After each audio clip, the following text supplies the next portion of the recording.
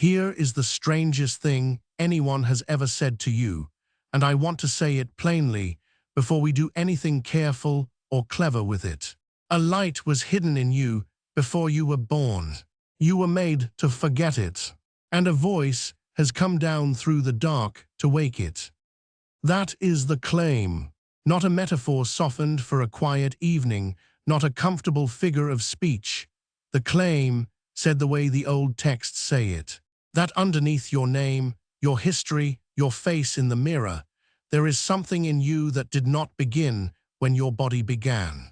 That the world you woke up into taught you, very early and very thoroughly, to forget it. And that the whole of this long teaching is the sound of someone calling you back awake. The texts that carry this claim were hidden in the ground. In the winter of 1945, near a cliff at Nag Hammadi in Upper Egypt, a man digging for soft fertilizer broke open a sealed jar and found inside it a stack of leather-bound books, codices, copied out in the Coptic language some 16 centuries earlier, and buried, most likely, by monks who had been told these writings were forbidden. For all those centuries, almost no one had read them. When they were finally translated, they spoke something old and strange and oddly simple, that what you are, underneath everything, is a portion of an unnameable source, that you fell asleep inside a world built to make you forget, and that a voice has come down to wake you. One of those buried books, the one that will sit at the center of everything we do here, puts the waking voice into the first person. It calls itself the Forethought of the light, and it says it descended into the depth of the darkness 3 times to find the sleeper and speak. I am the forethought of the pure light. I am the thinking that dwells in the light. Arise, remember, and follow your route. Arise, remember, follow your route. Hold those 3 words lightly. The entire journey ahead is just their slow unfolding. And it was not only the secret book of John in that jar. Another of the buried texts, the Gospel of Thomas, says nearly the same strange thing with none of the machinery, no descending forethought, no rulers, no elaborate map at all. It simply insists that what you are looking for is not far away and not coming later. The kingdom is inside you and it is outside you. Inside you and outside you. Already here, the text says, spread out upon the earth, and people do not see it. So even at the door, before we have taken a single step, we meet the 2 poles this whole teaching lives between, a light to be woken and followed home, and a kingdom already present, in this very room, unseen only because we have forgotten how to look. We will hold both. We will not let either one swallow the other. Now, before I earn 1 minute more of your attention, let me tell you plainly what this is not, because you have been promised things before, by voices that sounded a little like this one. This is not a sermon. I am not here to convert you, to frighten you with a hell or flatter you with a heaven, or to ask you to believe anything against your own honest judgment. There is no creed waiting at the door, and nothing you must sign. This is not a sales pitch.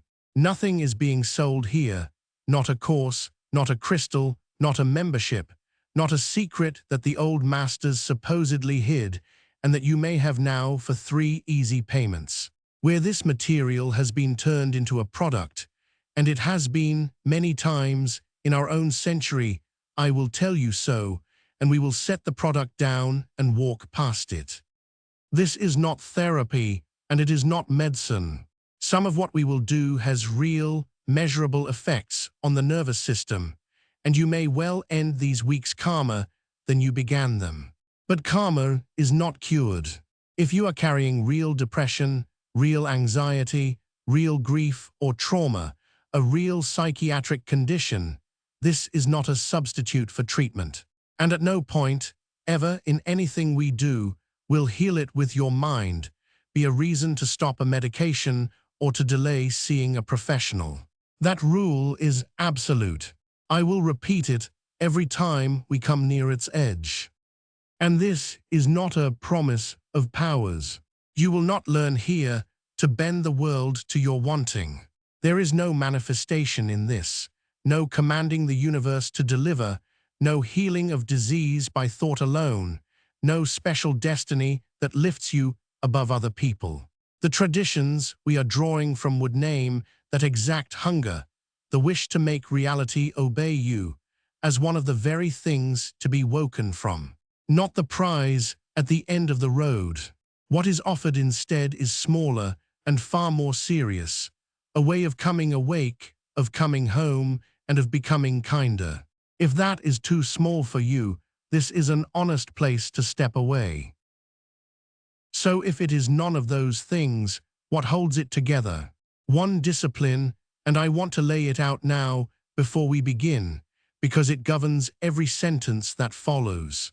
Through all of this, we will keep three registers apart, three different kinds of claim that get blurred together constantly, almost everywhere this material is taught, and the blurring is exactly where the dishonesty creeps in. The first register is simply what a text says. When the secret book of John says that a light is hidden in the human being, and that it is greater than the powers that shape the body, that is a fact about the text. We can open the page and read it. We can quote it exactly, and we will again and again. But notice the careful thing here. That a text says something is one fact. That the thing is true of the world is an entirely different claim, and the first does not deliver the second. The text says is honest, and therefore it is so is a leap, and I will not make that leap for you or let it be made quietly while you are not watching. The second register is what a tradition asks you to hold as its myth.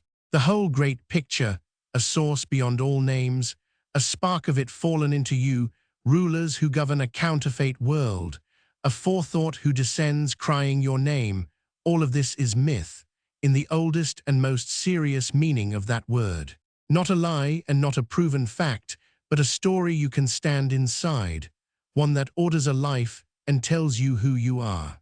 You can live by a myth without claiming you have measured it. People do it every day, in every tradition on earth. The dishonest move is to take something held as myth and quietly assert it as physics.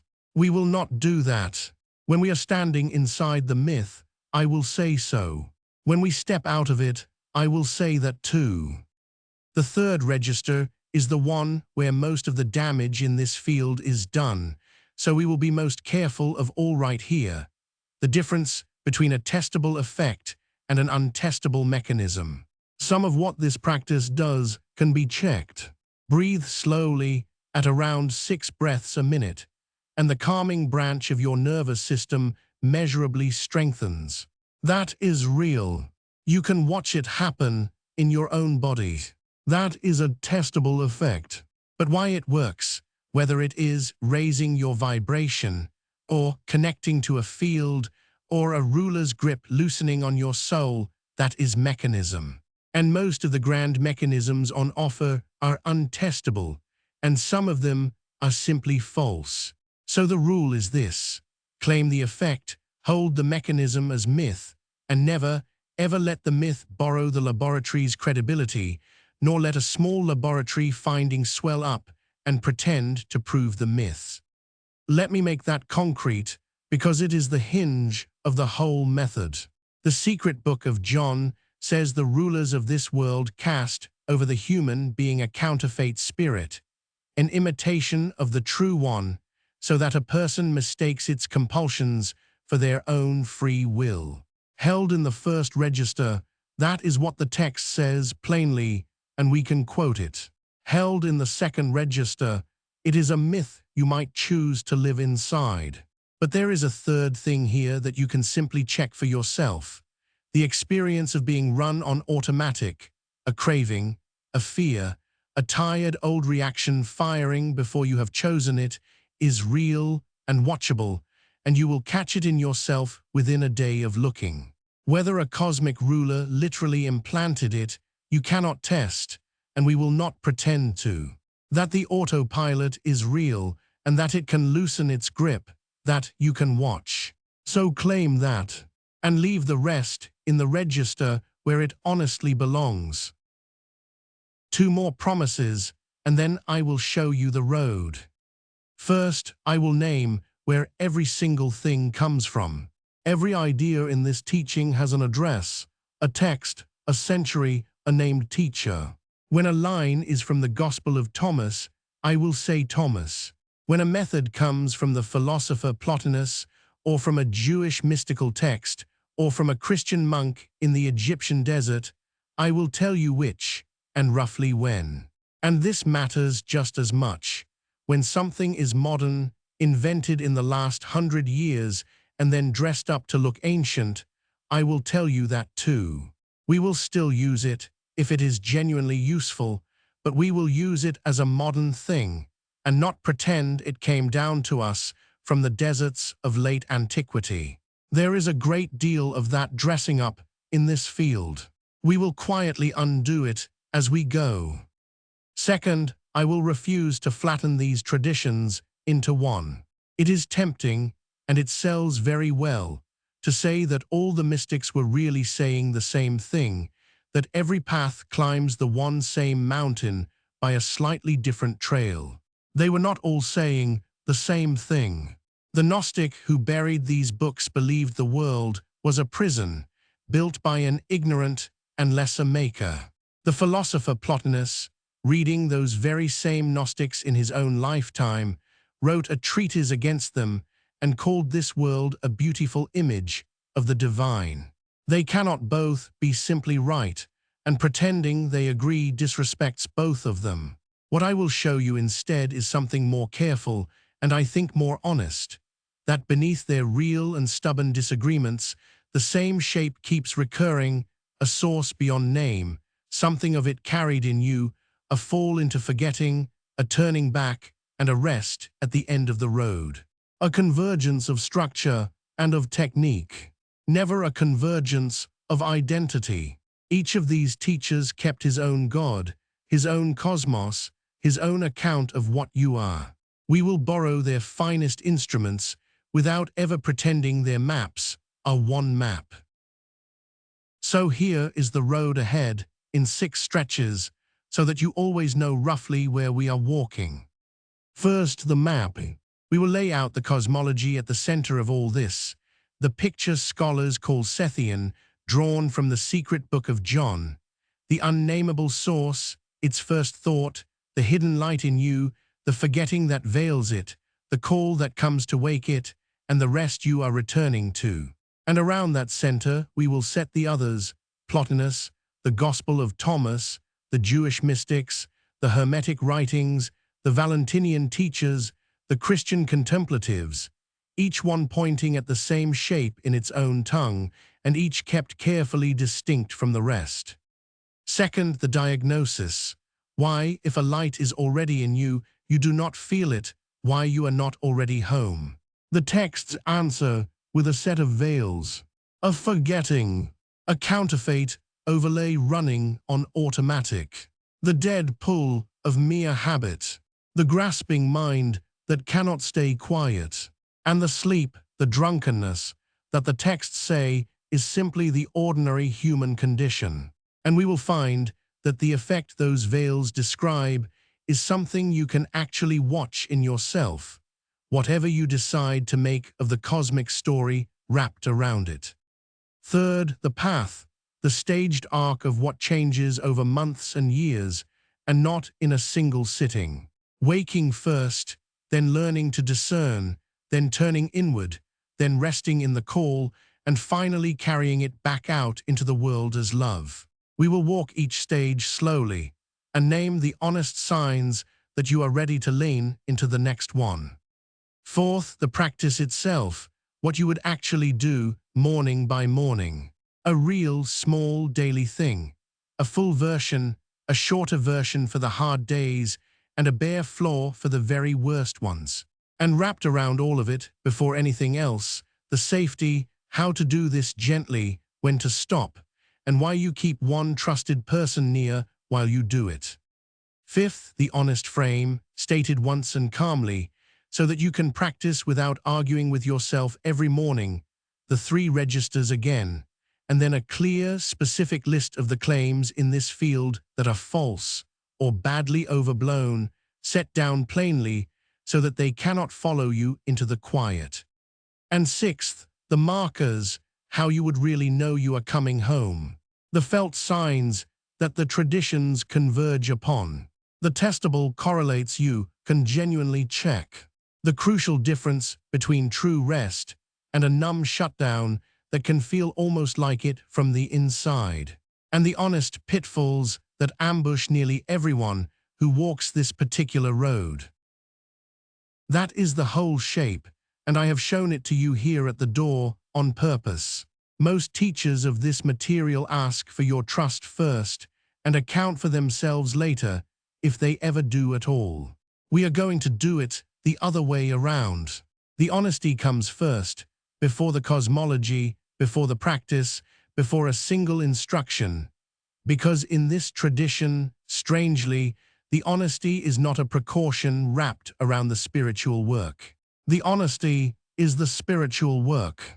To see clearly what is a text and what is only a wish, what is measured and what is myth, what is genuinely ancient and what was sold to you last year, that clear seeing is itself the very first motion of waking up. So we will begin where the texts themselves begin, not with you, but with the source they say you came down from, the one they could not name, and would only point toward by saying, over and over, patiently, what it is not. That is the first stretch of the road, and we will take it slowly. In December of 1945, a farmer digging for fertilizer near the town of Nag Hammadi in Upper Egypt struck something hard in the soil. He was working at the base of a long limestone cliff called the Jabal al-Tarif, loosening the soft, nitrate-rich earth that local farmers gather there and spread on their fields. His mattock rang against a large sealed jar, a clay vessel close to a meter tall, its mouth capped and bound. His name was Muhammad Ali al-Saman, and by his own much later account, he hesitated before that jar. There was a fear in him that a spirit, a jinn, might be shut inside it, and against that fear, the older and stronger hope that it held gold. The hope won out. He raised the mattock and broke the jar open. There was no gold. Inside were 13 books, leather-bound volumes of papyrus, codices, the bound page books that had begun, in those centuries, to replace the scroll. He could not read a word of them. They were written in Coptic, the last form of the ancient Egyptian language, and what they carried was older and stranger than anything he could have guessed. He bundled them up and carried them home, and there a portion of this library, we will never know how much, met its end. Muhammad Ali's mother, the story goes, used the loose papyrus and some of the covers as kindling. She fed the old pages into the oven to light the fire and bake the bread. Whatever burned there is simply gone, and no one will ever read it. What happened next has the shape of an old tragedy. Muhammad Ali and his brothers were caught in a blood feud. Their father had been killed, and not long after the discovery, they took their revenge on the man they held responsible. A killing brutal enough that it became part of the story scholars later pieced together. Afraid the police would come and search the house, the family could not keep a hoard of suspicious old books lying about. The codices were given away, hidden with a local Coptic priest, traded for next to nothing, broken apart and scattered, one by one, into the black market in antiquities. The recovery, when it came, was as tangled as the loss. Dealers in Cairo handled the books. One codex was smuggled out of the country and surfaced in Europe, where it was bought in 1952 for the Jung Institute in Zurich, and so was known for a while as the Jung Codex, before it too went home. The first scholar to grasp what had appeared was a young Frenchman, Jean Dorés, who in 1947 was shown one of the codices in the Coptic Museum in Cairo by its director, Togo Mina. Dorés recognized titles no modern eye had read in the original language, and understood, with a shock, that an entire lost library of the very people the early bishops had fought was lying on the table in front of him. Even then it was not safe and not whole. The Egyptian government eventually seized the bulk of the find, which today rests in the Coptic Museum in Cairo. But it took the better part of 30 years, an international committee of scholars, and finally the intervention of UNESCO before all of it was photographed, reassembled, and put into print. The complete English edition did not appear until 1977, under the editor James Robinson. Between the jar and the bookshelf lay 3 decades of feud, smuggling, hoarding, and patient repair. When the dust settled, this is what the world had recovered. 13 codices, copied out in Coptic around the middle of the 4th century. We can date them closely, and by a wonderful accident. The leather covers had been stiffened with waste papyrus, scrap pasted together into a kind of cardboard the scholars call cartonnage, and that scrap included dated receipts and letters from the 350s. The texts themselves are older than their copies. They are Coptic translations of Greek works, and some of those Greek originals were composed as early as the 2nd century. In all, more than 40 separate writings, the great majority of them unseen in modern times, among them the Secret Book of John, the Gospel of Thomas, the Gospel of Truth, the Gospel of Philip. Sit for a moment with how thin the thread was. A jar that could have stayed sealed forever. A mattock that could have struck a hand's width to the left and shattered nothing. A fire that took some unknown number of pages before any human being knew what they were. For 16 centuries, these texts were, for all practical purposes, lost to the world, and their survival at the very end came down to a farmer, a feud, and a mother who needed to light an oven. And we had been nearer to them than anyone knew. Half a century before Nag Hammadi, around the year 1900, archaeologists sifting an ancient rubbish heap at a site called Oxyrhynchus, farther down the Nile, had pulled out Greek papyrus scraps covered in sayings of Jesus, unfamiliar ones, sayings no gospel contained. No one could place them. Only after 1945, with the complete Coptic Gospel of Thomas finally in hand, did scholars realize that those orphaned Greek fragments were pieces of that very gospel. The words had been lying in museum drawers, unrecognized the whole time. Nor was Nag Hammadi the first of these books to come to light. It was by far the largest and most complete, but a few such codices had already surfaced, one at a time, across the previous 2 centuries, enough to prove that this literature had once existed, never enough to let scholars hear it speak whole. The earliest to reach Europe was the Bruce Codex, carried out of Upper Egypt in 1769 by a Scottish traveller named James Bruce, a man better remembered for hunting the source of the Nile. It contained the books of Jew and an untitled work of dense, visionary cosmology, and it came to rest in the Bodleian Library at Oxford. A few years later, in 1785, the British Museum acquired another, the Askew Codex, named for the English physician who had owned it. It held a long and difficult dialogue called Pistis Sophia, the Faith Wisdom, in which the risen Christ instructs his disciples at great length about the fall and the restoration of a figure named Sophia.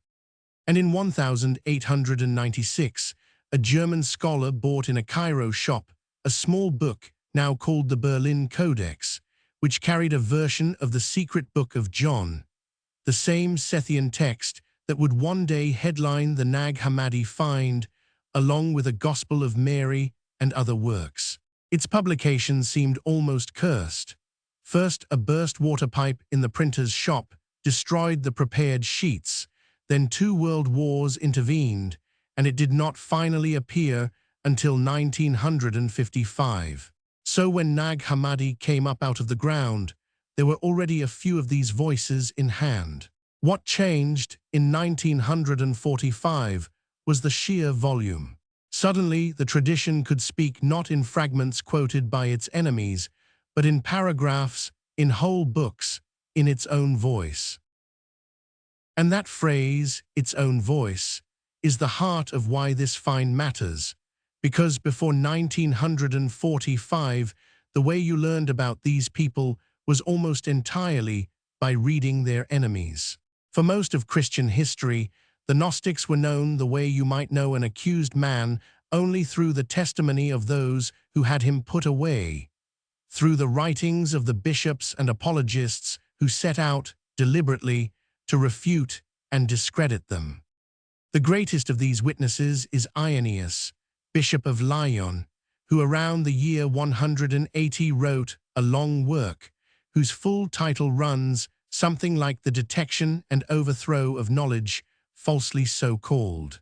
We call it, for short, Against Heresies. Irenaeus had no intention of preserving anything. He wanted these teachings gone, and he says so plainly. His particular fear was that they were attractive, that error, dressed well, could pass for truth. He wrote, "Error indeed is never set forth in its naked deformity, lest, being thus exposed, it should at once be detected.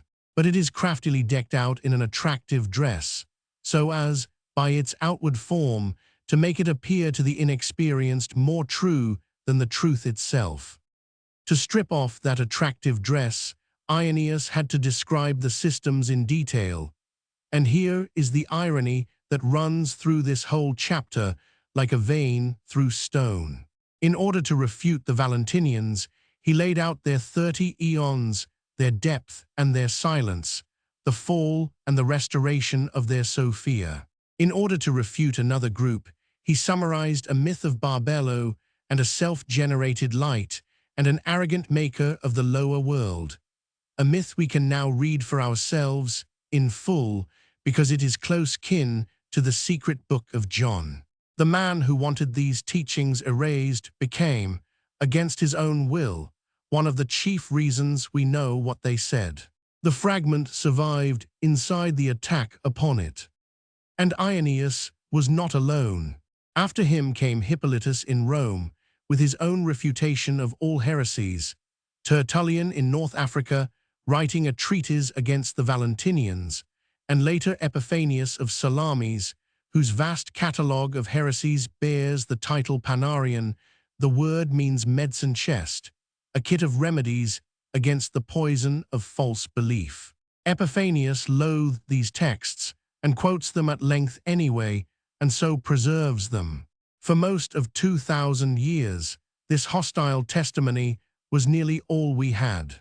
We were hearing the Gnostics through the walls of the very rooms in which they were being condemned. That should shape how we read even now. The heresy hunters are priceless as witnesses that these groups existed and roughly what they taught.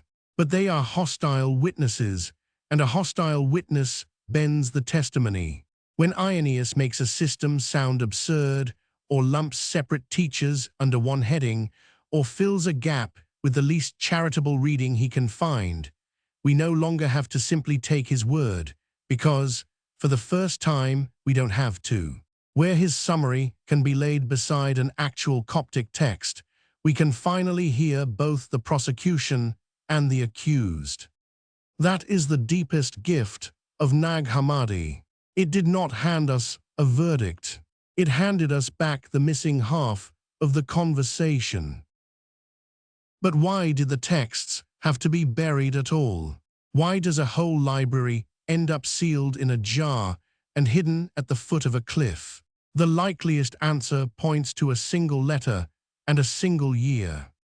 In the year 367, Athanasius, the formidable bishop of Alexandria, sent out his 39th festal letter, the annual Easter letter, in which the bishop announced the date of the feast and added pastoral instruction.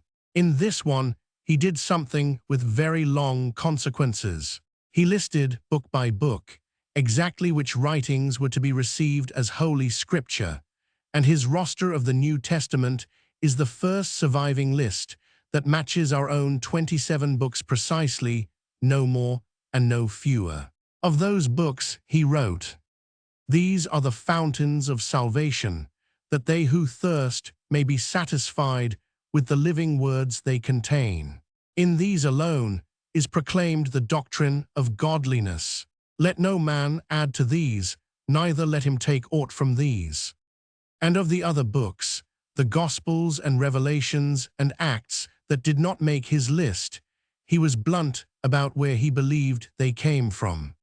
They are an invention of heretics, who write them when they choose, bestowing upon them their approbation and assigning to them a date, that so, using them as ancient writings, they may find occasion to lead astray the simple.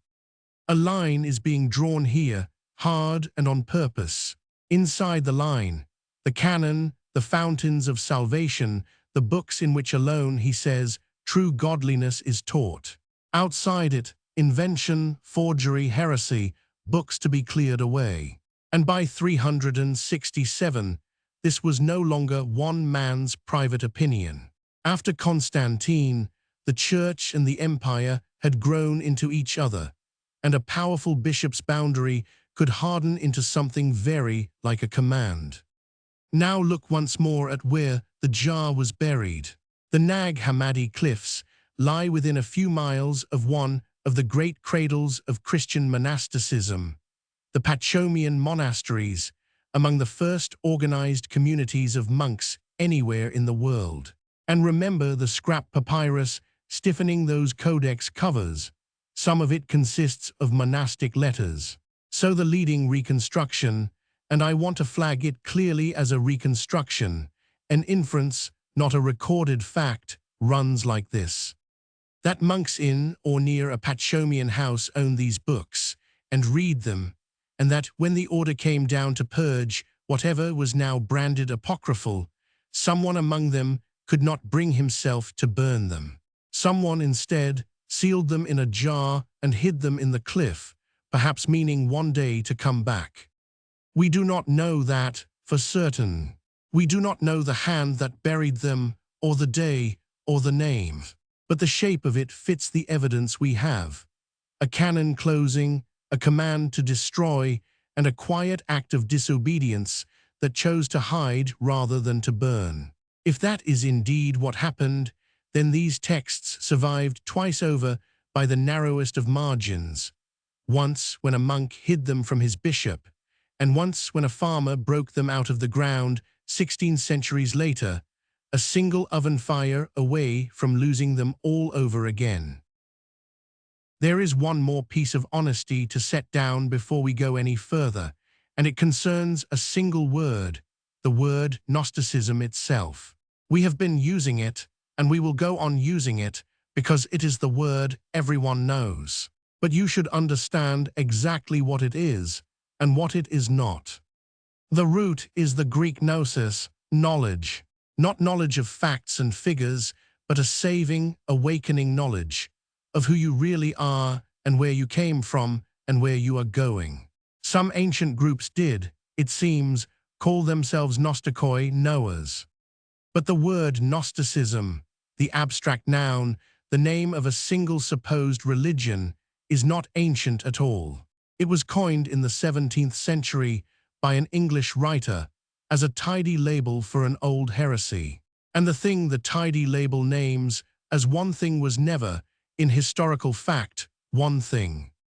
This is the argument the scholar Michael Williams pressed in an influential book whose very title states the case, Rethinking Gnosticism. The category, he argued, is a dubious one. It sweeps together texts and teachers who differ from one another nearly as much as they differ from the orthodoxy against which they were all being measured, and then treats the whole heap as if it were a single religion with a single doctrine. Karen King, in a related study, made much the same point. The neat noun they showed is partly an inheritance from the heresy hunters themselves, who had every motive to make their many opponents look like one organized enemy. So here is the discipline we will hold for the rest of this journey. When we say Gnostic, we mean a loose family resemblance among many cousins, not a single church, not a creed. And inside that family, we will keep two currents firmly apart, because they genuinely are apart. They have different gods, different cosmoses, different stories of how the world went wrong. The first is the Sethian stream, the world of the secret book of John. Here you find the invisible spirit and Barbelo, the awakening Epinoia and the counterfeit spirit, the arrogant maker called Yaldabaoth, the 5 seals, the seed of Seth, and a Sophia who falls alone, without her partner, and brings forth the ignorant ruler of this world. The second is the Valentinian stream, the world of the teacher Valentinus and his school, of the gospel of truth and the gospel of Philip. Here the source is called depth and silence. 30 eons unfold from it in 15 pairs. There is a bridal chamber, and here Sophia is the youngest of 30, and she is healed and restored within the system, not cast out of it. Those are 2 different maps. They rhyme in their deep structure, a hidden source, a fall, a forgetting, a return, and that rhyme is real and worth tracing. But they are not one religion, and we will not let them blur into one. Keeping the columns clean is not pedantry. It is the same honesty as before, naming exactly where each thing comes from and refusing to make the past tidier than it was. That then is the buried library, lost by an act of power, saved most likely by an act of disobedience, half-burned at the moment of its rescue, recovered in pieces over 30 years, and handed to us at last with all its differences intact. We are about to begin reading it, and the least we owe these texts, after 16 centuries in the dark, is to let each one be itself, and to say plainly, every time, where its words have come from.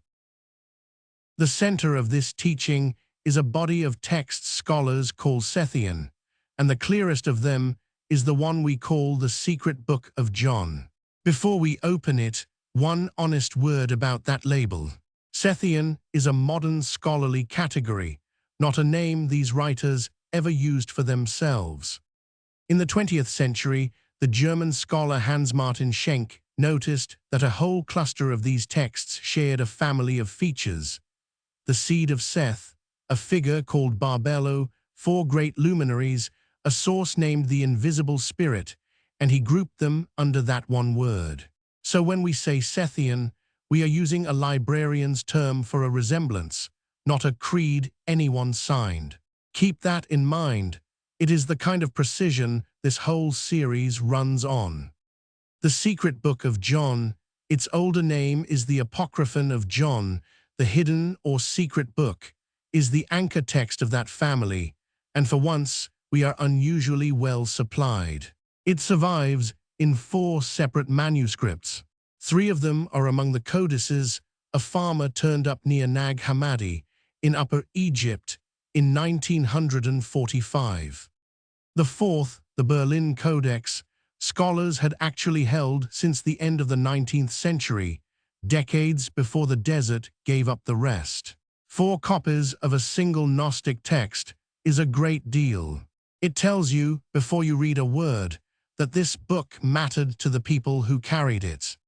And those 4 copies fall into 2 versions, what scholars call a longer recension and a shorter one. 2 of the Nag Hammadi copies, in Codex 2 and Codex 4, preserve the longer version.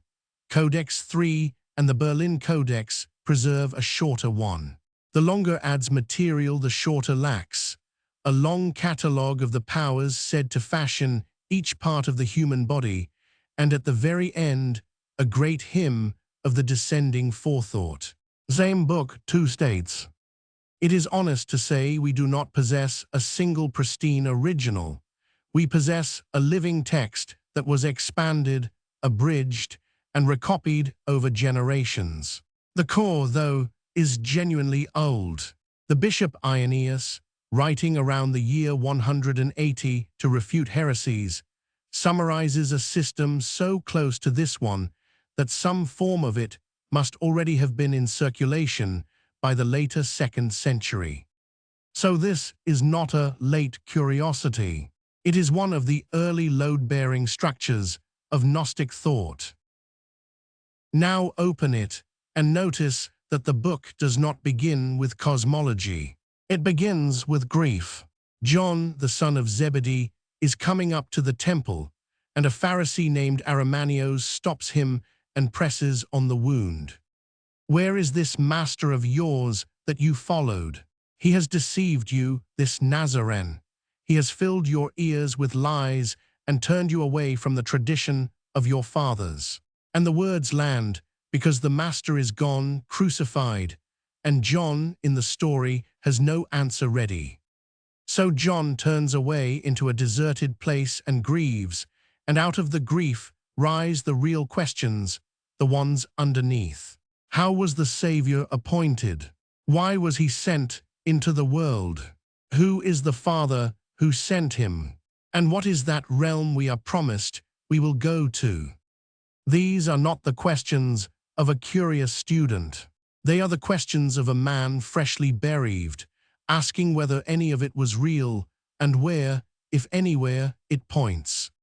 And then the text says, "The heavens open and the whole creation shines with light, and a figure stands within it, and it will not hold still.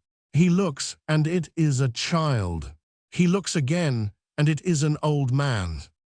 He looks again, and it is a youth." One presence wearing several forms at once. It tells him not to be afraid, and then it says who it is. I am the Father, I am the Mother, and I am the Son. Hold the frame honestly, because the genre matters.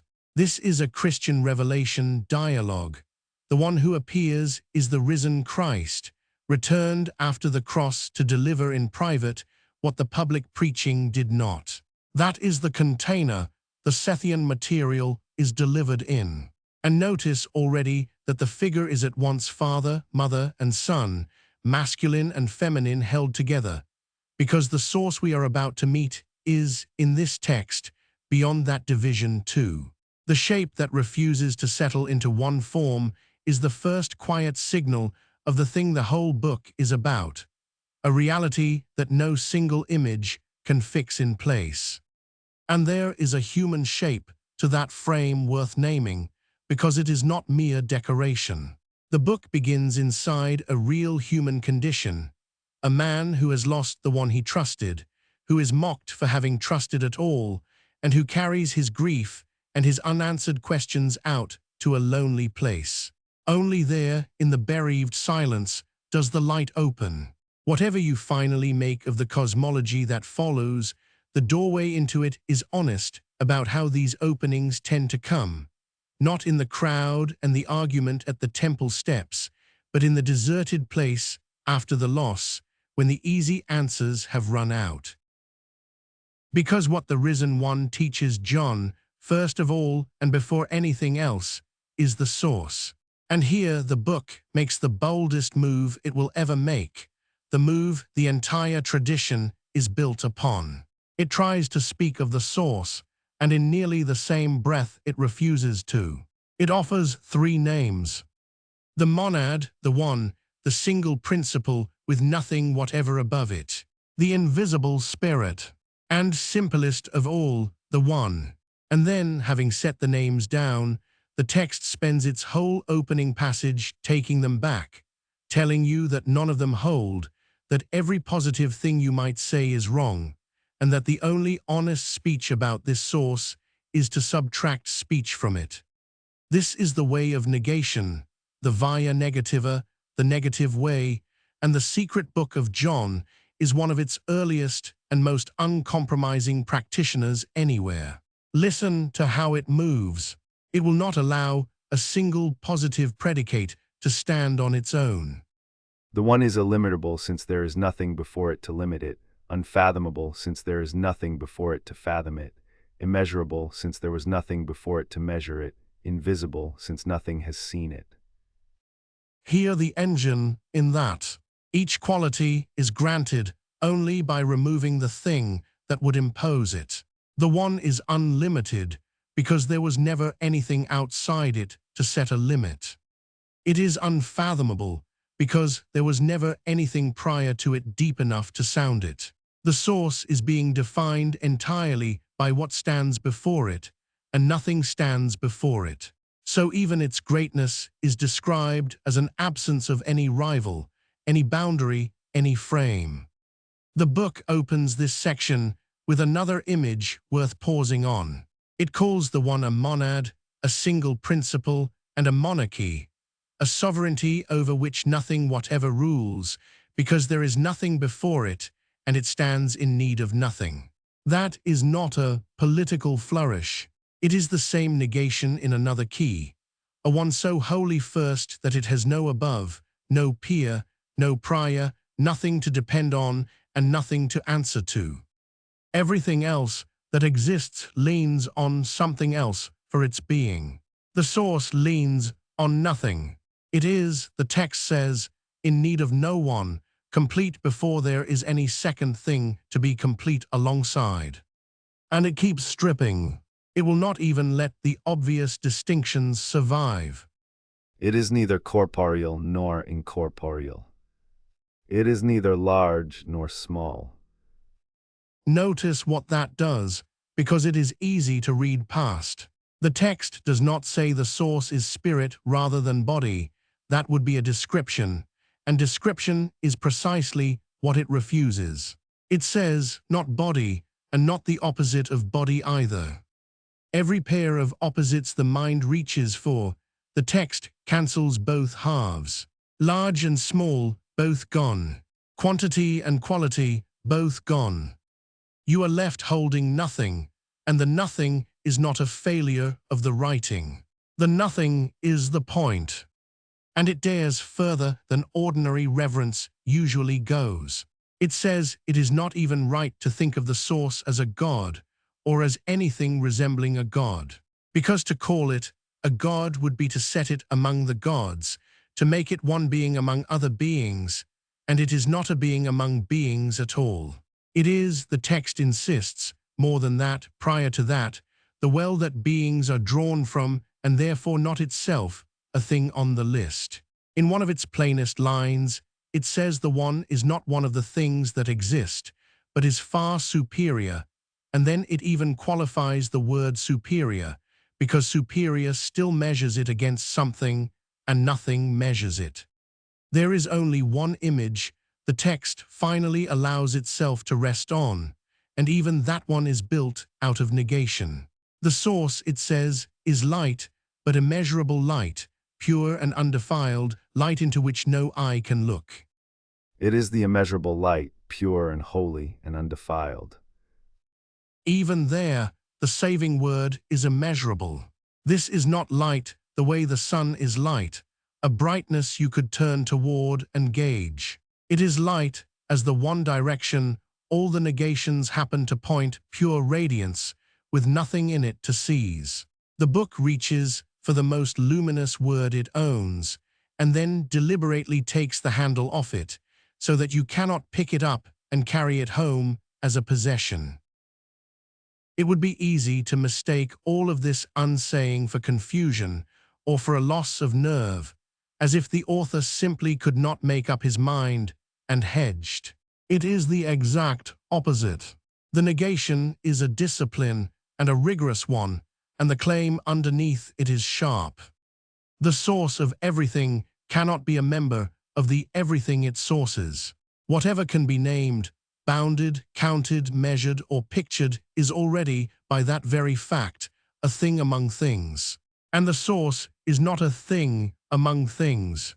So the only truthful way to point at it is to remove, one at a time, every handle the mind tries to grab it by. This is why the method runs by subtraction and not addition. You do not arrive at the one by gathering up the best qualities you know, goodness, greatness, wisdom, being, and stacking them as high as they will go. That only builds a very large thing, and a thing is still a thing. You arrive, if you arrive at all, by taking away, by letting go of each word as the inadequate handle it is, until the reaching mind finally falls quiet for lack of anything left to hold. The negations are not a wall in front of the source. They are a door, and the door opens by emptying your hands. It is worth saying plainly that this is not a trick of mysticism for its own sake, not obscurity prized because it sounds deep. It is a claim about a real limit. The mind works by comparison. It knows a thing by setting it beside other things, larger than this, smaller than that, like this, unlike that. A reality with nothing beside it, nothing before it, nothing in the same class as it, simply cannot be known the way the mind knows everything else. The negations are the mind's honest report of its own edge. They are what truthfulness sounds like when it reaches the place where comparison runs out. There is also a kind of protection built into beginning this way. A source you cannot name is a source you cannot turn into an idol, cannot shrink to fit your fears, your tribe, your wishes, your grievances. The moment a god can be fully described, that god can be owned and weaponized and sold. The invisible spirit, by refusing every description, refuses all of that in advance. Whatever else you make of the Sethian myth, this instinct is worth taking seriously. The highest thing is the thing about which you must be most careful with your words. And there is something bracing in being asked to begin a path this way, not with reassurance, not with a warm and ready portrait of God to lean against, but with a careful emptying of the hands. Most teaching opens by telling you what to believe. This one opens by taking your descriptions away and asking whether you can stand, even for a moment, in front of what you cannot name. That is harder than belief, and quieter, and in the end more durable, because a source you never shrank to a slogan is a source no disappointment can refute. You did not build it out of words, so the failure of your words can never pull it down. Now keep our 3 registers clean, because this is exactly the place where they blur into one another. The first register is what the text actually says. The source is the invisible spirit, the monad, the one, beyond name and number and being, that is genuinely, quotably there on the page, and you can read it for yourself. The second register is what the tradition asks you to hold as its myth, that this source is real, that it is the origin of you, that a portion of its light lies hidden in you.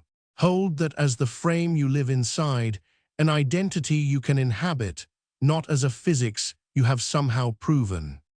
And the third register is the surprising one, the one that makes this more than an antique curiosity. The way of negation is not only a doctrine to believe, it is also something you can actually do. Later in this series, we will sit with it directly.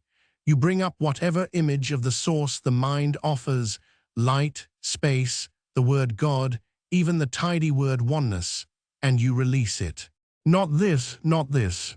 That motion, the deliberate letting go of every concept as it arises, is something you can perform and watch in yourself, no matter what you finally conclude about the metaphysics. The doctrine that the source lies beyond all names, you hold as myth. The act of unsaying, you can simply practice. Don't let the two collapse together, and don't let either crowd the other out. And one glance ahead, no more, because it is the next chapter's proper work. The secret book of John does not stop at the silent one. It says that the invisible spirit, gazing into the immeasurable light that is its own surrounding, gazing, you might say, into itself, brings forth a first thought.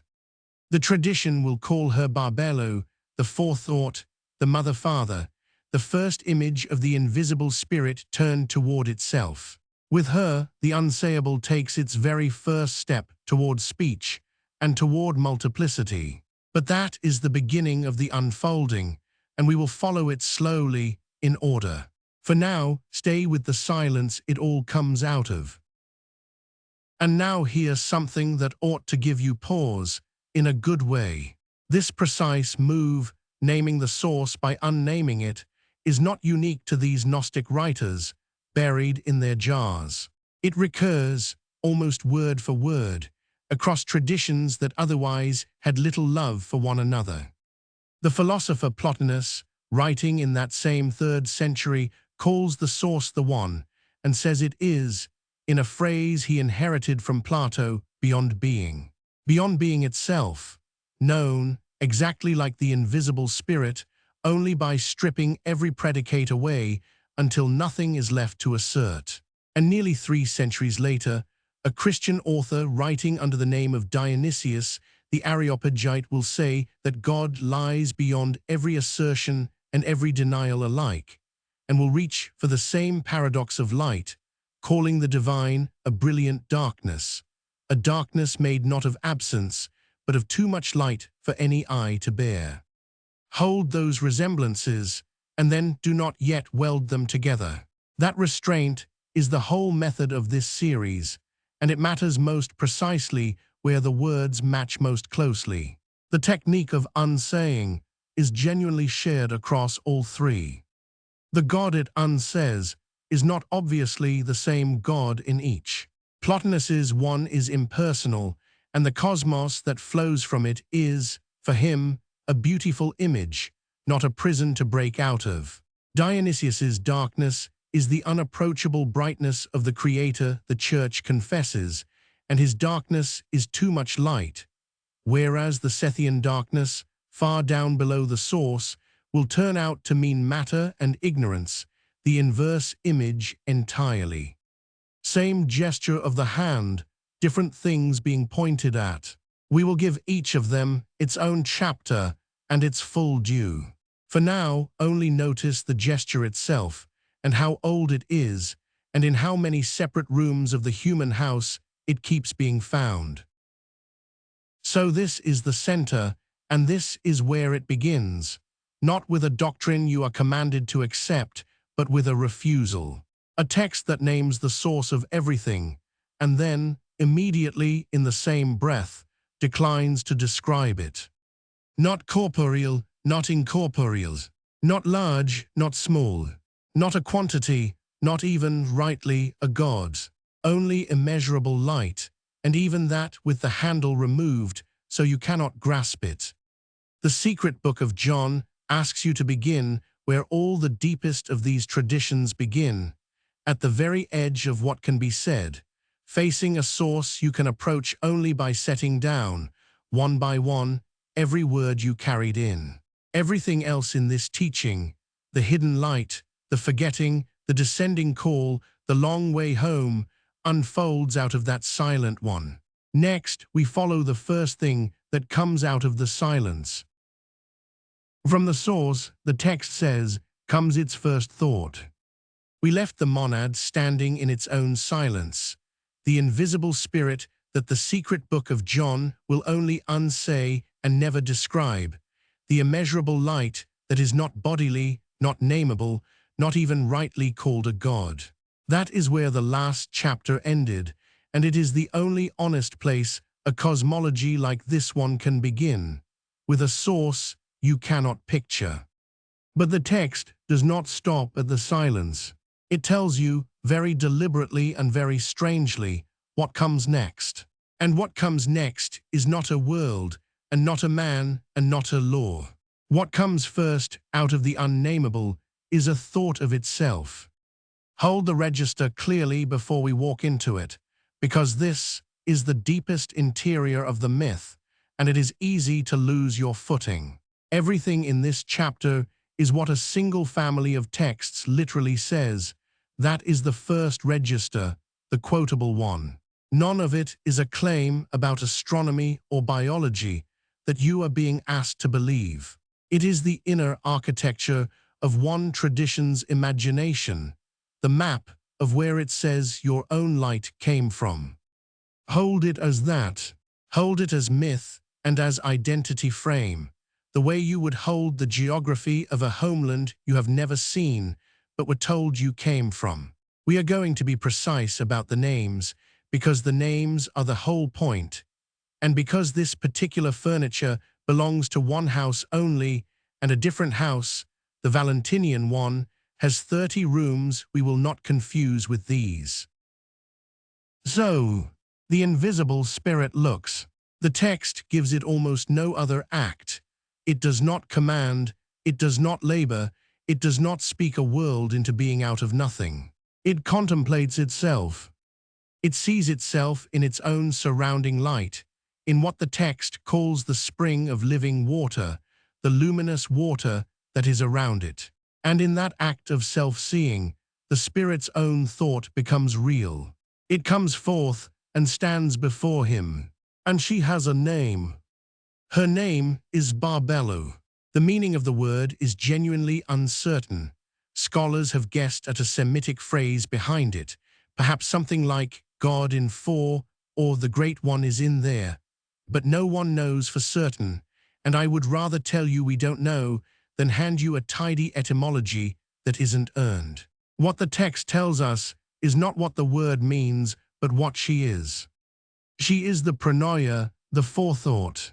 She is the first image of the invisible spirit, the spirit's own reflection gazing back out of the living water.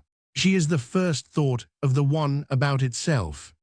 Listen to how the secret book of John names her, because the names pile up and each one matters. This is the first thought, the image of the invisible spirit.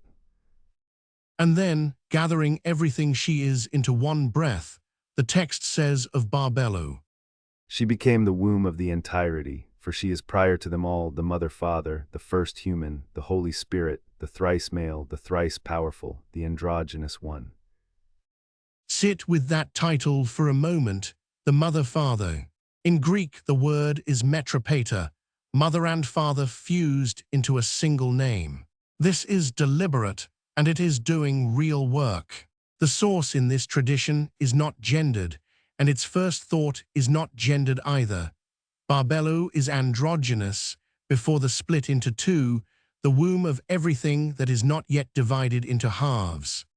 The forethought, the mother-father, the first human, not the man of flesh who comes much later and much lower, but the first archetype of the human as a divine reality, present at the very top of things. That is a startling claim to find at the headwaters of a cosmos, that the human is not an afterthought of creation, but one of the first names of God's own self-image. You will want to remember that when we descend, later, to the wretched parody of a man that the lower powers will try to build. Now the pleroma, the fullness, begins to articulate itself, and here is where I have to be exact, because this is precisely where people fold the Sethian map into the wrong one. Barbelo turns to the invisible spirit and asks, and is granted, a series of powers, and as each is given it stands forth as an eon, a living attribute, a member of the fullness. She is given foreknowledge. She is given incorruptibility, that which cannot decay. She is given eternal life. She is given truth. Foreknowledge, incorruptibility, eternal life, truth, the fullness counting itself out, the one's self-knowledge unfolding into distinct, glorious, living qualities around the Mother-Father. Notice what this is and what it is not. The Sethian fullness unfolds by a kind of contemplative budding. The spirit thinks, Barbelo appears, Barbelo gazes, qualities stand forth. It is not the Valentinian system. There is no depth and silence here, no series of 30 eons arranged in 15 married pairs, no boundary figure called limit holding the fullness shut. Those belong to a different teaching with a different God, and they get their own chapter. What you have here is Barbelo and her attending powers, foreknowledge, incorruptibility, eternal life, truth, gathered around the first thought. Keep the columns clean. The convergence between these systems is real, but it is structural, never a matter of the same furniture. Sethian is Sethian. From Barbelo comes the next great figure, and the way he is born tells you everything about how this cosmos works. Barbelo turns and gazes into the pure light of the invisible spirit. She looks back into her source, and out of that gaze, something is conceived. The text is careful to make it a birth from looking, not from making. She gazed intently into the pure light and turned toward it, and gave birth to a spark of blessed light, but it was not equal to her in greatness.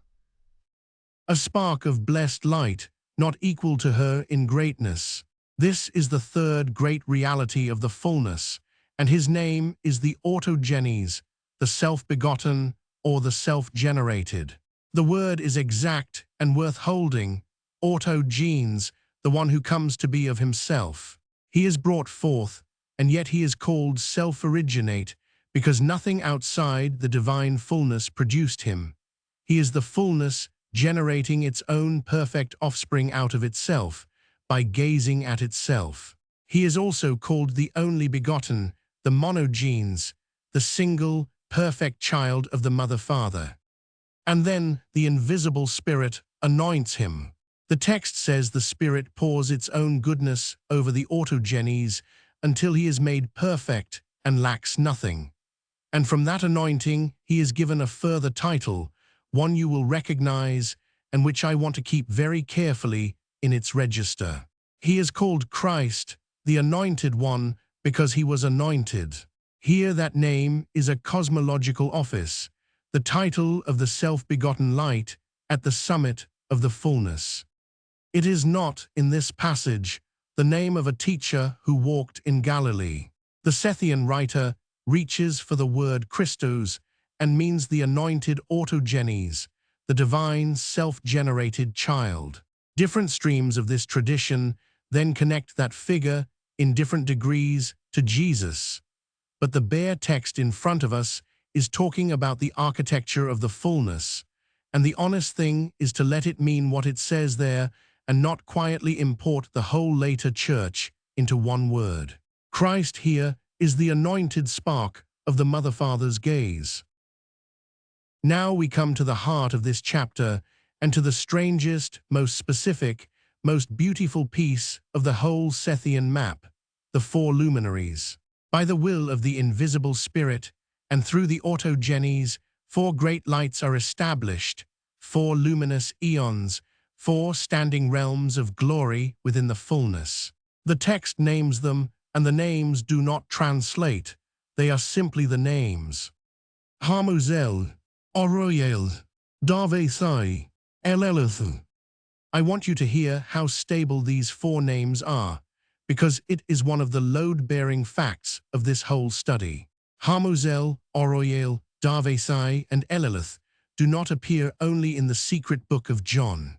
The same four luminaries, with the same four names in the same order, show up across a whole library of texts, in the work scholars call the Holy Book of the Great Invisible Spirit, also known as the Gospel of the Egyptians, in Zostrianos, in the Apocalypse of Adam, in the Three Steels of Seth, in the Trimorphic Protanoia. 5 or 6 separate documents, found in different jars, written in different moods, and the four lights stand in every one of them.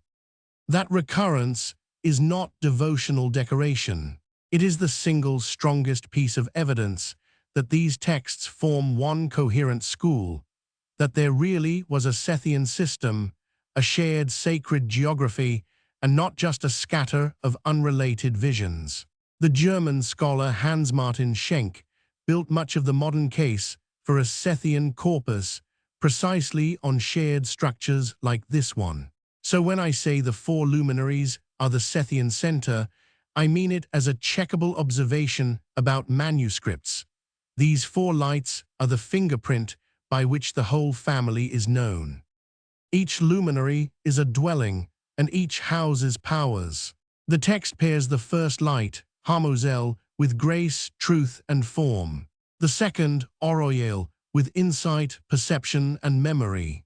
The third, Darvesai, with understanding, love, and idea. The fourth, Eleleth, with perfection, peace, and wisdom. 12 attributes across 4 lights, the inner rooms of the fullness, each a quality of the divine mind given a standing place. Do not over-systematize them. The lists vary a little between manuscripts, and I would rather you hold the shape than memorize a chart that the copyists themselves did not always agree on. What matters is the architecture. 4 great lights, each a habitation, waiting now to receive their inhabitants. And here the myth does something tender and very particular. Into these 4 lights, the text places people. Not abstractions now, figures with names you know from the opening pages of Genesis, lifted up to the top of the cosmos and seated in the lights. In the first luminary, Hamozel, it places Adam, but not the Adam of dust, who will be molded far below by the lower powers. This is the heavenly Adam, the perfect, true human, the archetype, and the text gives him his own name to keep him distinct. Pigera Adamas, sometimes read as the Holy Adamas, sometimes as the Adam who is a spring or source. He is the first revelation of the perfect human, set in the first light beside the Autogenes. Remember, Barbelo was already called the first human at the summit. Now the perfect human appears again, lower but still holy within the fullness, enthroned in light. The human keeps recurring at the heights of this map. That is the tradition telling you, in the only language it has, where it thinks you actually come from. In the second luminary, Oroyel, the text places Seth, the son of Adam. Again, the heavenly Seth, the celestial archetype, not yet the child born to grieving parents in the world below. Seth is given his own light, his own throne in the fullness, established as the father of a race. And this is no minor genealogical note. This is why the whole tradition bears his name. These are the people who looked at the third son of Adam in Genesis, Seth, born after Cain killed Abel, the son through whom the line of the righteous was said to continue, and saw in him the heavenly ancestor of their own kind. They understood themselves as his offspring, his spiritual seed. And in the third luminary, Darvesai, the text places exactly that, the seed of Seth. The offspring of Seth, what it calls the souls of the saints, the holy ones, the spiritual race. Here is the home, address the entire myth has been building toward. The seed of Seth, and the tradition meant its own members, meant the very people reading the book by lamplight, has its dwelling, its repose, in the third great light. That is where this teaching says the human light belongs. That is the country it descends from, and the country it is trying to find its way back to. And the fourth luminary, Eleleth, receives the others, the souls who did not know the fullness at first, who did not turn at once, but who held out and repented later and came to the knowledge in time. The fourth light is, in a sense, the most merciful one.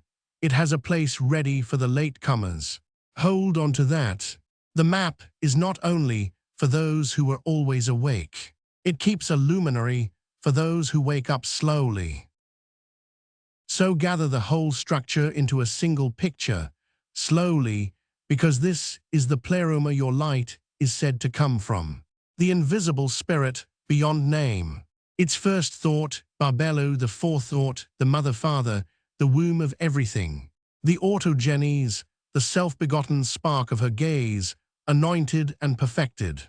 And the 4 standing lights, Hamozel, Oroyel, Darvesai, Eleleth, and seated in them the perfect Adam, the heavenly Seth, the seed of Seth, and the souls who would repent and return. That is the fullness. That is the home. And the third light, Darvathai, where the seed of Seth rests, is the specific place this tradition gives as your origin and your destination.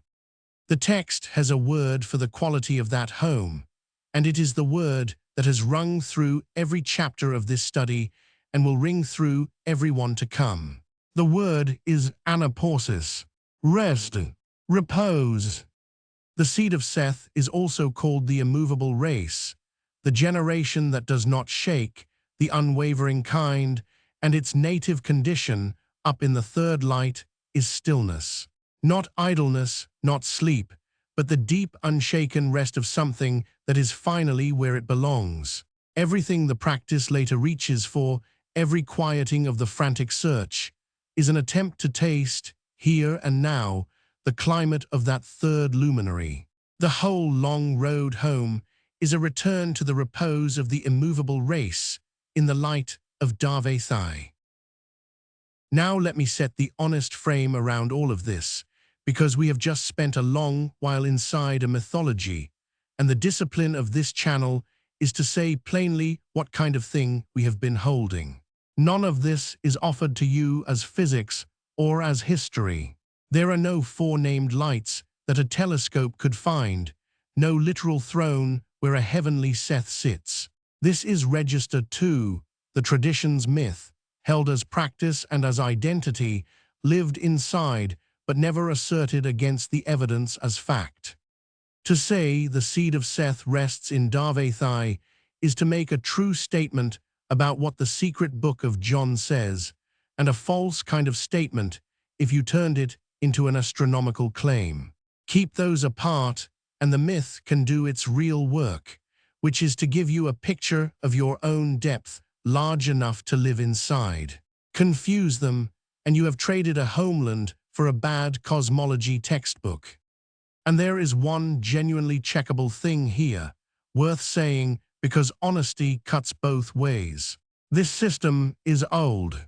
We are not reconstructing it from a single damaged page. Around the year 180, the church writer Irenaeus, attacking teachings he wanted to refute, summarized a myth belonging to a group later known as the Barbeloites, and his summary contains Barbelo, the unnameable father, the first thought, the self-generated, the four lights, Adamas and Seth, in recognizably the same order as the opening of the secret book of John. That is an external witness, from an enemy of the teaching, writing before the copies we dug out of the sand were even made. So while you must hold the cosmos itself as myth, you can hold this as fact.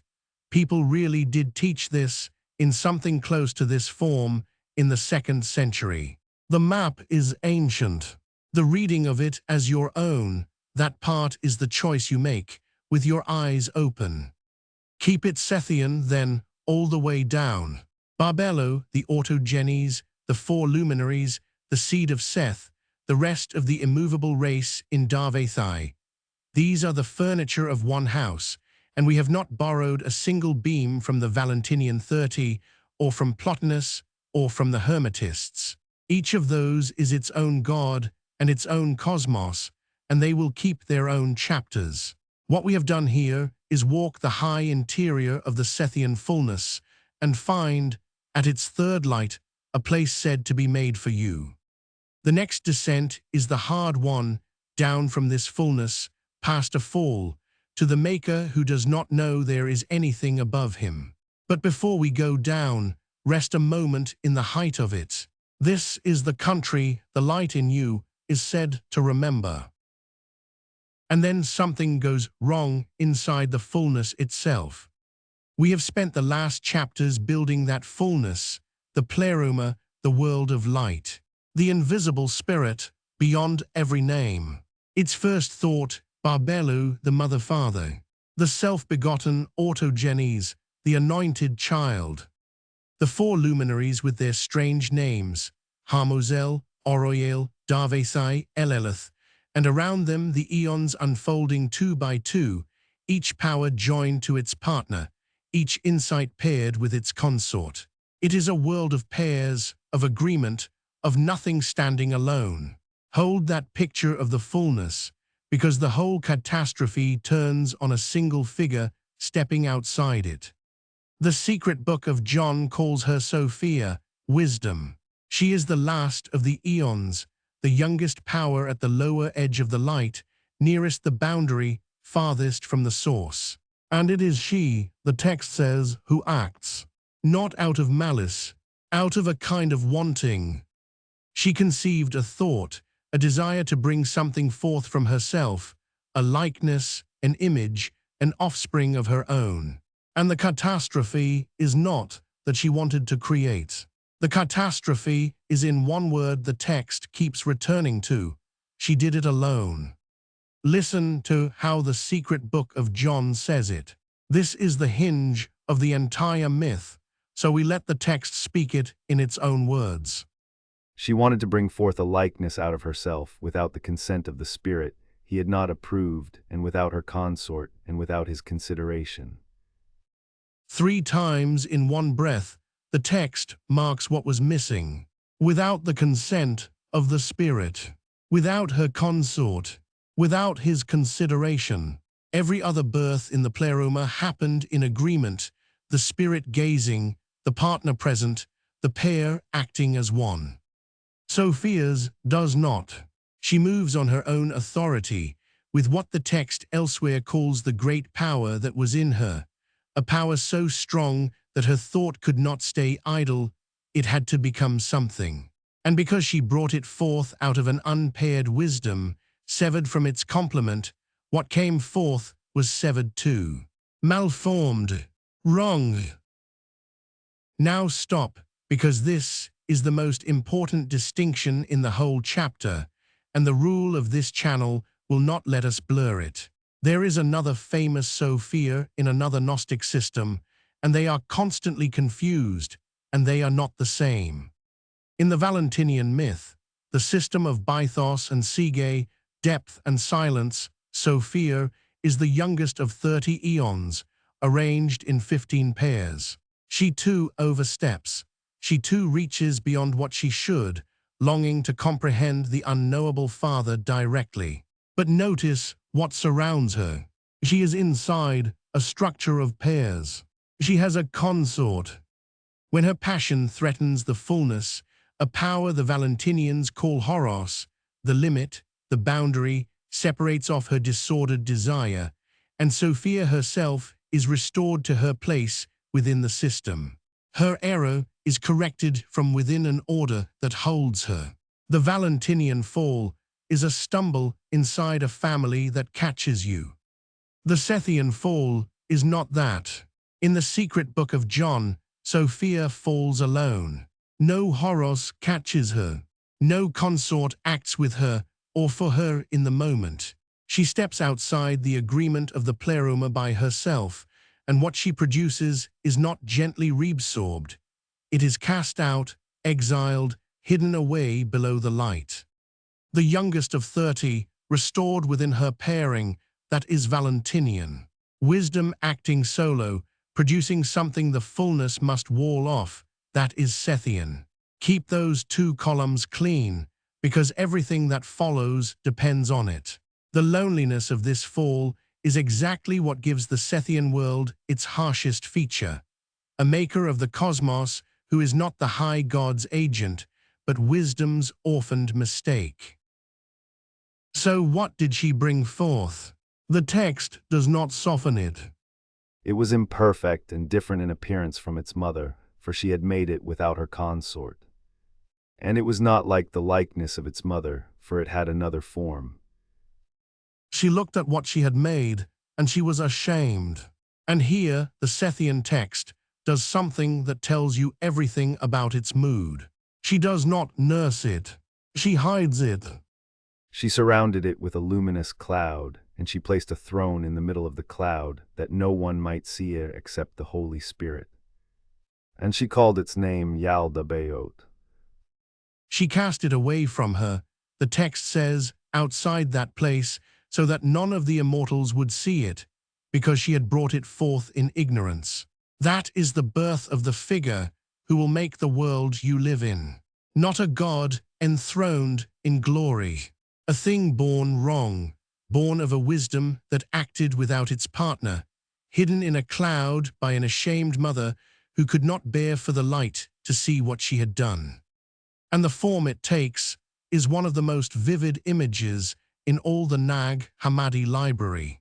The secret book of Jung gives it a body. He was a lion-faced serpent, and his eyes were like flashing bolts of lightning.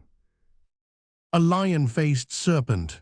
The lion's raw appetite, the roar of power, the will to dominate.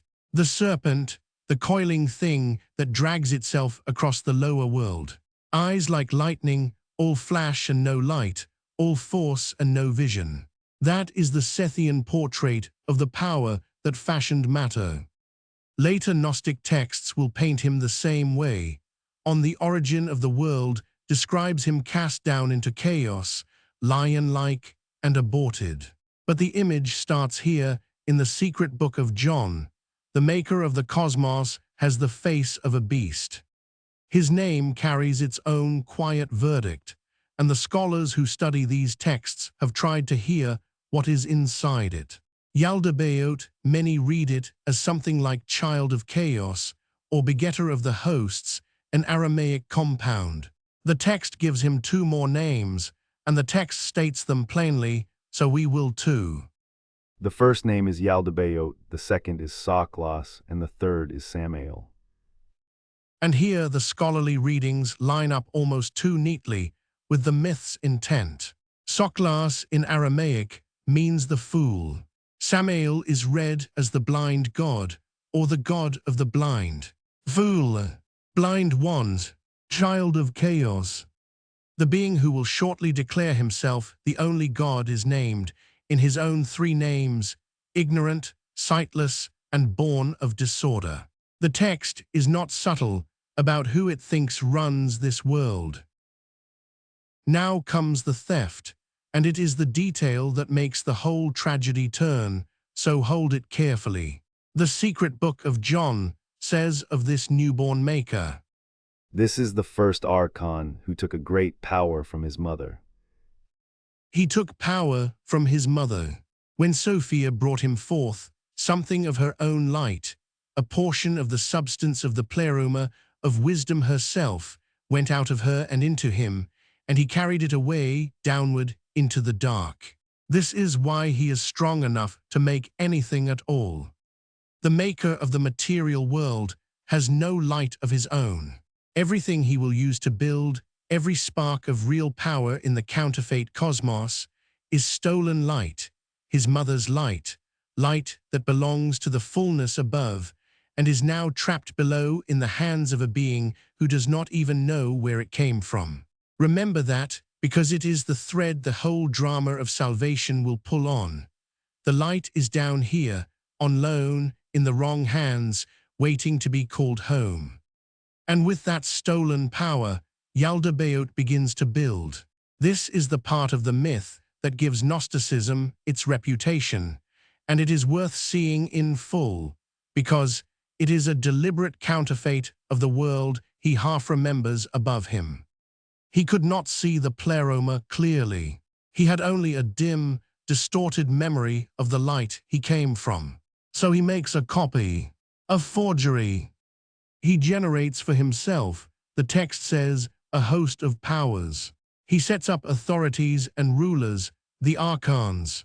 He creates 12 angels to reign over 12 realms, and 7 kings to rule the 7 heavens, and 5 over the depth of the abyss.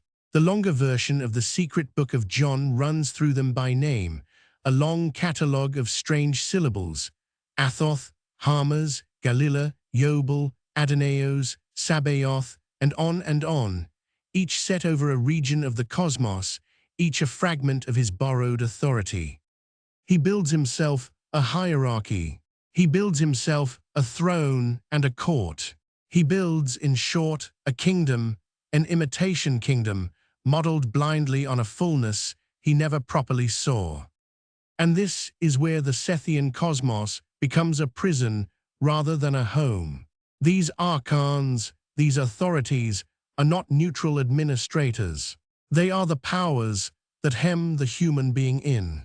The rulers of the seven heavens become, in this myth, the gates the soul must one day pass on its way back up. The material world is their construction, their domain, the region of the cast-out maker and his stolen light. When this tradition looks at the sky and the order of the cosmos, it does not see, as Plotinus did, a beautiful image of the divine. It sees a beautiful prison, built by a fool with his mother's light, who does not know he is a fool. And then the Maker forges the chain. The secret book of John gives the bondage a name the Greeks already used for it, a haimamene, fate. Yaldabaoth and his powers, the text says, bound everything, gods, angels, men, to measure and time and season, so that all would be subject to it. And then comes one of the most quietly devastating lines in the whole text. And it is the last of the changeable bonds. Fate, the iron round of cause and consequence, the stars wheeling, the same things happening to the same people for the same reasons forever. Fate is the last bond, the outermost shackle, the one the archons close over the human being to keep the light asleep and circling. Out of that fate, the text says, came every sin and every injustice, and the chain of forgetting, so that the whole creation was made blind, and could not know the God who is above all of them. The world Yaldabaoth builds is not just a copy. It is a trap with a clock in it. Now hold the registers here, because we are about to read mythology, and we must not pretend it is physics. That an aborted demiurge literally cast 12 angels over 12 realms and bound your destiny to the actual stars. That is the tradition's myth, and we hold it as myth, as an identity frame, not as a claim about astronomy or biology. But strip the cosmology away, and the thing the myth is pointing at is something you can watch in yourself. The experience of living bound to habit, to conditioning, to the same reactions firing on the same triggers, a life running on rails you did not choose and cannot quite see. The cosmic story is untestable. The felt fact of fate, of automatic, unfree living inside a fog, is not. The myth dramatizes, in the sky, a bondage you can feel in a single, ordinary afternoon. Keep those two things side by side, and never let the one borrow the other's authority. And now the climax of the whole catastrophe, the moment the counterfeit maker opens his mouth and says the thing that defines him. Having built his cosmos, having enthroned his archons, looking down on a world that seems to be entirely his, Yaldabaoth declares himself God. The secret book of John gives him the line, and any reader raised on the Hebrew scriptures will feel the shock of recognition, because it is, almost word for word, a line spoken by the God of Isaiah. I am God, and there is no other God beside me. There it is. The being the text has just named the fool, the blind one, the child of chaos, the one who is, at this very moment, running on light he stole and does not understand, looks out at his borrowed kingdom and proclaims himself the only God there is. And the Sethian text does not even need to argue with him. It simply points out, with a kind of cold wit, that his own boast gives him away. By saying this, he indicated to the angels who stood with him that there exists another God.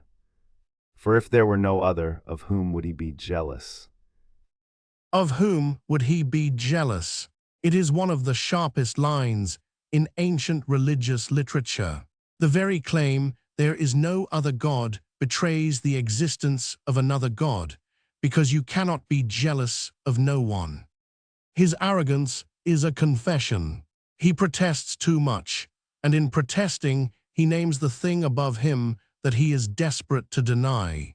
This is the Sethian reading of the jealous God of Scripture, not blasphemy for its own sake, but a rehearing. What if the voice that thundered, "I am a jealous God, and there is none beside me," was not the source at all, but the cast-out maker, ignorant of the immeasurable light above his own ceiling. And the light does not stay silent. Into the moment of his boast, the text says, a voice comes down from above, from the realm of the mother, from the fullness he cannot see, and it corrects him. In the secret book of John, the voice says simply, Man exists and the Son of Man. Man exists. There is a true humanity above you, Archon, the perfect human in the light, the image you are not, and you are not the first or the only. A related Sethian text, the reality of the rulers, makes the correction even more pointed. When its ruler boasts in the same words, a voice answers from above the realm of authority. You are mistaken, Samael, that is, the God of the blind. You are mistaken, God of the blind, not the God of all, but the God of those who cannot see and blind himself. The counterfeit maker's great proclamation is met from above, not with a thunderbolt, but with a correction, almost gentle, almost weary. You have it wrong, and here is your real name. There is light above the ceiling you thought was the top of everything. And now, finally, the turn, the first movement of the long way home, hidden inside the very moment of disaster. Because Sophia, up above, sees what she has done. She sees the theft, the arrogance, the blind kingdom her solitary act let loose. And the secret book of John says she repents. When the mother recognized that the garment of darkness was imperfect, she knew that her consort had not agreed with her. She repented and she wept. She moved, the text says, moved to and fro, restless, ashamed, unable simply to return to her place as if nothing had happened. This is not cheap forgiveness. The text is careful. She is not immediately restored. She cannot go straight back up to her own eon. She is set, instead, in a place above her son, but below her former home, held in an in-between, until, in the text's phrase, she should correct her deficiency. Her wholeness is not handed back. It is begun through repentance, and it will take the whole rest of the drama, the descent of the light, the awakening of the human, the calling home of the stolen spark, to complete it. But the fullness hears her. The secret book of John says the whole pleroma heard the prayer of her repentance and praised the invisible Spirit on her behalf, and the Spirit consented and poured out over her a spirit from the perfection, so that her consort might come down to her and set right what was lacking. The pairing she broke begins, slowly, to be restored not by erasing the fall, but by answering it. The fall and the homecoming are one continuous motion. The same wisdom whose solitary act made the prison is the wisdom whose repentance opens the first crack of light in it. So sit with what this myth is actually saying, held as myth, not as physics. It says the material cosmos was not made by the highest God. It was made by a lesser, ignorant power, born when wisdom acted alone, and the world bears the marks of its maker, beautiful and binding, ordered and blind, a kingdom whose ruler thinks he is the only God and is wrong.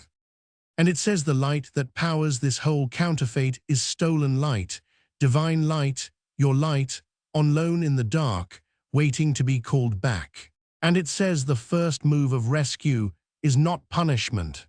It is repentance, wisdom turning, weeping, beginning to come home. We hold all of this lightly and exactly. The secret book of John survives in 4 Coptic copies, 3 from Nag Hammadi and 1 in the older Berlin Codex, in a shorter and a longer version. And already around the year 180, the Bishop Irenaeus was summarizing a myth very close to this one, which means it was old and circulating widely by then. That this is genuinely what the text says is a matter of fact. You can read it for yourself.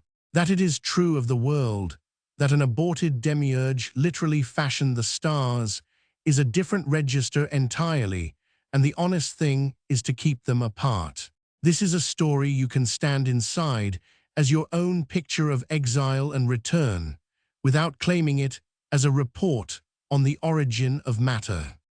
And keep, above all, the one distinction this chapter was built to protect. When you hear of Sophia's fall, ask which Sophia. The youngest of 30, restored within her pairing by the limit, that is the Valentinian wisdom, who stumbles inside a family that catches her.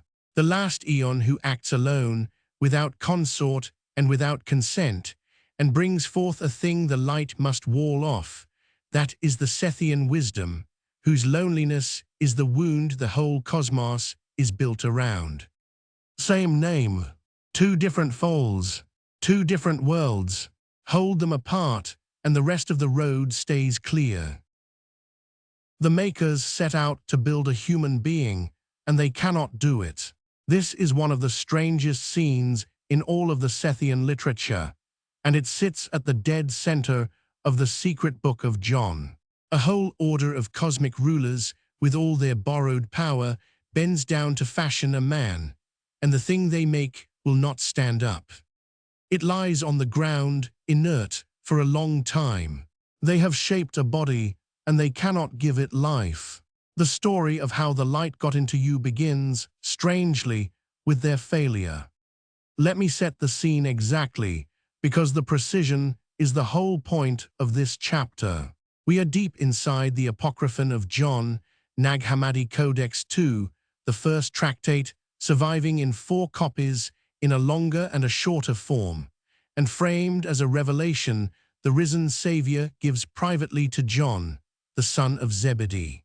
By the time we reach this scene, Sophia has already fallen, alone, without her consort, which is the Sethian signature you should keep filed away, and her misshapen thought has become Yaldabaoth, the ignorant first ruler, the maker of this lower world. He has begotten a host of authorities and powers beneath him, and he has made his great boast, "I am God, and there is no other God beside me."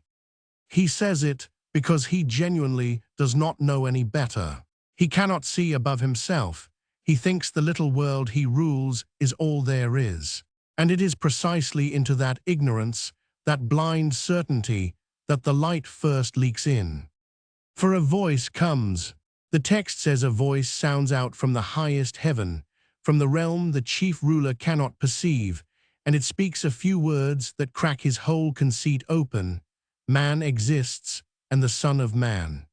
And as that voice sounds, the image of the true and perfect human appears, the luminous anthropos, the first man who belongs to the source, the form of the invisible spirit itself.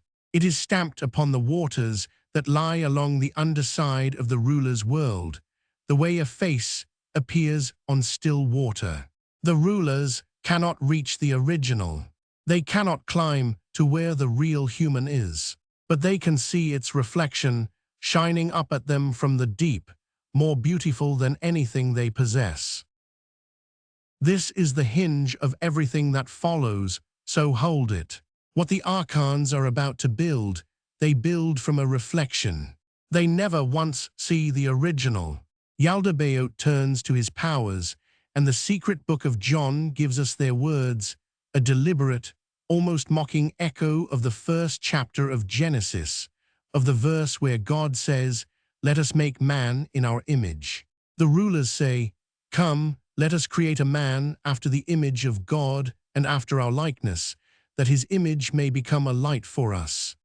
Listen to what they are actually saying underneath the borrowed scripture.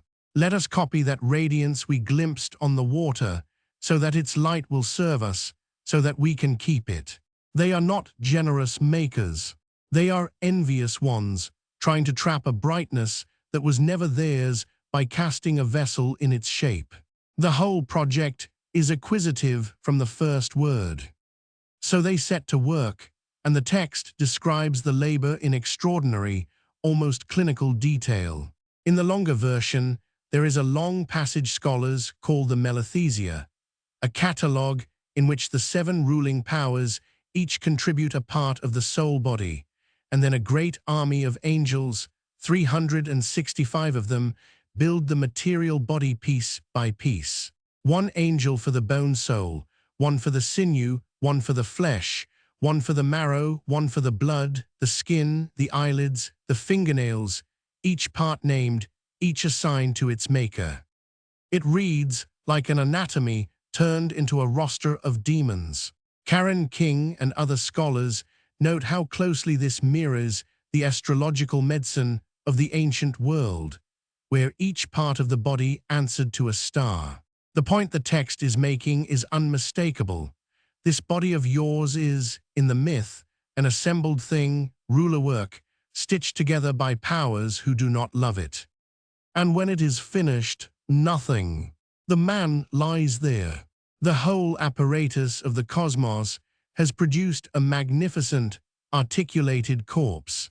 The text says it remained motionless for a long time because the powers could not make it rise. They had no life to give. They had copied the image of the light, but they could not pour in the light itself. They do not have it. Here is where the trick enters, and it is one of the most theologically daring moves in the whole Gnostic library.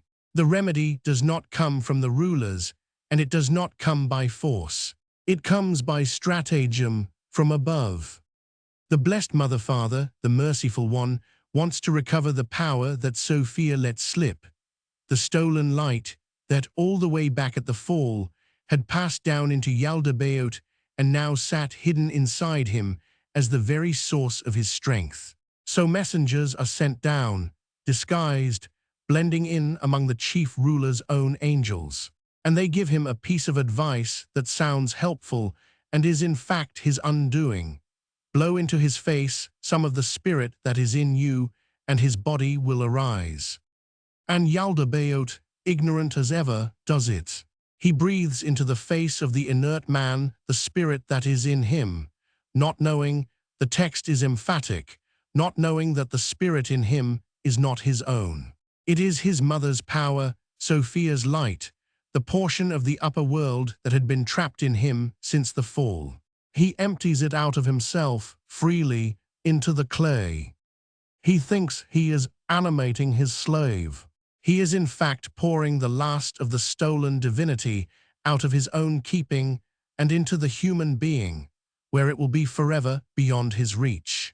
The light gets into you, in this myth, by a con, by the ignorant tyrant being fooled into giving away the one thing that made him strong. And immediately, the man moves. The body stands, and it shines brighter than the ones who made it. The text says the man's thinking, his intelligence, was greater than that of all the rulers, and greater than the chief ruler himself. The copy outshines the originals, because the copy now carries a portion of the real, and they carry none. They built a lamp to capture a borrowed glow, and instead they have handed their whole inheritance to it. You can guess what envious makers do with a creature that has surpassed them. The powers see that the man is luminous, that he can think better than they can, that he is, the text says, free of the evil that fills them, and they are seized with jealousy. So they take him and they cast him down into the lowest region of all matter. They bury the shining thing. They cannot extinguish the light, so they entomb it. And that, the secret book of John says, is the human situation, a portion of the immeasurable light, sealed inside a ruler-made body, thrown to the bottom of the material world by powers who resent it and want it forgotten. That is where you are sitting, in the myth, right now. But the mother does not abandon the light she has spent so much to place. And here we arrive at the figure this whole chapter is named for, the most important character in the inner life of this text. The merciful Mother-Father sends a helper down to the buried man, and this helper is sent hidden so that the rulers will never detect it. The text calls her the luminous Epinoia. Sit with that word, because the precision matters and our whole practice depends on getting it right. Epinoia. It is a Greek word. You can translate it as insight or afterthought or the awakening of thought, the faculty of recognition. She is, the text says, the one who is to awaken the thinking of the sleeper. She is called life, Zoe, and she labors at the whole creation, toiling alongside the man, restoring him toward his fullness, teaching him about the descent of his seed, and teaching him the way back up, the way he came down. She is the inner instructor, the part of you that can wake. And the line the text gives for how she was placed is the one you should carry out of this chapter above all others. And the luminous Epinoia was hidden in Adam, so that the rulers might not know her, but that she might be a correction of the deficiency of the mother. Hidden so the rulers would not know her. The light in you, in this myth, is a thing smuggled past the guards. It is concealed inside the very body the rulers built, behind their own backs, precisely where they would never think to look. And she is described as more excellent than the archons, superior to the powers who made the body she hides within. The makers are above her in the cosmic order and beneath her in worth. That inversion, the buried thing greater than the towering thing, is the moral spine of the entire Sethian myth. Now I have to slow down and keep a promise the whole channel runs on. The word the text actually uses is epinoia, the insight, the awakening of thought. It also says the power and the light. What it does not say here is spark. The familiar phrase divine spark, in Greek spintha, is a real Gnostic term, but it comes from other texts, a later and broader way of speaking. When you hear someone summarize the Apocryphon of John as the story of the divine spark, they have quietly swapped in a word from down the road. It is not wrong as a gloss, but it is a gloss. The text's own word is the luminous epinoia, the awakening insight. Keep the word the text keeps. The difference is small, and it is exactly the kind of small thing that, left unwatched, lets a tradition blur into a slogan. And now the Apocryphon of John does something that would have been scandalous to its first readers and is still startling. It goes back and rereads the Garden of Eden, line by line, against the grain. This is where the hidden epinoia steps into the story you already half know and turns it inside out. I want to be very careful about how I frame this, so hear me precisely. What follows is this text's reading of Genesis. It is a deliberate, polemical reinterpretation, written by people who knew the book of Genesis well and were reading it against its plain sense on purpose. It is not a claim about what the author of Genesis meant. It is what the Sethians did with Genesis. Hold it as their myth, their counter-reading, not as a decoding of the original. In their reading, the rulers place the man in their paradise, and their paradise is a trap dressed as a gift. Their tree of life, the text says, is bitter, its fruit a deadly poison, its promise death. And the tree they forbid him, the tree of the knowledge of good and evil, is the epinoia of the light. The good tree, in this telling, is the awakening insight itself. The rulers stand in front of it and command the man not to eat, precisely so that he will not look up, recognize his own fullness, and see through them. The prohibition is not protection. It is censorship.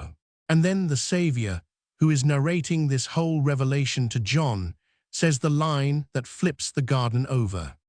It was I who caused them to eat. The eating, in this reading, is the rescue. The knowledge the jealous ruler tried to withhold is the very thing the merciful one wanted the human to have. Let me add one careful note, because it is easy to oversimplify this into the serpent as hero, and the Apocryphon of John does not quite say that. In this text, it is the luminous epinoia, the Savior's emissary, who brings the awakening, and the serpent is associated instead with the rulers and with the teaching of mere appetite. So the picture is more exact than the bumper sticker version. The tree of knowledge is reclaimed as a gift, the eating is reclaimed as awakening, but the credit goes to the hidden insight, not to a heroic snake. Keep that distinction. It is the kind of detail this tradition rewards you for noticing. Then comes Eve, and in this text, she is not a man's spare part. The chief ruler wants to drag the hidden power back out of the man. So he throws the man into a trance, and the text pauses to correct the scripture by name. It was not as Moses said, he caused him to sleep. Rather, he covered his perception with a veil and made him heavy with unperceiving. Not sleep, a veil over the faculty of seeing, the same forgetting we have met before. And then, the text says, the ruler tries to extract the luminous power and form it into a separate creature, in the shape of the image he had seen, and the woman who appears is the carrier of the light, the Epinoia herself made visible. She is called Life, Zoe, the mother of the living, and when the man sees her beside him, the veil lifts. He became sober from the drunkenness of darkness. That is the awakening insight, doing exactly what its name says, awakening the thinking. In this reading, Eve is not the one who ruins the man. Eve is the one through whom the man first comes to. The figure the old story blamed is, in this counter-reading, the figure who saves. And the line the man speaks when he wakes, "This at last is bone of my bones and flesh of my flesh," becomes, in their hands, not a husband claiming a wife, but a buried light recognizing its own kind, its own helper, the insight that has come to find it in the dark. So gather what this chapter has actually shown, in the right register.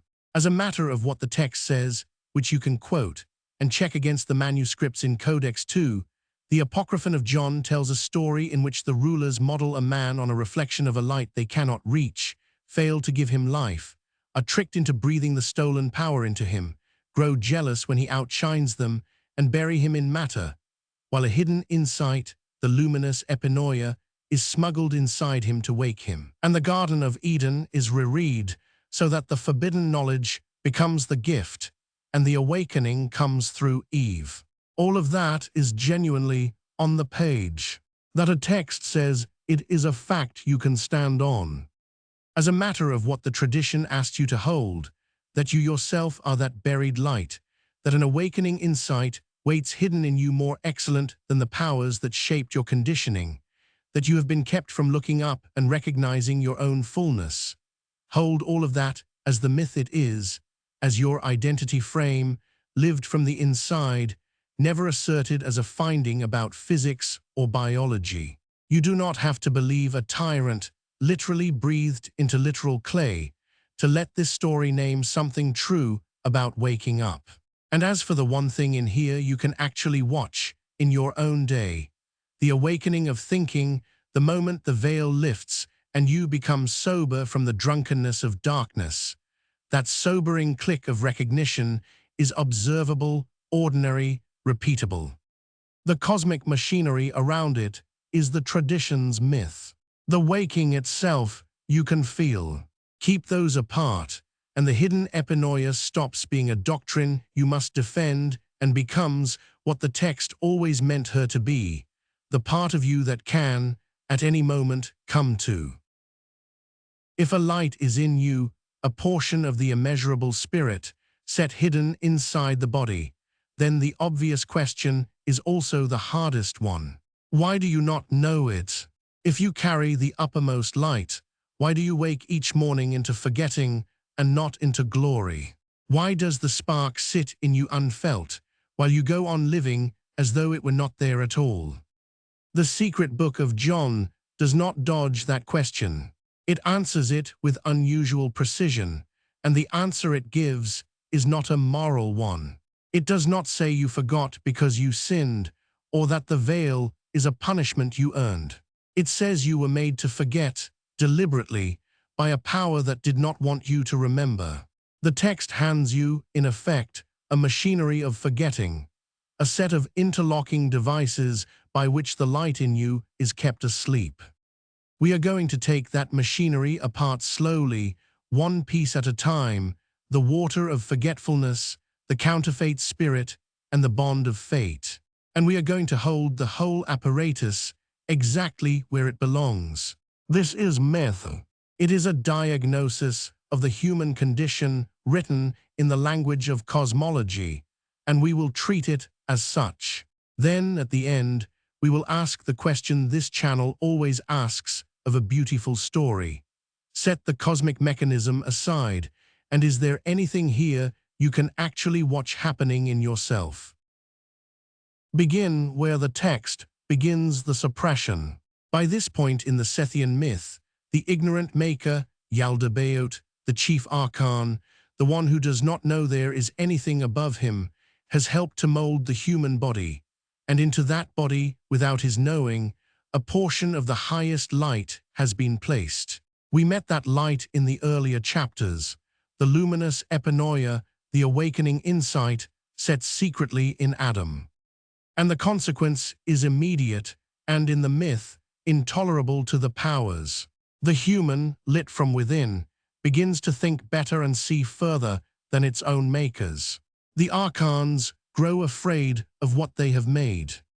So the chief archon moves to put the light back to sleep, and his first instrument is forgetting. The text retells the old Genesis scene of the deep sleep that falls upon Adam, and it corrects the reading pointedly.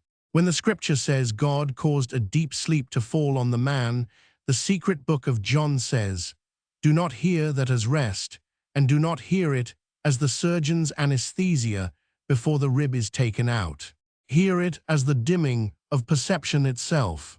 The archon did not put Adam to sleep so much as he drew a veil across his awareness and made his heart heavy so that he would look and not see. It is not as Moses said. That little refrain, "It is not as Moses said," runs through this whole text like a drumbeat. The Sethian author takes the familiar story and turns it inside out. What scripture presents as God's care, the myth presents as the maker's strategy of suppression. The sleep is not God resting his creature. The sleep is the veil. And this is the deepest layer of the diagnosis, the one beneath all the others. You do not experience the forgetting as forgetting. You do not feel a gap where the memory of your origin should be. You feel ordinary life, taken entirely for granted, which is exactly what a successful veil would feel like from the inside. And then the text gives the forgetting its most vivid image, near the very end, where it speaks of the destiny of souls. A soul that has not gained knowledge, the text says, is sent back, handed over to the powers and made to drink. The chief archon gives the human a cup, and what is in the cup is forgetting. They made them drink the water of forgetfulness, that they might not know from where they came. That is the line at the heart of this chapter. A water of forgetfulness, administered so that the soul will not know its source. Notice what the myth is claiming. The not knowing is not an accident of being embodied, not simply the natural haze of being born into flesh. It is engineered. It is a draught poured deliberately by a power with an interest in your staying asleep. The gospel of truth, in the neighboring Valentinian stream, says the same thing in a gentler key, that ignorance of the Father grew thick, like a fog. But the Sethian image is harder and stranger. Not a fog that drifted in, a cup that was handed to you. That is the first device. The second is the one most distinctive to this tradition, and held rightly, the most useful tool the whole system gives you. The text says the archons cast over the human a counterfeit spirit. In the Greek behind the Coptic, the word is anti-mimon pneuma, the imitation spirit, the spirit that mimics. It is a forgery of the true spirit, a counterfeit laid over the genuine light, close enough to the real thing that you cannot easily tell them apart from the inside. And the text is specific about how the forgery operates. It does not work by argument or by overt command. It works through the passions, through implanted feeling. The secret book of John gives an almost clinical anatomy of this, naming the roots from which all the disordered movements grow: pleasure, desire, grief, and fear. From these four, the text says, the whole tangled growth of the passions comes, and the counterfeit spirit binds the soul to them. The point of the forgery is not that you feel things. The point is that the feeling is driven from outside and experienced as if from inside. The compulsion wears your face. You mistake the archon's pressure for your own will. Sit with how precise that claim is, because it is the engine of the whole diagnosis. The counterfeit spirit's signature is not pain, and not even craving as such. Its signature is misattribution. The driven thing presents itself as the chosen thing. The reaction that fires before you have decided anything tells you, convincingly, that it is you deciding. The text is describing a forgery so good that the forged signature looks exactly like your own hand. And so the soul, the secret book of John says, is led astray, weighed down, pulled off course, walked into error, while believing the entire time that it is simply living its own life and following its own heart.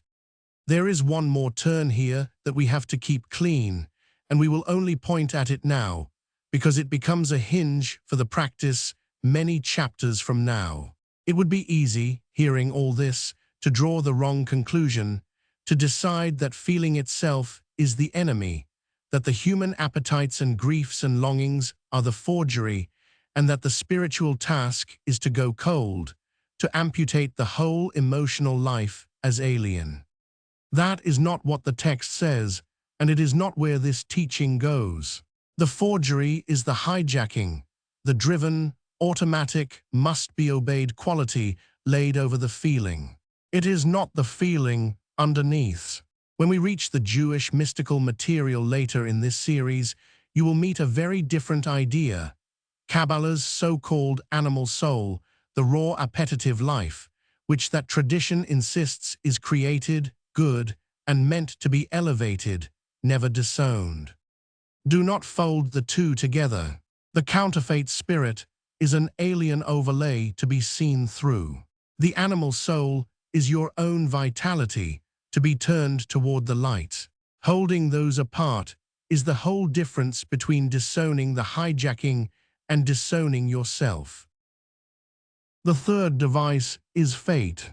Having veiled the perception and laid the counterfeit spirit over the passions, the chief archon in the myth builds one more bond to hold the human fast, and this one is woven into the very structure of the world. The text says he created fate and bound everything beneath it. The powers of the heavens, the angels, the demons, and human beings, all of them tied by measure and time and season, so that all might fall under its rule. The Greek word is haimarmene, destiny, the chain of astral necessity, the iron sequence of cause that the ancient world feared above almost anything.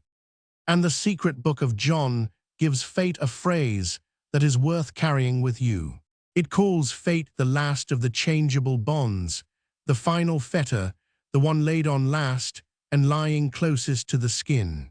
Everything beneath the high light is bound, and fate is the outermost binding, the one you bump into first and feel most constantly. The text says it makes the whole creation blind, so that no one might know the God who is above them all. It is the bond that ensures you keep running the same circuit, on the same schedule, under the same compulsion, while believing yourself free. Strip away the astrology, the stars, the seven heavens, the rulers of the spheres, and read fate as the myth's word for the ordinary thing it is pointing at, and it is exact. The text says the human lives by chance and necessity. We have a plainer vocabulary for that now. Habit, conditioning, the default sequence that runs the same reaction off the same trigger, day after day, with the reliability of a machine, while you experience each instance as a fresh free choice. Fate, in this reading, is not the stars writing your future. It is the past, running your present on automatic. The last of the changeable bonds is the groove worn so deep that you no longer notice you are in it. Now watch how the text dramatizes all three devices in a single old story, the flood. The secret book of John retells the days of Noah, and it retells them, again, against the grain.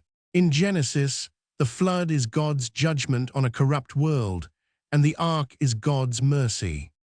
In the Sethian rereading, the flood is the chief archon's attempt to wipe out the troublesome humanity altogether, to drown the carriers of the light he cannot control. And the rescue does not come from him. It comes from above him, from the light of Forethought, which warns the human race so that those who belong to the immovable kind can hide and survive. And once more the text turns and corrects the scripture directly. It is not as Moses said, they hid themselves in an ark. Not an ark, the text says, but a place, a luminous shelter, a hiding in the light, and not for Noah only but for many of the unshaken race who heard the warning and listened. Read the flood in this telling as the second device made visible.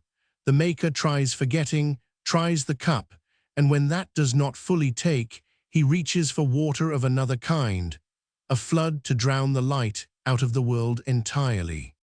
And when that fails too, the myth says he tries one thing more. His powers come down disguised, take human partners, and pour the counterfeit spirit out across the generations, bringing wealth and metals and distraction, leading humanity into deeper error, so that the forgery is no longer in one cup, but woven through the whole fabric of common life. The flood, the disguise, the seduction, it is the same campaign by other means. Keep the light from waking, by water, by forgery, by fate. Now we have to do the thing this channel exists to do, and we have to do it carefully, because everything in the chapter turns on it. All of that, the veil drawn across perception, the cup of forgetting handed to the soul, the counterfeit spirit cast over the passions, the chain of fate woven through the heavens, the maker's flood, and his disguised angels, all of it is myth. Hold it there. The text says these things, that they are said, is a fact you can verify by opening the book.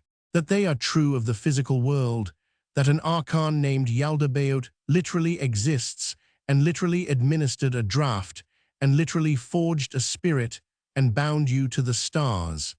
That is a claim of a completely different kind, and this teaching does not assert it as fact about reality. You can live inside a story without claiming you have proven it. That is not dishonesty. It is simply knowing which register you are standing in.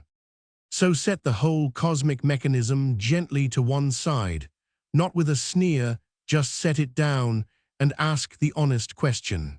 Underneath the mechanism, is there an effect the myth is naming that you can actually observe, without believing any of the cosmology at all? And the answer, plainly, is yes.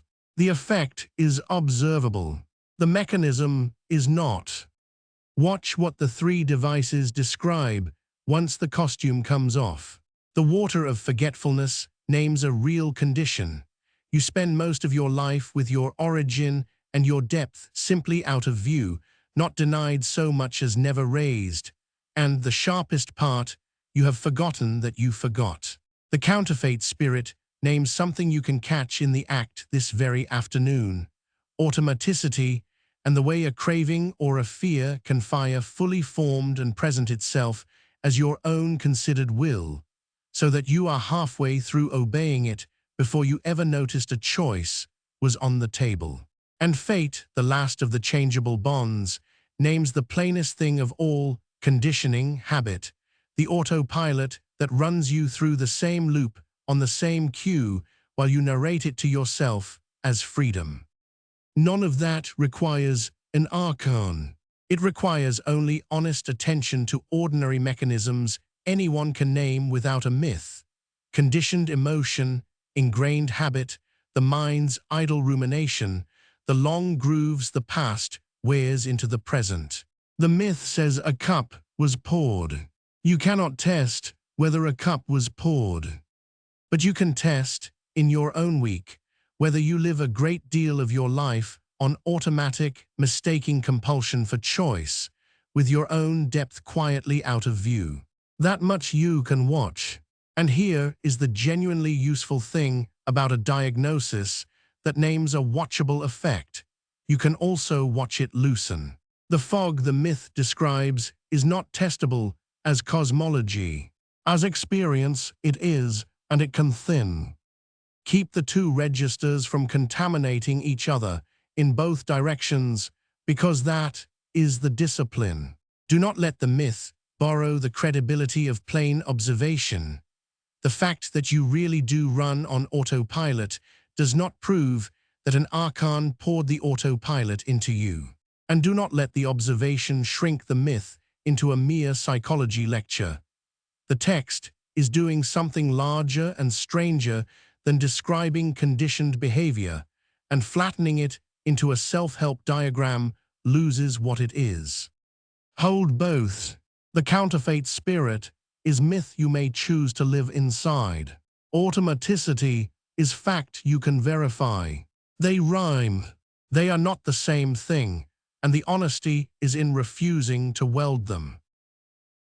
So gather the diagnosis this chapter has laid out before we move on. Why does the light in you go unfelt?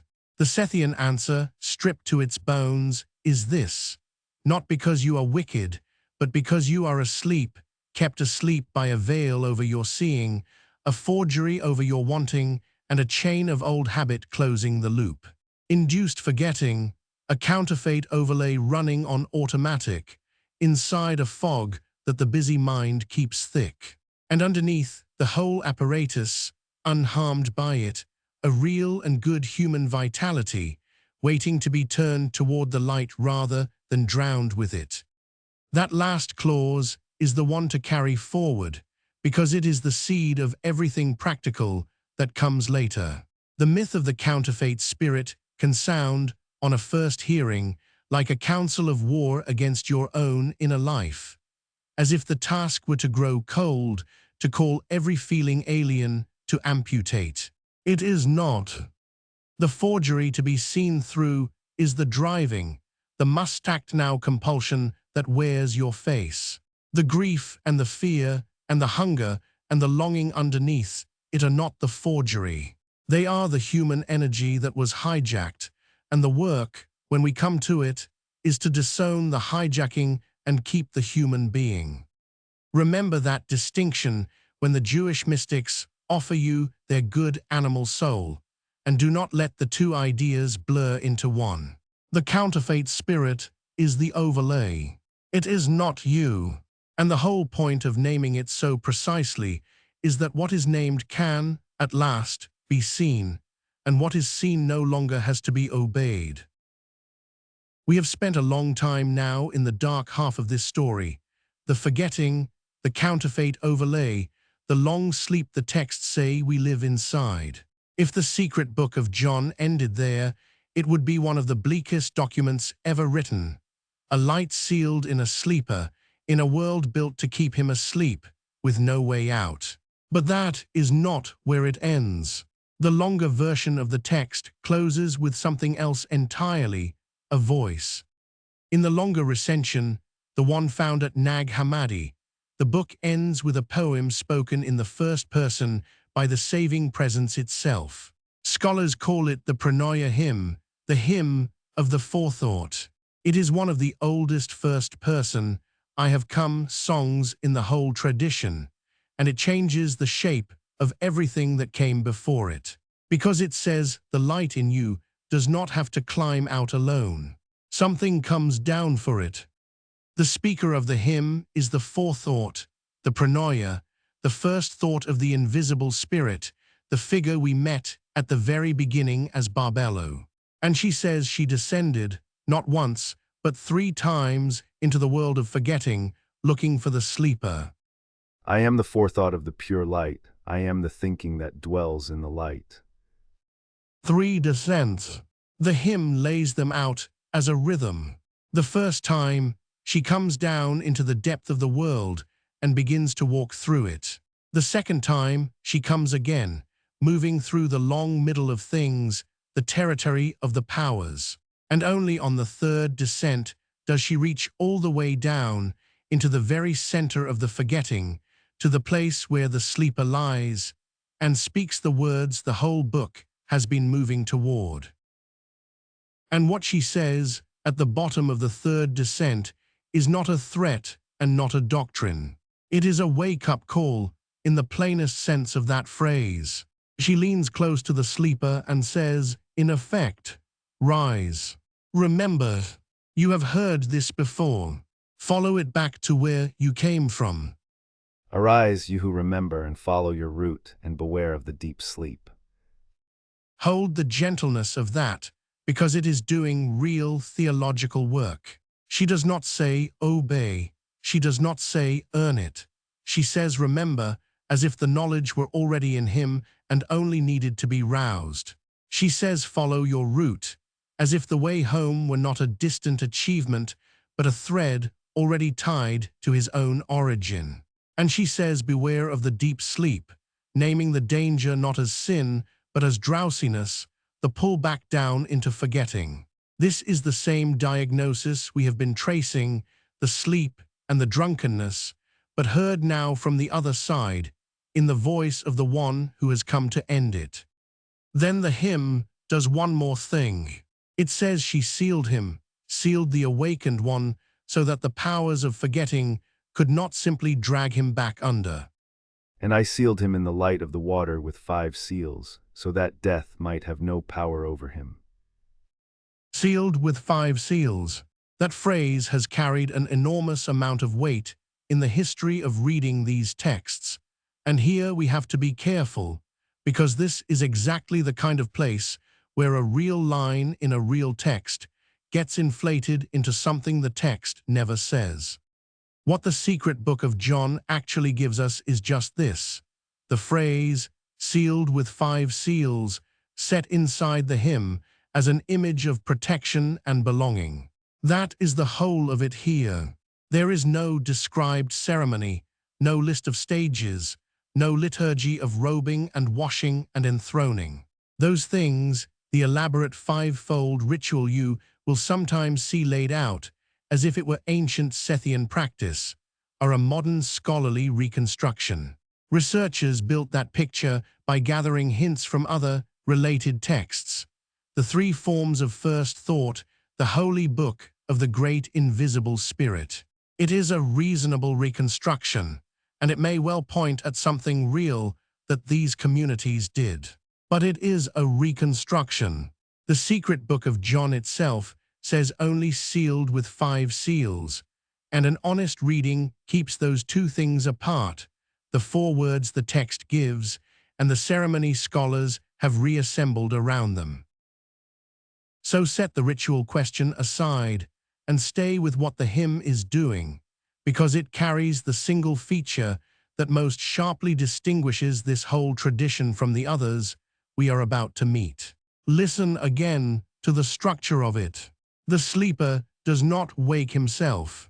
The light in him does not, by its own effort, claw its way back up the ladder of the heavens. Someone comes down. The movement that begins the rescue starts at the top and descends 3 times until it reaches him, and his part is to hear it and rise and follow. This is the Sethian distinctive, and it is worth naming as plainly as possible.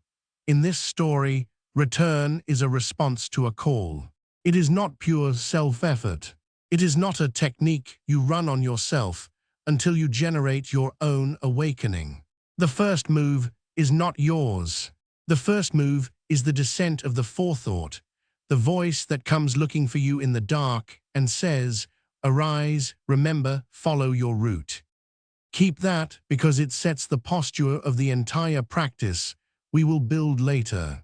When we come to the work itself, the sitting, the breath, the silence, the temptation will always be to treat awakening as something you manufacture, something you achieve by trying hard enough. This hymn says otherwise. It says the deepest move in the inner life is not generating, but listening. Not climbing, but answering. You make yourself quiet and available, and you wait, the way you would wait for a voice you already half remember to say your name again. That posture has a cost built into it, and the tradition is honest about the cost. If the waking depends on a call and not only on your effort, then you cannot simply command it. You can prepare. You can make yourself ready, attentive, undistracted. But you cannot force the descent. We will meet this same hard fact in a very different writer, the philosopher Plotinus, who reached the height he was after only a handful of times in many years, not because he was lazy, but because that meeting was never his to command. The Forethought descends on her own initiative. Your work is to be awake enough to hear her when she does. And notice, finally, what kind of God this implies, because it is not the only option, and the traditions genuinely differ here. The Forethought is personal. She wills toward the sleeper. She grieves over the forgetting and acts to end it. She comes down crying out 3 times because she wants the lost light home. That is a very particular picture of the source's relation to you, not a distant perfection you must ascend to on your own, but a presence that descends, searching, calling.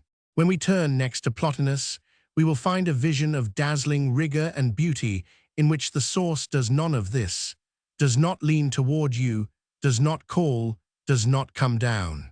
Both pictures are inside this larger family of return to the source. They are not the same picture. Part of keeping faith with these texts is refusing to blur them into one. So this is where the Sethian half of our journey comes to rest. We began with a source beyond every name. We watched a light placed, hidden, inside the human being. We traced the forgetting that veils it and the counterfeit machinery that keeps it asleep. And now we end on the answer the text gives to its own despair, a voice that descends into the dark 3 times and says, "Arise, remember, follow your route." Hold that voice in your ear. We are going to hear its echo in stranger and stranger accents in every tradition still ahead of us. A pagan philosopher in 3rd century Rome reached for the same heights these texts describe, a source beyond every name, a soul that falls and returns, a union past words. And then he turned and attacked the Gnostics for how they climbed. His name was Plotinus, and he is one of the strangest gifts in this whole inheritance. A man who gives us our sharpest method for the inward ascent, and in the same breath, our most serious objection to the very tradition we have made our center. We have to walk with him on both counts. He is a mapmaker, and he is a counter-witness, and the honest thing is to take him as both. He was born around the year 204, most likely in Egypt. In Alexandria, he found a teacher named Ammonius Saccas and stayed with him 11 years. Then, in his late 30s, he came to Rome and set up as a teacher there, and a circle of serious people gathered around him, senators, physicians, men and women who came to do the actual work of the soul. He wrote nothing until late in life, and when he finally wrote, he wrote in cramped, difficult Greek, never revising, his eyesight too poor to read his own pages back. After his death, a devoted student named Porphyry collected the 54 treatises he had left and arranged them into 6 sets of 9. From the Greek word for 9, Enia, we call them the Enneads. Almost everything we know of the inner life of this man, we know because Porphyry chose to tell us. Begin where Plotinus begins, with the source, which he calls the one or the good. And his first move is the move we already met in the secret book of John. He refuses to describe it. The One is beyond being itself. He is reaching back to Plato here, to a single phrase in the Republic where Plato had said of the good. It is not being but beyond being, surpassing it in dignity and in power. Beyond being. In Greek, epikina tes ousias. The One is not the highest thing on the list of things that are. It is the source of the list, and so it cannot be on it. You cannot say what it is. You can only unsay what it is not. Not this, not that, not body, not number, not mind, not even strictly one. Plotinus says, we call it the One only as a finger pointing, to keep ourselves from making it two. The naming is a confession that naming fails. Now how does a world come from a source that is beyond all things and complete in itself, lacking nothing, wanting nothing? Here Plotinus gives the picture that defined 1,000 years of thought after him. He calls it procession or overflow. The One does not decide to make a world. It does not plan or labor or will. It simply is so full that it overflows. The way the sun does not deliberate about shining, but pours light because it is light. The way a spring does not choose to give water, but is the giving. From that overflow comes the first reality, which he calls nous, intellect, or mind, the realm where all the true forms of things exist together, each one the whole, perfectly transparent to itself. And from nous in turn flows soul, which looks up toward intellect and down toward the world, and which weaves and orders the cosmos we live in. One, then intellect, then soul. 3 levels, each gazing back at the one above it, each less unified than its source, the whole of reality a single radiance thinning as it spreads. Hold that as Plotinus's metaphysics, his picture held as a philosophical vision, not as something a measuring instrument could confirm. We are not asked to believe it as physics. We are asked to see what it is for. It makes the source the nearest thing of all, not the farthest. Because if everything flows from the One, then the One is present at the root of everything, including you. You are a soul, which came from soul, which came from intellect, which came from the One. The path home is not a journey across a distance. It is a turning around to face what was always behind you, holding you up. So how do you turn? Plotinus has a word for the return, epistrophe, a reversion, a turning back. And he gives the method in 2 of the most quoted instructions in the whole literature of contemplation. The first is the way of stripping. To approach the One, you remove. You take away every quality, every image, every word, until you arrive at what is left when nothing can be said. His instruction in the 5th Aeneid is just 2 words in the Greek. Take away everything. Aphele panto. Take away everything. This is the same gesture as the invisible spirit's negations in the secret book of John. Not corporeal, not nameable, not even rightly a god. And as the unsaying of the Christian apophatic writers we will meet later. It is the discipline of refusing every idol of the source, including the subtle ones, the beautiful image of light, the comforting word God, the abstraction oneness. You release them all, because each is a thing, and the source is not a thing. The second instruction turns the stripping inward, onto yourself. In a famous passage on beauty, Plotinus tells you where to look, not out at the heavens, but back into the One who is looking. Withdraw into yourself and look. And then he gives the image that the later tradition never let go of, the image of the sculptor. If you withdraw into yourself and do not yet find yourself beautiful, he says, do what the sculptor does with a block of stone. He does not add anything. He carves away. Cut away all that is excessive, straighten all that is crooked, bring light to all that is overcast, labor to make all one glow of beauty, and never cease chiseling your statue. Notice what kind of work that is. The self you are seeking is not built, it is uncovered. The form is already in the stone. Everything the sculptor does is subtraction, and the marble that falls away is not your enemy, it is only what was hiding the shape.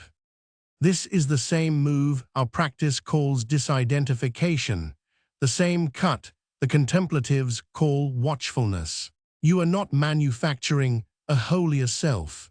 You are releasing what is not it, until what was always there can shine out. The whole of Plotinus's path is in that chisel. And here Plotinus offers a consolation that no other tradition states quite so boldly. He teaches that the soul never entirely fell. Most of the systems we are gathering tell a story of descent, the spark cast down, the soul forgetting, the light buried in matter. Plotinus knows that story. He uses the language of descent constantly. But he adds something. In the fourth Aeneid he dares, against the opinion of others, to say that even our own soul does not come down whole.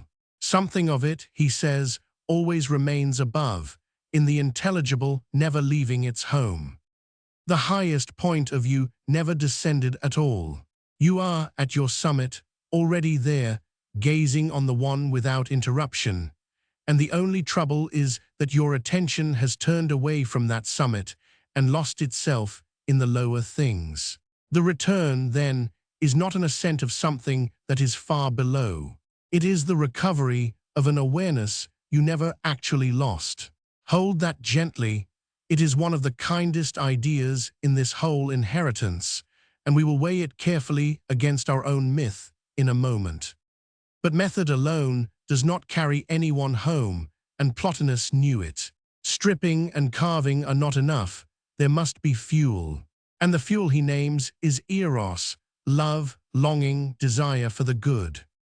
For Plotinus, everything that exists already yearns toward the source, the way everything that has eyes turns toward light. The good is not only the origin of all things, it is the beloved of all things, the secret object of every desire you have ever had, mistaken 1,000 times for lesser ends. The soul that turns inward is not performing a technique on itself, it is a lover going toward the beloved. And so the ascent, for all its rigor, is finally driven not by effort, but by love and longing. When the dry months come, and in our path they will come, it is this, not method, that keeps you in the chair. Plotinus is where our practice gets its insistence that longing, not technique, is the engine. And what is at the top of the climb? Plotinus describes it with a care that is itself a kind of honesty. It is not a vision, exactly, because in a vision there is still a seer and a thing seen, two things. At the summit, there are no longer two. The soul, he says, no longer sees the one. It becomes one with it, no longer two but one. There is no distance left to cross, no observer left over to do the observing. He gives this its most famous phrase at the very end of the Aeneids, the last words Porphyry chose to leave us with. This is the life of the gods and of godlike and blessed men, a liberation from all earthly bonds, a life that takes no pleasure in earthly things, a flight of the alone to the alone. The flight of the alone to the alone. Notice the words he reaches for. Not rest, not repose. His word is henosis, union, becoming one. This matters for us, and we will hold it precisely, where the secret book of John and Thomas and the gospel of truth all land on anapausis, on rest. Plotinus lands somewhere that rhymes but is not the same word, oneness, the merging of the two into one. A structural convergence, a real one, but not a word match, and we do not pretend it is. He reaches the same country and calls it by a different name. And here is the most sobering thing he says about that summit, sobering in the exact way our practice needs. It is rare. It cannot be willed, scheduled, or seized. You prepare for it the way you prepare a field, and then you wait for a weather you do not command. We know just how rare because Porphyry told us, plainly, about the teacher he loved. In the years he spent at Plotinus's side, he records, the master reached that union 4 times. And 4 times, during the period I passed with him, he achieved this term, by no mere latent fitness but by the ineffable act. 4 times in years, from a man whose whole life was this. Porphyry adds, almost shyly, that he himself reached it once, in his 68th year.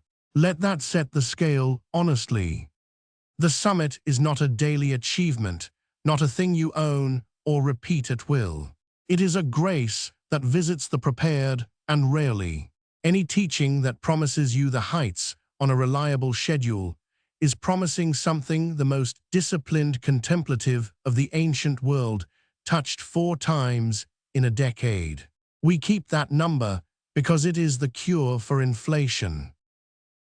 And now the turn, the thing that makes Plotinus more than one more friendly map. Because the very circle that gathered to do this work with him included people reading books we can now name.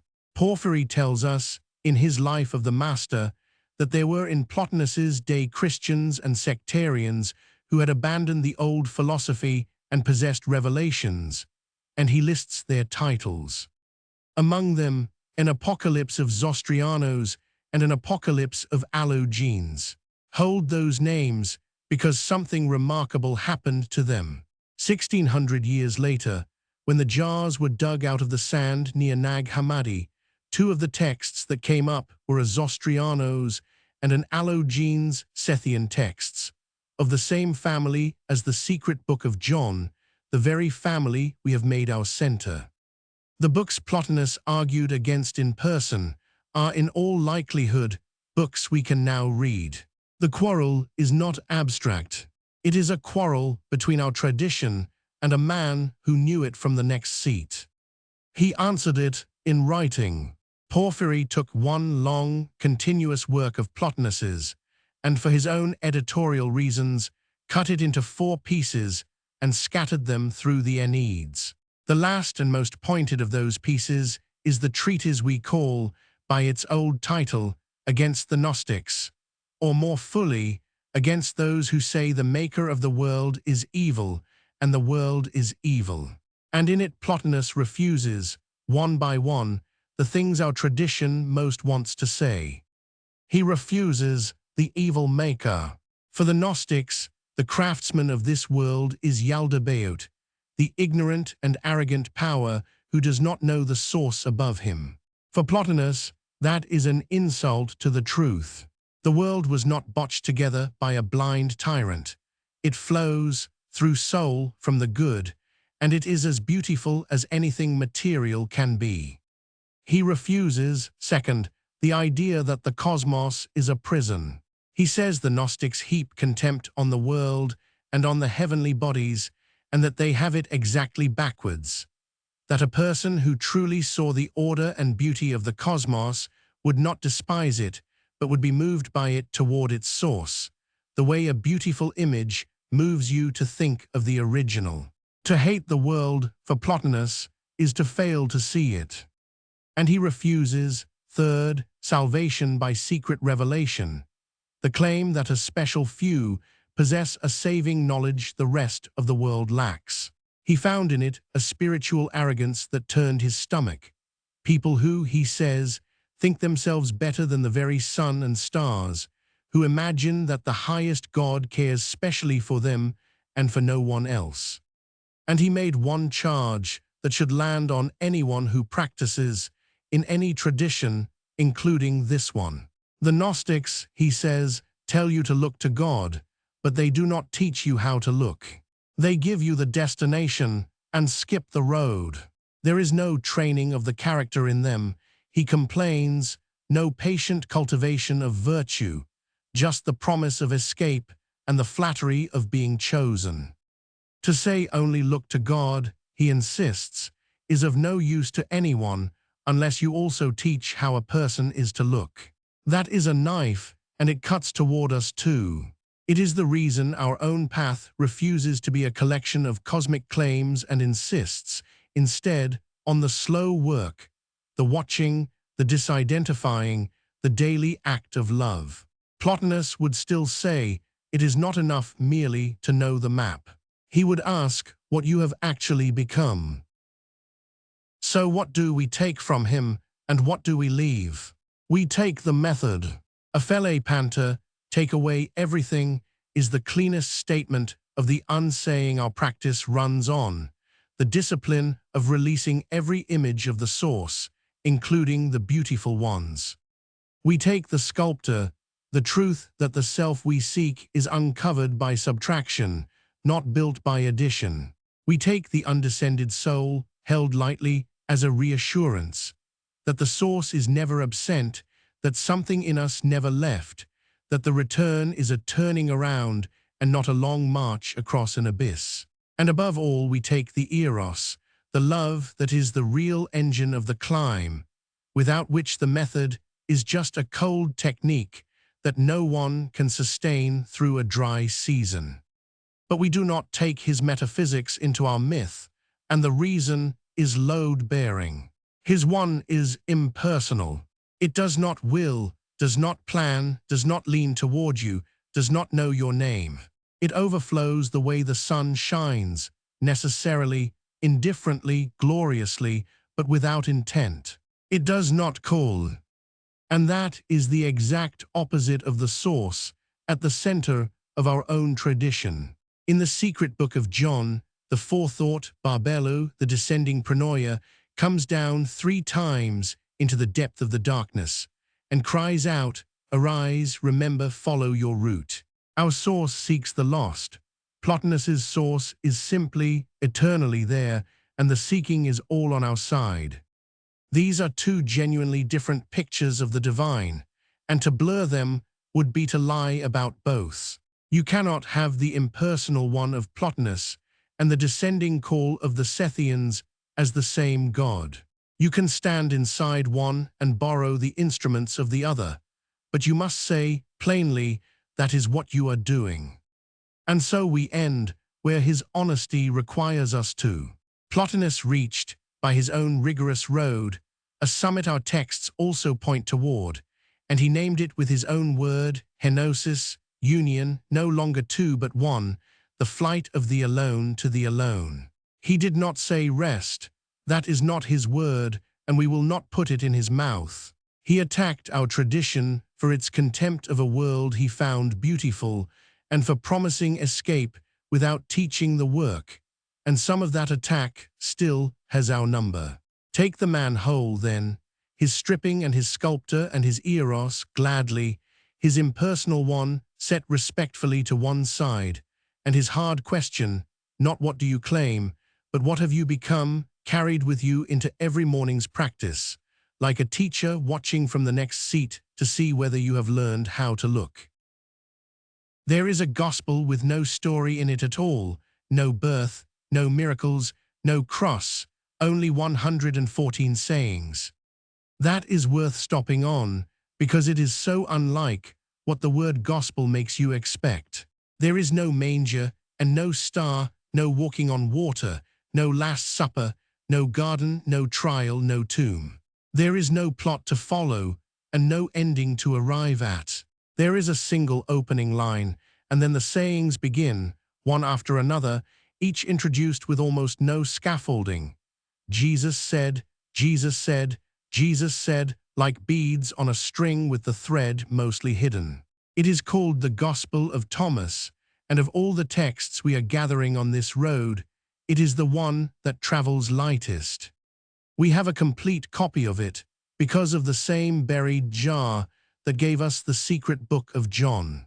In the Coptic library found near Nag Hammadi, in the second codex, Thomas sits a few pages on from the Apocryphon, a full translation into Coptic, copied out in the 4th century.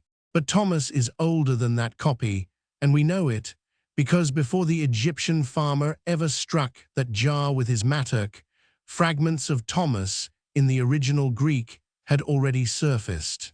At the end of the 19th century, archaeologists digging through an ancient rubbish heap at a place called Oxyrhynchus pulled up scraps of papyrus 3 of them, as it turned out, carrying sayings that no one could place at the time. Only after Nag Hammadi did scholars realize what they had been holding for half a century. Pieces of the Greek Thomas, copied around the year 200, older than our oldest complete gospel manuscripts of any kind.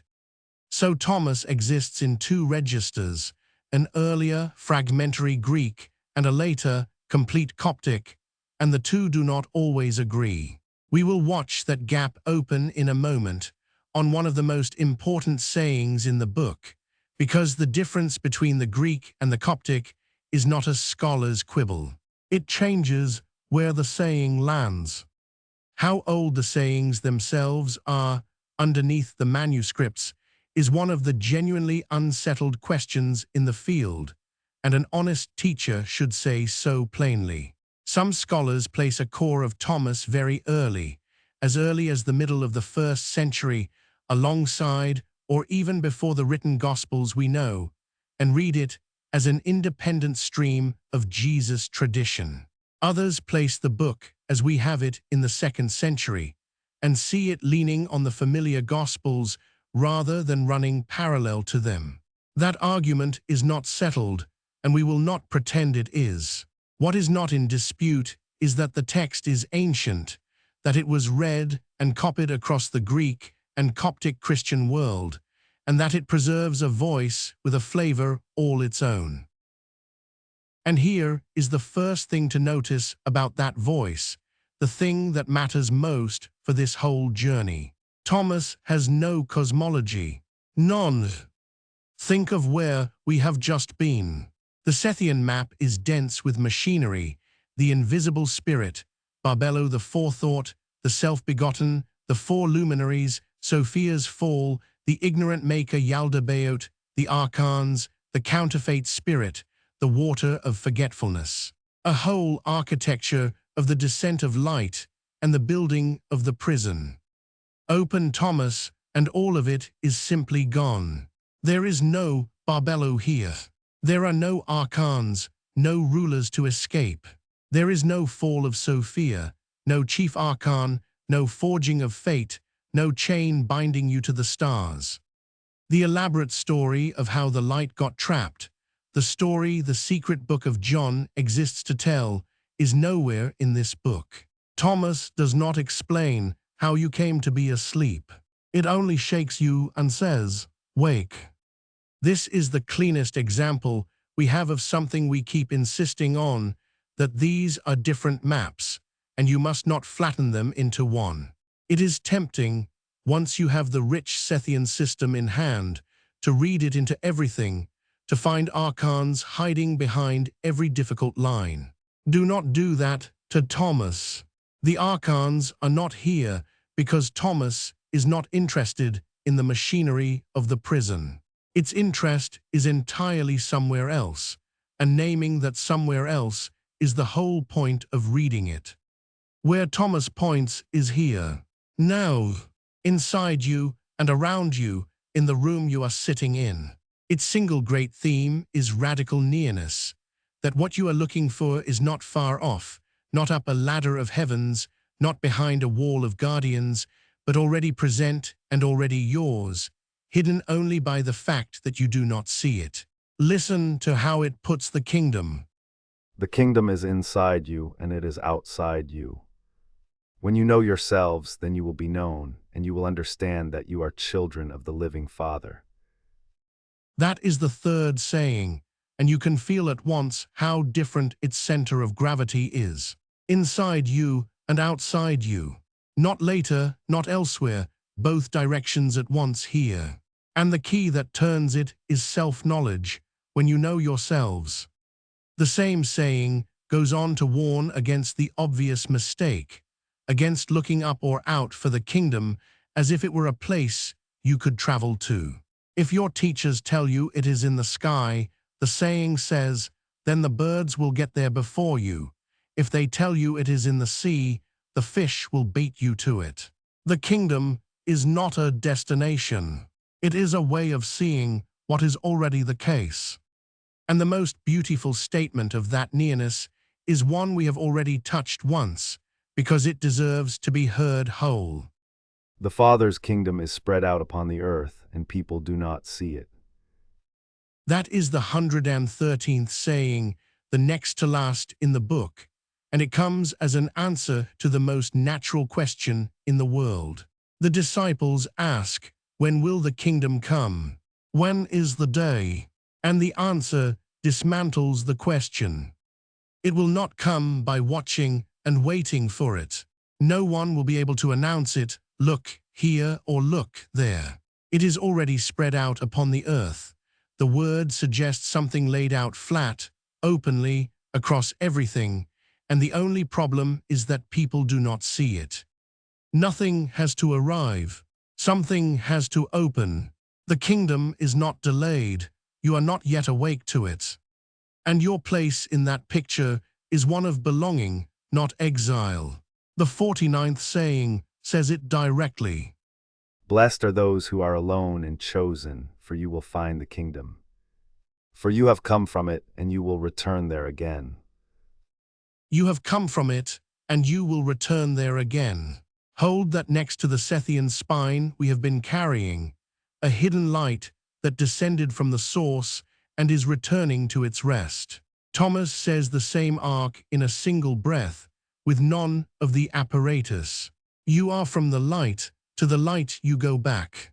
The whole drama of origin and return, compressed to one line, with no cosmos in between to climb. Now to the saying where the Greek and the Coptic part ways, because it is the saying that maps the whole road, and the difference between the two versions tells you something true about where the road ends. It is the second saying, and it traces a sequence of states. Let one who seeks not stop seeking until he finds. When he finds, he will be troubled. When he is troubled, he will be astonished, and he will reign over all. That is the Coptic, the complete version from Nag Hammadi. Watch the order of it carefully, because the order is the teaching. Seeking comes first, and the first thing seeking produces is not peace. It is trouble. When you actually begin to find, you are disturbed. The ground you stood on moves.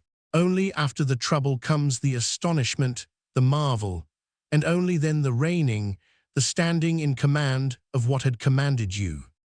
Trouble is not a sign you have gone wrong. Trouble is a stage. The book is honest, right at the start, that the path passes through being shaken. And here is the textual gap, and it is a real one. The Coptic ends there, he will reign over all. But the earlier Greek fragment from Oxyrhynchus, the older witness, appears to carry one more word in the sequence. After reigning, he will rest. Having reigned, he will rest. The Greek is broken and partly reconstructed, and a careful reader should hold it lightly for that reason. But the best reading we have adds rest as the final term, the destination beyond the reigning. The Coptic stops at mastery, the Greek goes one step further to repose. That single word matters more than it looks, because rest is the word we have been following across every tradition on this journey. The Sethian anapausis, the repose of the immovable race, the place the light is returning to. Here it is again, in the oldest layer of Thomas, sitting at the very end of the arc as the thing that comes after even mastery. Seek, be troubled, marvel, reign, and then, at last, rest. It is worth knowing which version says which, and worth knowing that the rest is the Greek's gift, partly reconstructed, not a certainty. But the convergence is striking, and we did not force it. The same word keeps landing at the end of the same road. There is one more saying we must handle with real care about its ownership, because it gets stolen and put in the wrong drawer constantly. It is the 22nd, and it is the central instruction of the whole book, not assent, but integration. When you make the two one, and when you make the inside like the outside, and the outside like the inside, and the above like the below, then you will enter the kingdom. Make the two one. The full saying reaches further than this. It speaks of making the upper and the lower a single thing, and of joining what was divided as male and female into one, so that the old separations no longer rule you. Read at the level of its meaning. It is about the healing of division, the closing of the gap between your inner reality and your outer presentation, between what you are and the face you show, between the parts of yourself that have been split and set against each other. To make the two one is to become whole and single rather than divided and double, and that wholeness, the saying says, is the door into the kingdom. And here is the ownership point, stated plainly because it is so often gotten wrong.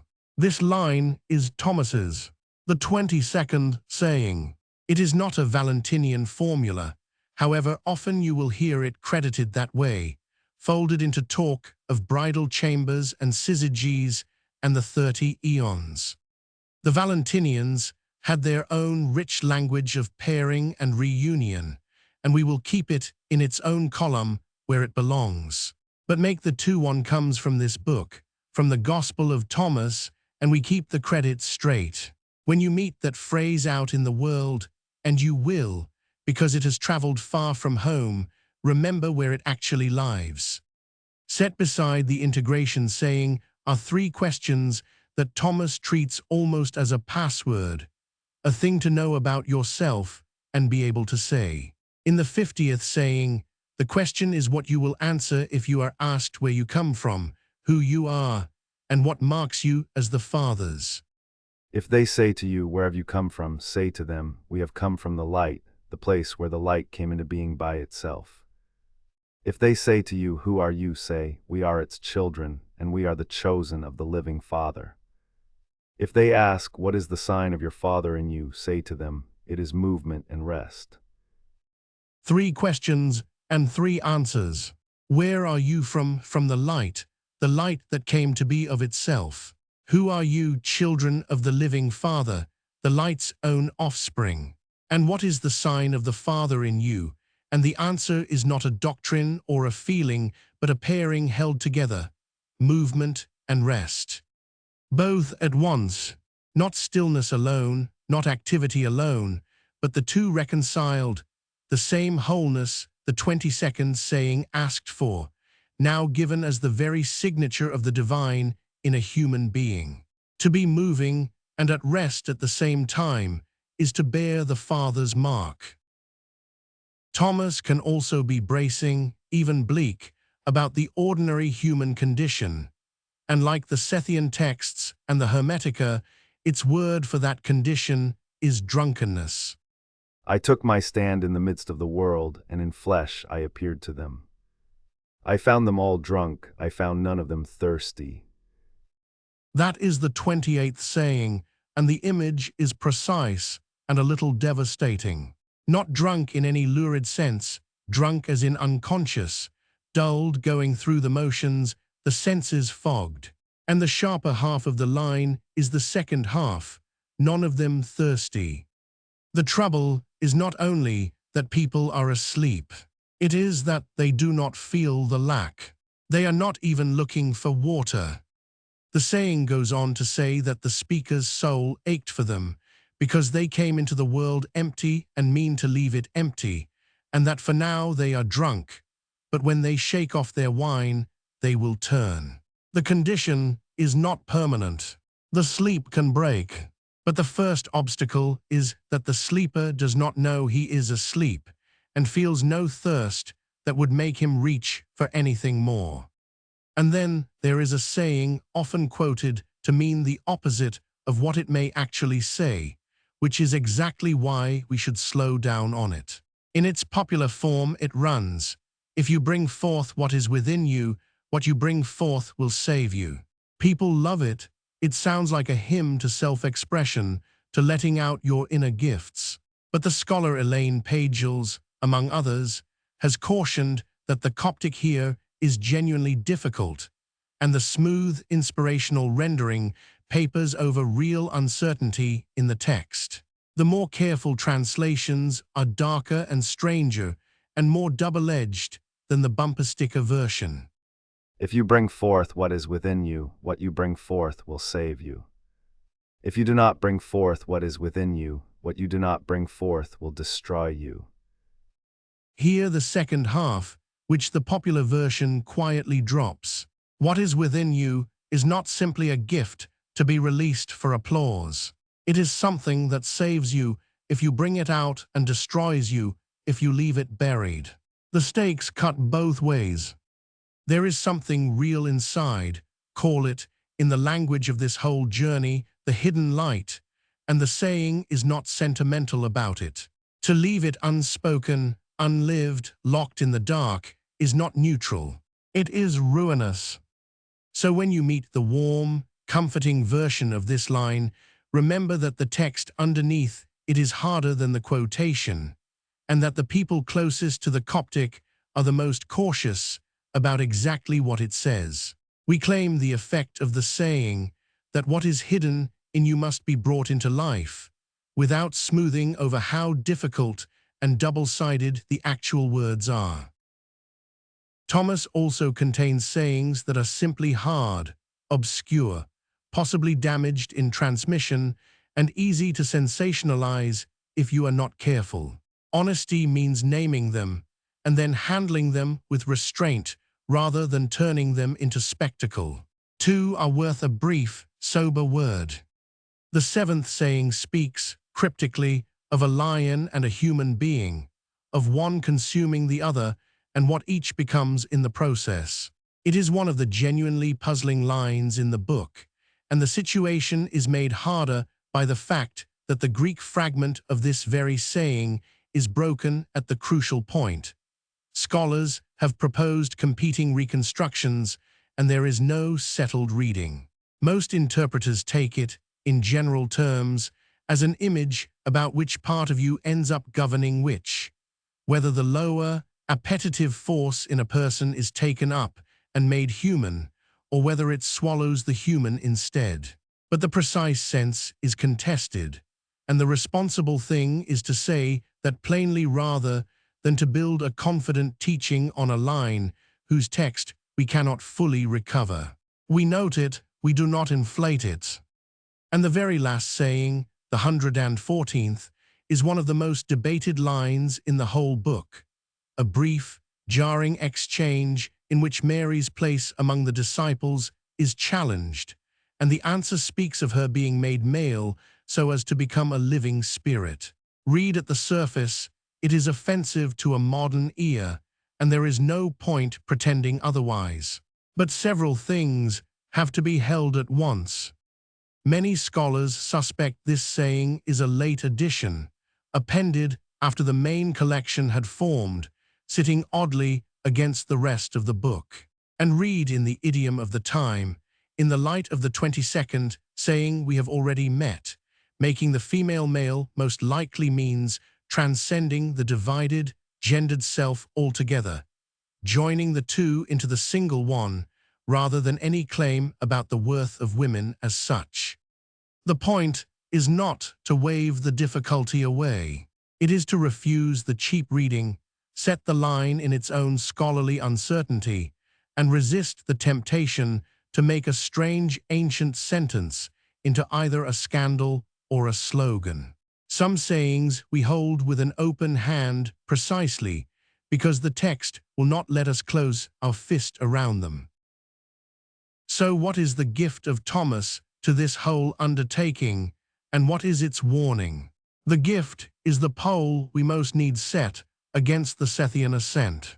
The secret book of John points up and out, past the powers, through the heavens, escaping a prison toward a far home. That direction is real, and we keep it. But left alone, it can become all-reaching, all longing for elsewhere, a spirituality that is forever climbing away from the room it is standing in. Thomas plants the other foot. It points here and now. The kingdom is inside you and outside you, spread out upon the earth, and the work is not to travel but to see. Make the two one. Become whole where you already are. Hold both poles, and do not let either swallow the other. Do not graft the Sethian archons onto Thomas.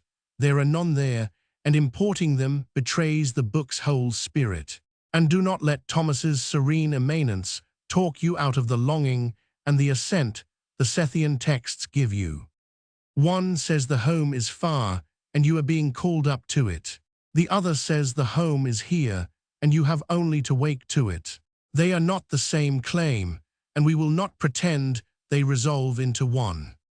But a person can hold both, can reach upward in longing, and in the same breath open the eyes to the light already lying across the ordinary table, and be the richer for the tension, not the poorer. That doubleness, held honestly, is itself a kind of movement and rest.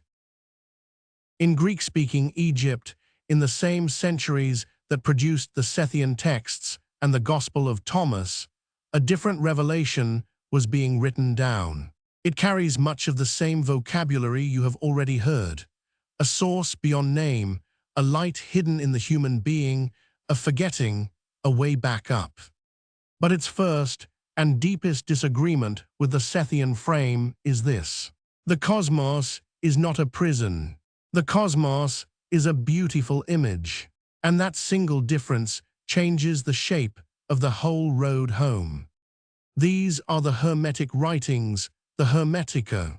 Their supposed author is Hermes Trismegistus, Hermes the thrice great, a Greek fusion of the messenger god Hermes with the Egyptian Thoth, god of writing and wisdom. He is a literary mask, not a historical man. The texts were written by anonymous Greek-speaking teachers in Roman Egypt, most of them across the first 3 centuries of our era. For a long time, Renaissance Europe believed Hermes was an ancient Egyptian sage older than Moses, and read him as a pagan prophet of Christ. In 1614, the scholar Hesychasm showed, from the evidence of the Greek itself, that the texts were late Roman era, not primordial. Hold that date lightly, but keep it. The Hermetica are wisdom of the Roman Empire, not of the pharaohs. The collection we care about most is called the Corpus Hermeticum, 17 or 18 short treatises, mostly dialogues, gathered into one book by Byzantine editors and brought to Florence in the 15th century, where Marsilio Ficino translated them for Cosimo de' Medici in 1463 ahead of Plato, because his patron thought Hermes the older and more venerable teacher. Set beside it stands one longer Latin work, the Asclepius, which survived in the West when its Greek original did not. These are our primary texts, and we will stay close to them. The first treatise of the corpus is the one everything turns on. It is called the Poimandres. It opens not with an argument, but with a vision. The narrator tells us that once, when his bodily senses had been restrained and his thinking had soared high, an enormous being appeared to him and asked what he wished to learn and understand. He asks, "Who are you?" And the being answers, I am Poimandres, the mind of sovereignty. Poimandres. The name is debated. Popular readers take it as a Greek phrase meaning shepherd of men, but scholars more often trace it to an Egyptian original, something like the knowledge of Re, the sun god, and even that is contested. What matters is what he says he is. He is Nous, mind. Not a craftsman, not a lawgiver, but mind itself, the divine intelligence that is the source. And when the seer asks to be shown the nature of things, Poimandres changes before him into a boundless vision of light. At first there is only light, gentle and joyous, spread everywhere. Then part of it turns downward. A darkness descends, coiling, becoming a watery chaos that gives off smoke and an inarticulate, wailing cry. And out of the light, a holy word comes down upon the watery nature, the light elements separate from the heavy, and the cosmos begins to order itself. Poimandres tells the seer what the light is. That light is I, mind, your God, who existed before the watery nature that appeared out of the darkness. And the light-giving word that comes from mind is the Son of God. So the source here is named, and named with a word the Sethian texts refuse for the highest principle, mind.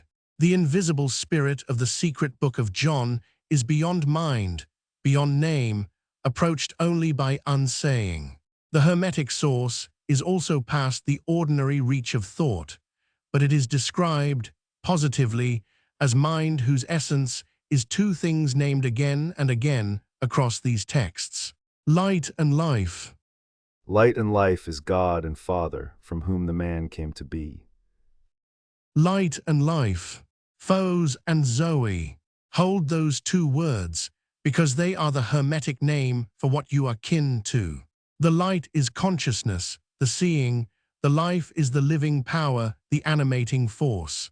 God is both, and the human being, the text will say, descends from both. Here comes the move that most sharply divides the Hermetic cosmos from the Sethian one. In the secret book of John, the maker of the material world is Yaldabaoth, ignorant, arrogant, a malformed lion-faced power who does not know the source above him and declares himself the only God. The world he makes is a counterfeit, a prison. The Hermetic Poimandres tells a different story. Mind, the source, being itself life and light, gives birth to a second mind, a craftsman, a demiurge.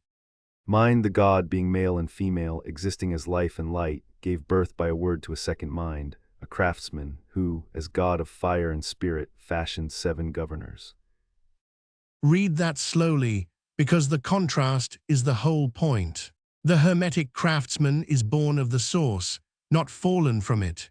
He is luminous, made of fire and spirit, and he fashions the 7 planetary governors, the spheres, and sets the cosmos turning. Their rule the text calls fate, and we will come back to fate. But the Maker is good. He is the source's own son, doing the source's own work. There is no ignorance at the origin of the world, no malice in the craftsman, no lie at the root of matter. The world is the source thinking outward into beautiful order.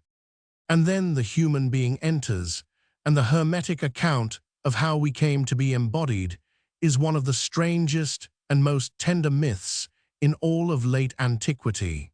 Mind, the Father, gives birth to a man, an anthropos like himself, and loves him as his own child, for the man is beautiful, bearing the Father's own image. And the Father hands over to this man all his works, the whole craftsmanship of creation. The man, full of this inherited authority, wishes to see what his brother, the craftsman, has made. He leans down. He bends through the framework of the spheres, breaking through, and shows to the downward-tending nature below the beautiful form of God, which is his own form. And nature, seeing this boundless beauty, smiles and falls in love. And here is the turn on which the whole human condition hangs. For the man, leaning down, sees his own reflection in the water of nature and the shadow of his form upon the earth, and he falls in love with it. He loves his own image and longs to dwell there. And nature, receiving her beloved, wraps herself entirely around him, and they mingle, for they are in love. This, the text says, is why the human being alone of all creatures is double. Because of this, unlike any other living thing on earth, mankind is twofold, in the body mortal but immortal in the essential man. Twofold, mortal in the body, because we embraced nature and came to dwell in matter, immortal in what the text calls the essential man, the real human being who came down from the light and the life. In the Hermetic telling, then, we are not here because an evil power trapped us. We are here because the divine human leaned down in love and fell in love with his own beautiful reflection in the world. The fall, this myth says, is an act of love, misdirected, downward, but love. That is a profoundly different feeling from the Sethian abduction into a prison. And it means the body and the cosmos are not the enemy. They are the beloved image we became entangled with. But entangled we are, and so the Hermetic path is a way back up, and here the 7 planetary spheres return, this time as the road of ascent. After describing how we came down, Poimandres tells the seer what happens at death to the one who has known these things. The material body is given back to dissolution, and then the human being rises up through the 7 spheres, the 7 governors, and at each one gives something back, surrenders a power, an energy that belonged to that sphere and had been driving the soul. The text lists them, and they read like a catalogue of the vices, each tied to a planet. At the first zone, the soul surrenders the power of increase and decrease. At the second, the machinery of evil, cunning, now made powerless. At the third, the deceit of desire. At the fourth, the arrogance of rule, the domineering ambition. At the fifth, unholy presumption and reckless audacity. At the sixth, the evil graspings after wealth. And at the 7th zone, the lie that lies in ambush. One vice shed at each sphere, until the soul arrives stripped of everything the cosmic machinery had worked into it. And what is left when the vices are gone?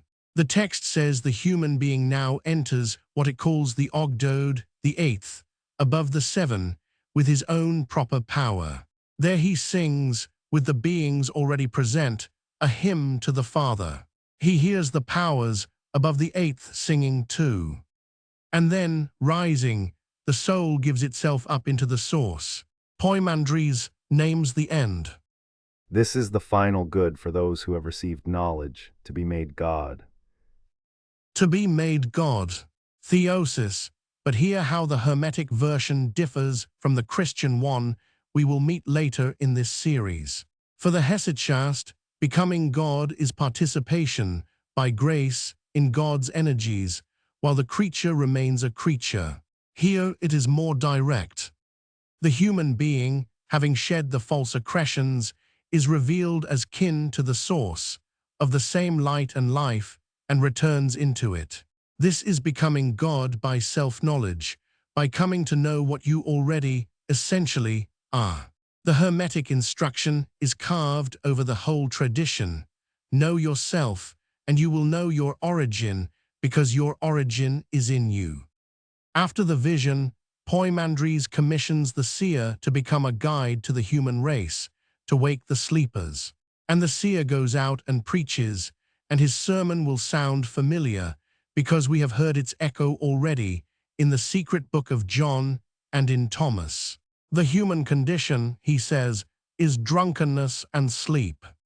People, earthborn men, you who have given yourselves over to drunkenness and sleep and ignorance of God, make yourselves sober and end your drunken sickness, you who are bewitched by senseless sleep. Sober up. Wake up. The rescue is not punishment and not pardon. It is sobriety, lucidity, the click out of the trance. We have heard this now in 3 different worlds. The Forethought crying arise from the deep sleep in the Sethian text, Thomas finding them all drunk and none of them thirsty, and here Hermes calling the earthborn out of their stupor. The diagnosis of the human condition converges even where the cosmologies disagree. But notice what the Hermetist does not say. He does not say the world that put you to sleep is evil. He says you fell asleep in a beautiful house and forgot that it was beautiful. There is one more Hermetic treatise we have to sit with, because it describes the moment of transformation more intimately than any other.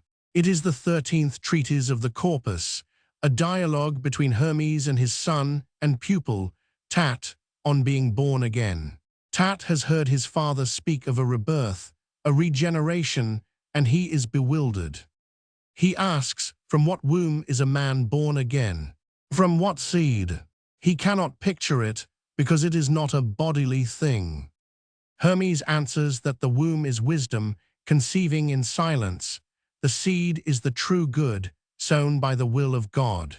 And the one who is not born of body, but of mind, a new self, the divine human waking inside the old one. It cannot be taught the ordinary way, Hermes says. It cannot even be described in the language of 3 dimensions, of length and breadth and height. It can only be undergone. And crucially, it happens in silence. Tat is told to be still. What the rebirth does in this treatise is drive out the tormentors.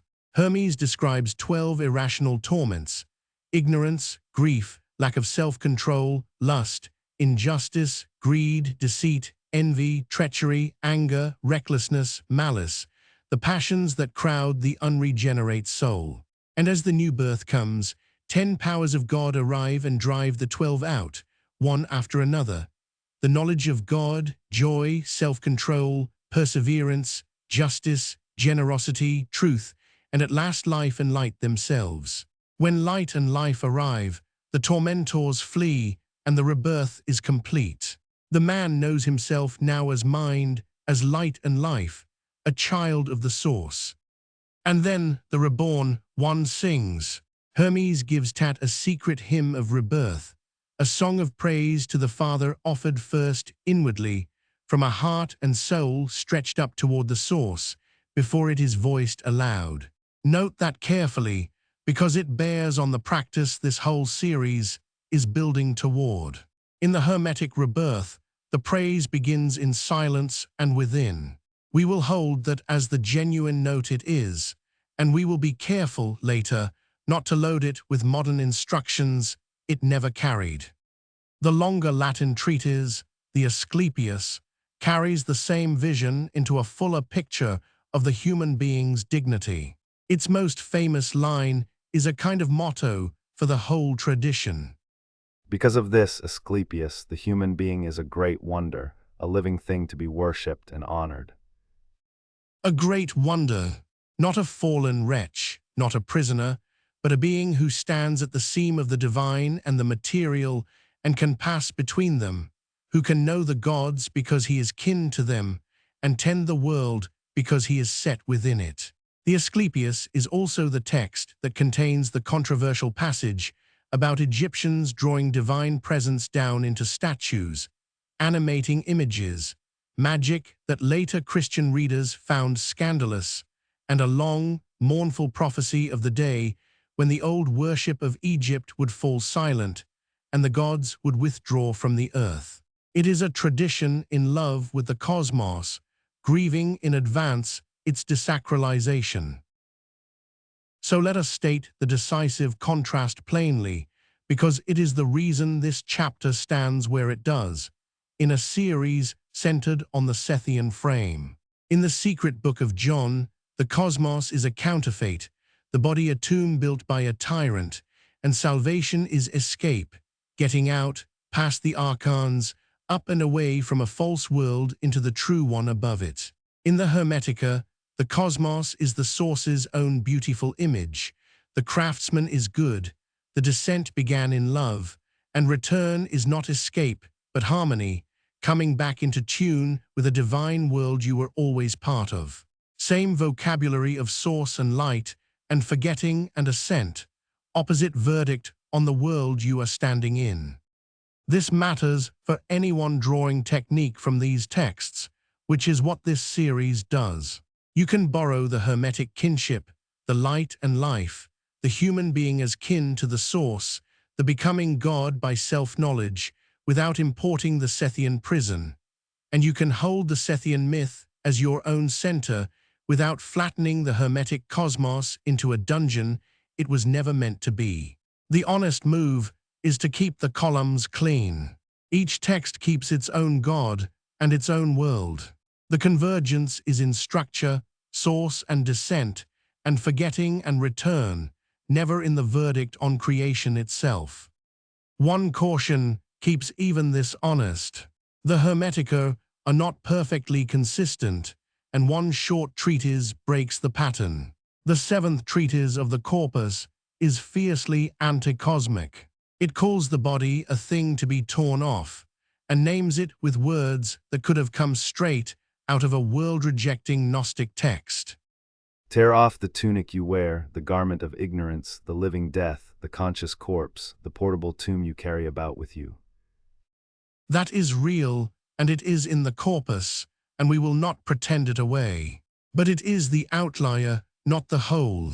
The dominant Hermetic voice, the Poimandres, the rebirth treatise, the Asclepius, loves the world as a divine image, even while teaching you to rise above its lower pulls.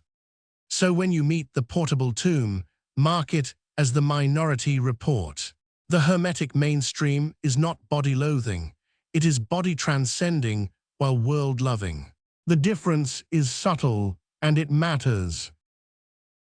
And now the honesty this series owes you most bluntly, because the name Hermes has been attached, in the last century or so, to things he never wrote.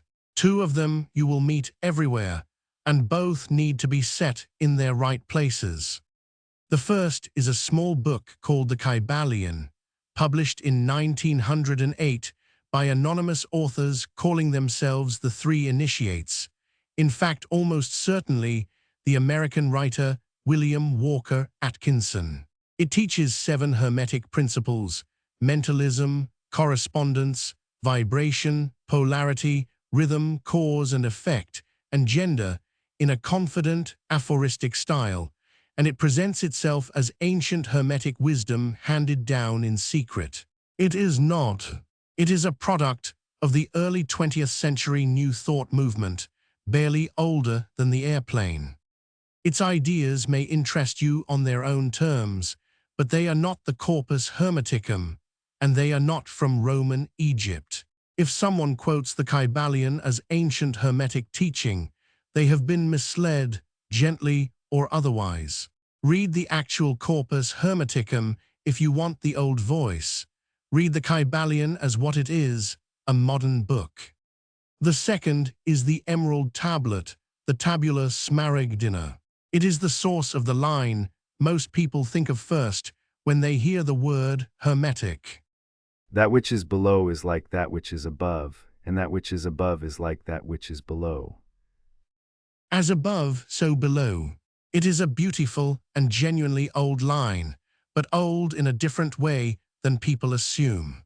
The Emerald Tablet is a short alchemical text that first appears in Arabic, in works of around the 8th or 9th century, and reaches the Latin West in the Middle Ages, where it became a cornerstone of alchemy. It is not part of the Corpus Hermeticum. It is not a quotation from the Poimandres. When you see as above, so below cited as a line from the Hermetica, the citation is simply wrong, not because the saying is poor, but because it belongs to medieval alchemy, 1,000 years and another language downstream from the Greek treatises. Keep the lineage straight, and the saying keeps its own real dignity instead of borrowing a false one. So this is the Hermetic gift to a map of the way home, a source named not as a void but as mind, whose essence is light and life, a craftsman who is good, a cosmos that is beautiful, a descent that began in love, a human being who is twofold, mortal in body and immortal in essence, and a great wonder for exactly that reason, an ascent that sheds a vice at each of the 7 spheres until the soul stands stripped in the 8th and is made God by knowing itself, and a rebirth that happens in silence, inwardly, before it is ever spoken aloud. The Hermetist would tell you that you do not have to break out of the world to come home. You have to wake inside it, sober up, remember that you are kin to the light and the life, and let the beautiful image become transparent again to the mind that is forever thinking it. That is a different door than the Sethian one, but it opens, the Hermetists insist, onto the same light. The tradition most often confused with the one at the center of this whole map deserves something we have not yet given it, to be told cleanly, on its own terms, in its own beauty, and then set firmly apart. For chapters now we have stood inside the Sethian house, the world of the secret book of John, where Sophia falls alone and a counterfeit spirit is cast over the human and a hidden light waits to be sealed and woken. There is another Gnostic house, older in its public fame, gentler in its temper, and so close in its vocabulary that careless writers have melted the two into one for centuries. It is the house of Valentinus. We will not melt them. We will walk through his rooms, name what is lovely in them, and then mark, plainly, the wall between his cosmos and ours. Valentinus himself is no shadow. He was a real teacher, born around the year 100, an Alexandrian by formation, who came to Rome in the middle of the 2nd century and very nearly became its bishop. That is not a legend the Gnostics invented to flatter themselves. It is reported by Tertullian, one of their fiercest enemies, who says Valentinus expected the office and was passed over, and that this is when he broke with the church. Even his opponents granted that he was the most eloquent and the most philosophically gifted of all the teachers they called heretics. So set aside the picture of a fringe crank. This was a man at the center of early Christianity who lost a vote and whose school then spread across the whole Mediterranean for 200 years. Almost none of Valentinus's own writing survives. What we have are a handful of fragments quoted by Clement of Alexandria, a long 2nd century summary of his school's system written by the heresy hunter Irenaeus to refute it, and a small library of texts found at Nag Hammadi that scholars judge to be Valentinian by their fingerprints: the Gospel of Truth, the Gospel of Philip, the Tripartite Tractate, and others. Keep that source situation in mind as a register marker. Much of what we will describe as the Valentinian cosmos comes to us through Irenaeus, a hostile witness paraphrasing his enemies. The Nag Hammadi texts let us hear the school in something closer to its own voice. When the two agree, we can lean on it. When they strain, we say so. Begin where Valentinus begins, with the source. And here, at once, the first family resemblance to our Sethian center and the first difference. Like the invisible spirit, the Valentinian source is beyond comprehension, but it is not alone. Irenaeus reports the system this way: there exists, in the invisible and unnamable heights, a certain perfect, pre-existent eon. This they call forebeginning, forefather, and depth, Bythos, and along with him there exists thought, whom they also call grace and silence, Sige.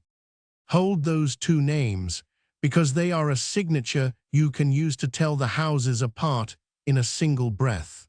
Bythos, the depth; Sige, the silence. The source, in this telling, is not a solitary monad gazing into itself. It is already a pairing, depth, and the silence that surrounds it.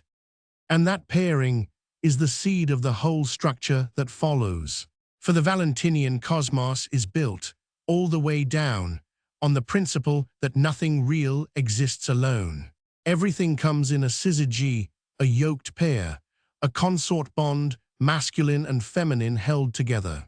Where the Sethian world will give us a Sophia who acts without her partner and tears the fabric, the Valentinian world is one vast architecture of partnership, and the catastrophe, when it comes, is precisely the breaking of a pair.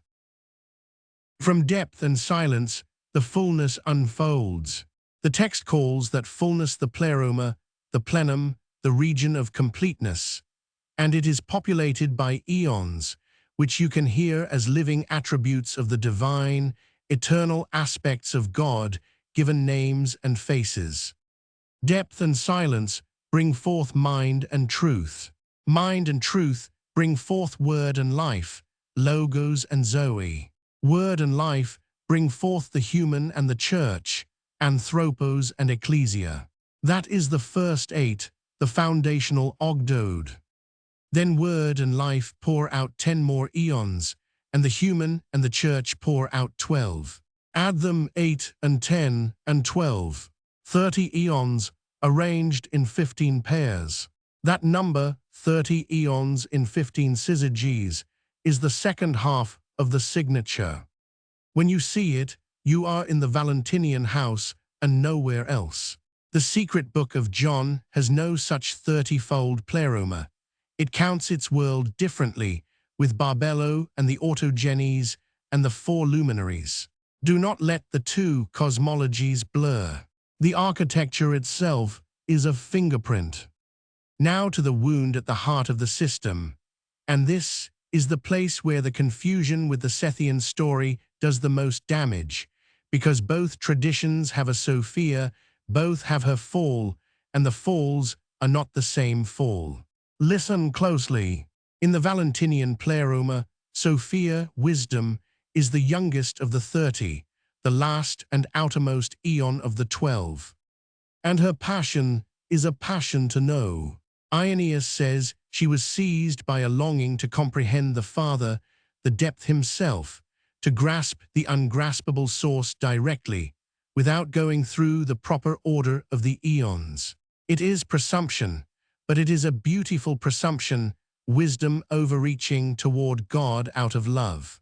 And because she attempts it alone, without the steadying counterweight of her consort, she begins to dissolve. Her grasping after the infinite stretches her toward the very unraveling of her being. And here the system does something the Sethian myth never does. It catches her. The Father puts forth a new power whose name is Horos, limit or boundary, also called the cross, the stake, the Redeemer, the one who sets the line that may not be crossed. Horos meets Sophia in her dissolution, separates from her the wild, grasping passion that was tearing her apart, restores her, and returns her to her place and her partner within the pleroma. The fullness is sealed, the boundary is set, the structure holds. Sophia is healed inside the system, by a power the system provides, and never leaves the family of the eons. Her stray passion, the part Horos cut away, is cast outside the pleroma, and from that exiled, formless yearning the lower world and its ignorant craftsman will eventually be shaped. But Sophia herself is home. Feel the difference in your chest, because it is the whole point of this chapter.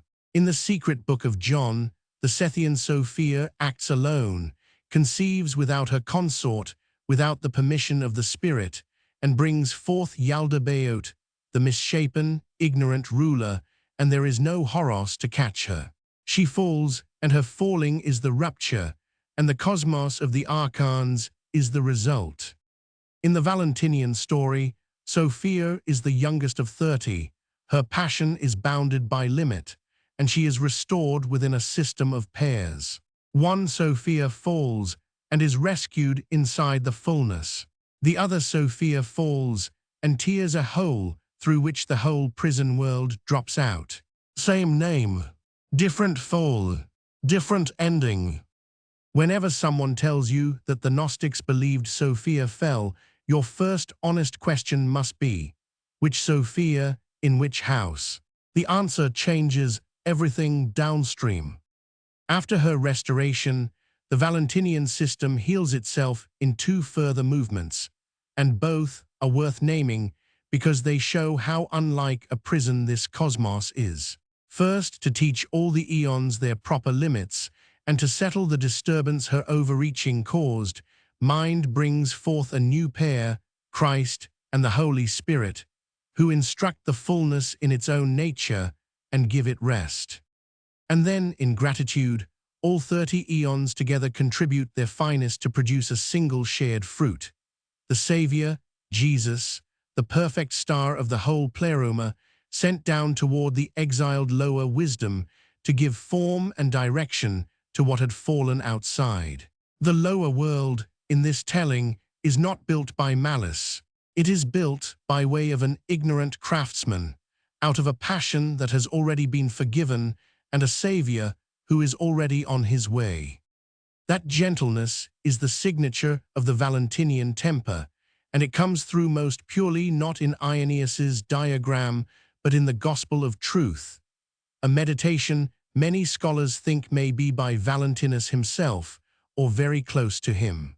It is one of the most beautiful things in the entire Nag Hammadi collection, and its opening line tells you immediately that you are in a different emotional country than the war against the archons of the Sethian texts. It begins like this: "The gospel of truth is joy for those who have received from the Father of truth the grace of knowing him." Joy, that is the first word. Not escape, not combat, not the breaking of seals. And the diagnosis of what is wrong with us in this text is correspondingly tender. The problem is not an evil maker who poisoned you. The problem is ignorance, and ignorance produces anguish, and anguish thickens until you cannot see, but the whole structure is, finally, unreal because it has no foundation in the Father. The text puts it this way: it had no root. It fell into a fog regarding the Father, while it was involved in preparing works and oblivions and terrors, in order that by means of these it might entice those of the middle and capture them. Error had no root. Sit with the strangeness of that, because it is the most distinctively Valentinian sentence in the whole tradition. The thing that holds you, the forgetting, the fear, the anguish, is not a fortress with deep foundations. It is a fog. It has no root in reality. And what does a fog do when the sun rises? The gospel of truth says ignorance vanishes the moment the Father is known, the way a dream dissolves the moment you wake. The text dwells on exactly that image: people thrashing in nightmares, fleeing and striking and falling, and then waking to find that all of it was nothing. The passage runs like this: "They were as if they were sunk in sleep, and found themselves in disturbing dreams." Either there is a place to which they are fleeing, or they are weak after having chased after others. And when those who are going through all these things wake up, they see nothing. Notice what the Father is and is not in this picture. He is never wrathful. He does not punish error. He dissolves it by being known. There is no debt to be paid, no sacrifice to appease an angry God, no judgment held over you. The return is not a courtroom acquittal. It is a waking and a homecoming, and the text says the name of the Father is the Son, that to know the source is already to be gathered back into it. If the Sethian texts hand you a sober and bracing realism about the powers that bind you, the Valentinians hand you this: a Father who was never against you, and a captivity that, looked at squarely, turns out to have no root. Hold all of that, please, in the right register. We are not asserting that there are 30 eons, or that a power named Limit literally caught a falling wisdom.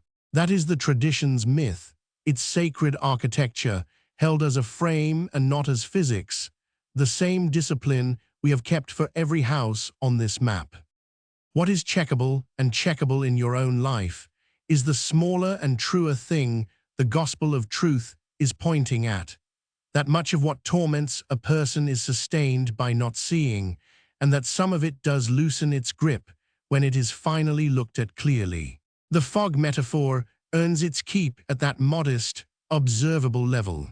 The cosmology above it is myth, and we let it stay myths. The second great Valentinian text, the Gospel of Philip, takes us from cosmology toward ritual, and here we meet the image that more than any other belongs to this house, and to no other, the bridal chamber. Philip is not a narrative. It is a collection of dense sayings and reflections, much concerned with the sacraments. It names baptism, anointing, Eucharist, redemption, and the bridal chamber, calling the last of these the holiest. And it is careful, in a very Valentinian way, about how truth has to travel to reach us. It puts it this way: truth did not come into the world naked, but it came in types and images. The world will not receive truth in any other way. Truth in images, That is a license for everything the bridal chamber is. For the bridal chamber is not, in the spiritual sense the text intends, a wedding of bodies. It is the image of return understood as reunion, the joining of the soul to its true partner, the spiritual person restored to the angelic counterpart from which it was separated, the broken syzygy made whole again. Remember that the catastrophe in this system was a pairing torn apart, a wisdom acting alone. So redemption, with perfect consistency, is pictured as a pairing restored. And Philip roots this in the oldest story Western religion has about separation, the splitting of the first human into two. Philip writes, "When Eve was still in Adam, death did not exist. When she was separated from him, death came into being. If he becomes whole again and attains his former self, death will be no more."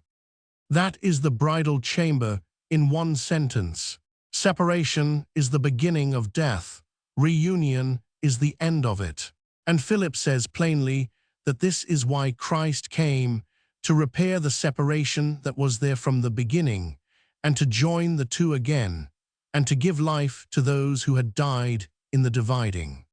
The whole Valentinian path bends toward that single image, not a jailbreak past hostile powers, not an ascent through 7 gates fighting off the archons, but a wedding, the long divided made one and brought into the chamber. It is homecoming as marriage. And precisely here you must plant the sharpest stake of this chapter, because this is the exact spot where careless teaching commits its favorite error. The bridal chamber is not the 5 seals. The 5 seals belong to the Sethian house, to the secret book of John and its kin, where the Forethought descends and seals the awakened in the light. The bridal chamber belongs to the Valentinian house, to Philip and his sacraments. They are different images from different texts, carrying different meanings, born of different cosmologies. One is a sealing against the powers, the other is a wedding into the fullness. To say a Gnostic was sealed in the bridal chamber is to staple 2 houses together at the seam and call the result ancient. Keep them apart. There is one more error to disarm while we are here, and it is the master document of this whole series flags in red.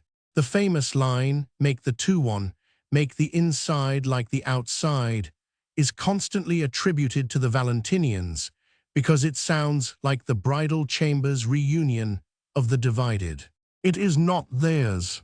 That line is the Gospel of Thomas, the 22nd saying, and Thomas has no eons, no Sophia, no pleroma, no bridal chamber at all. The resonance is real, the credit is Thomas's. When you reach for the language of making 2 into 1, name the right text. The Valentinians give you the bridal chamber. Thomas gives you make the 2 one. They rhyme. They are not the same line, and they are not from the same room. The third text worth naming is the tripartite tractate, and it matters because it shows the Valentinian school thinking hard and revising itself. It is the most philosophical, the most systematic, the most nearly orthodox sounding of the Valentinian writings, and it quietly softens 2 of the features we have described. Its father is more solitary. It plays down the female silence as a separate consort, so that the source is less obviously a pair. And remarkably, it relocates the fall. The eon who overreaches and disturbs the fullness in the tripartite tractate is not Sophia but the logos, the word, a masculine eon whose presumptuous reach toward the Father causes the disturbance, and who is then restored. That is a real variation inside the school, and it teaches the right lesson about all of this material. These were living traditions, argued and rewritten over generations, not a fixed creed. Even the famous fall of Sophia was, in one major Valentinian text, given to someone else. So now let us lay the two houses side by side and read the wall between them slowly, because keeping it clean is the discipline that keeps this whole presentation honest. The Sethian source is the solitary invisible spirit, the monad. The Valentinian source is depth and silence, Bythos and Sige, a pair. The Sethian world is mapped by Barbelo, the Autogenes, the four luminaries, the seed of Seth. The Valentinian world is mapped by 30 eons in 15 syzygies. The Sethian Sophia falls alone, without her consort, and brings forth Yaldabaoth. The Valentinian Sophia is the youngest of 30, and is caught and healed by Horos, the limit, and restored inside the fullness. The Sethian return is a sealing, the 5 seals against the powers. The Valentinian return is a wedding, the bridal chamber, a reunion of the divided. And make the two one is neither of theirs, it is Thomas. Each house keeps its own god and its own cosmos. The Sethian god presides over a counterfeit world made by an ignorant tyrant, and salvation is a sober escape answered by a descending call. The Valentinian god was never wrathful. The captivity is a rootless fog, and salvation is the dissolving of that fog into joy and the joining of the long-separated. These are not two dialects of one statement. They are two different stories about what is wrong and what would heal it. Where they converge, and they do converge, is in shape and in technique. A source beyond grasp, a wisdom that falls, a forgetting, a light to be remembered, a rest to return to. The convergence is in the structure. It is never in the identity. Do not collapse the gods into one god, because their floor plans rhyme. And yet here is the closing turn. The wall between the houses is not a reason to take nothing from the Valentinian one. It is a reason to take what we take with clean hands. What the Valentinians offer, more purely than any other Gnostic stream, is the non-punitive frame. Their father is never angry. Their universe is not a courtroom. Their captivity has no root and dissolves in the light of being known. And the posture their whole system teaches is one of being named and called and gathered, rather than grasping and storming the heights, the very grasping that was Sophia's wound. If your inherited religion left you with a God who keeps accounts and waits to judge, the gospel of truth is medicine. Error had no root. The anguish is a fog. The Father was never against you. Take that gentleness. Carry it into the practice. Let it loosen the old fear. But take it the way we have taken everything on this map, with the labels still attached. The bridal chamber stays Valentinian. The 5 seals stay Sethian. The 30 eons stay in their own house and do not migrate into ours. You can warm yourself at the Valentinian fire of a father who is never wrathful without pretending his 30-fold pleroma is the cosmos you stand in. That is the discipline, and it is not a cold one. It is what lets you receive the gift, the gentleness, the joy, the rootlessness of fear, without the quiet dishonesty of pretending 2 different mapmakers drew the same map. Keep the apparatus labeled, and the gift comes through clean. A Jewish mysticism names the source the infinite, Ein Sof, the without end, and then, almost in the same breath, it says something the whole of its practice will lean on. We will arrive at that second thing, because it quietly corrects a mistake the Sethian frame can lead you into, and it changes how you hold your own appetites, your own raw and animal life. But begin where the tradition begins, with a source so far beyond the mind that its most recited approach to it is a string of refusals. The name itself is a refusal. Ein Sof means, literally, without end, no limit, no edge, nothing that could be named or measured or held. It is not a being among beings. It is not even, strictly, the God a person addresses in prayer. The praying person addresses the faces that Ein Sof turns toward the world, while Ein Sof itself remains the limitless ground from which everything nameable comes forth.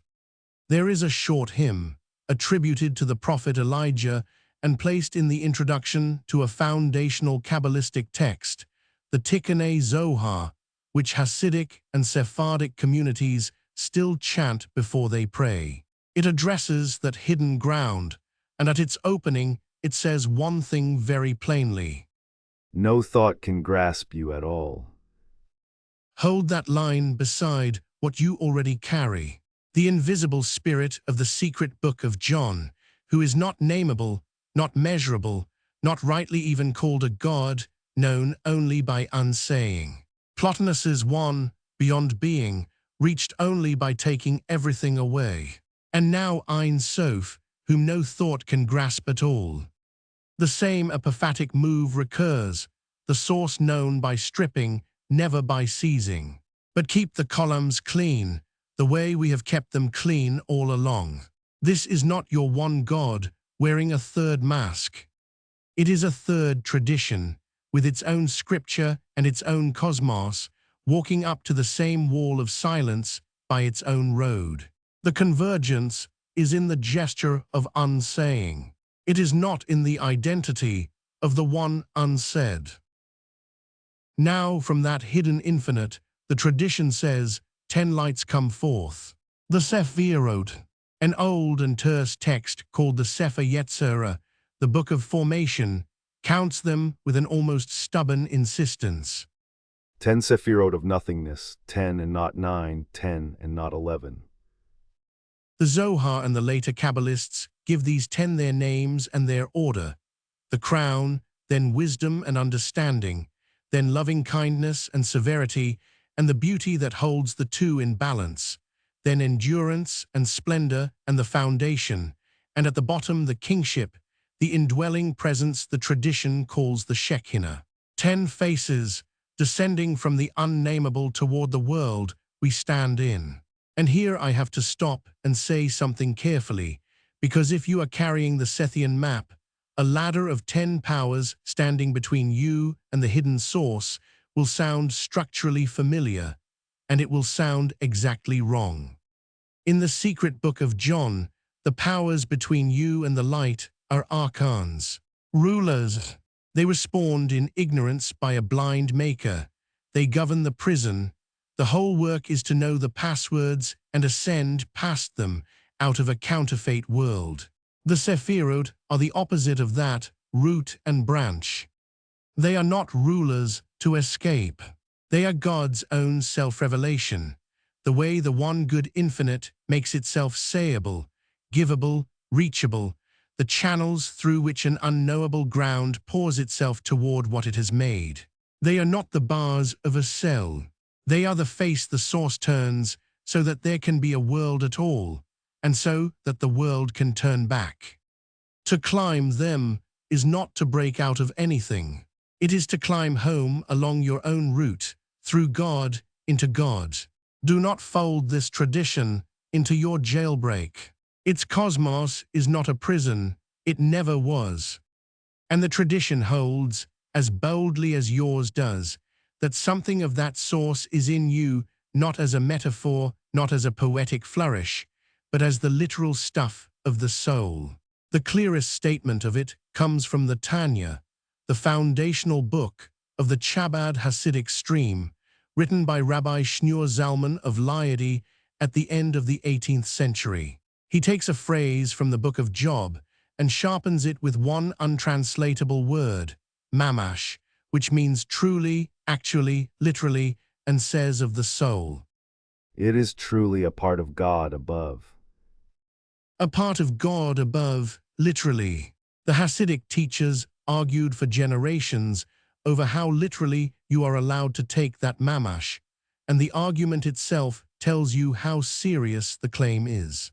This is the Kabbalistic rhyme with your luminous Epinoia, the conviction that what is deepest in you is not merely made by God, but is, in some real sense, of God, the same substance, descended. The rhyme is real, and worth feeling. But the frame around it is its own. In your tradition, the spark is a stranger here, light fallen into a hostile world that wants it to forget. In this one, the soul is a portion of the soul good source, set in a world that same source desired and called into being. Same intuition of kinship. Opposite map of the house you are kin inside of. To feel why this matters for practice, you have to hear the great drama the Kabbalists tell about how the world came to be cracked, because that drama is where your appetites and your animal life finally get their job. The version that shaped everything after it comes from Isaac Luria, the Ari, who taught in the hill town of Safed in the 16th century and wrote almost nothing down. His teachings reach us through his student Chaim Vital in a book called The Tree of Life, Etz Chaim. Hold all of this in the register of myth. It is cosmology held as a story to live inside, not a claim about physics. But it is a story of rare power. It begins with a problem. If Ein Sof is infinite and everywhere, with no edge and no absence, then there is no room for anything else to exist. So the first act of creation, Luria says, is not an outpouring but a withdrawal. Tzimtzum, the contraction. The infinite contracts itself, draws back from a single point to open a space, a kind of emptiness in which a finite world can stand. Creation begins with God making room by stepping back.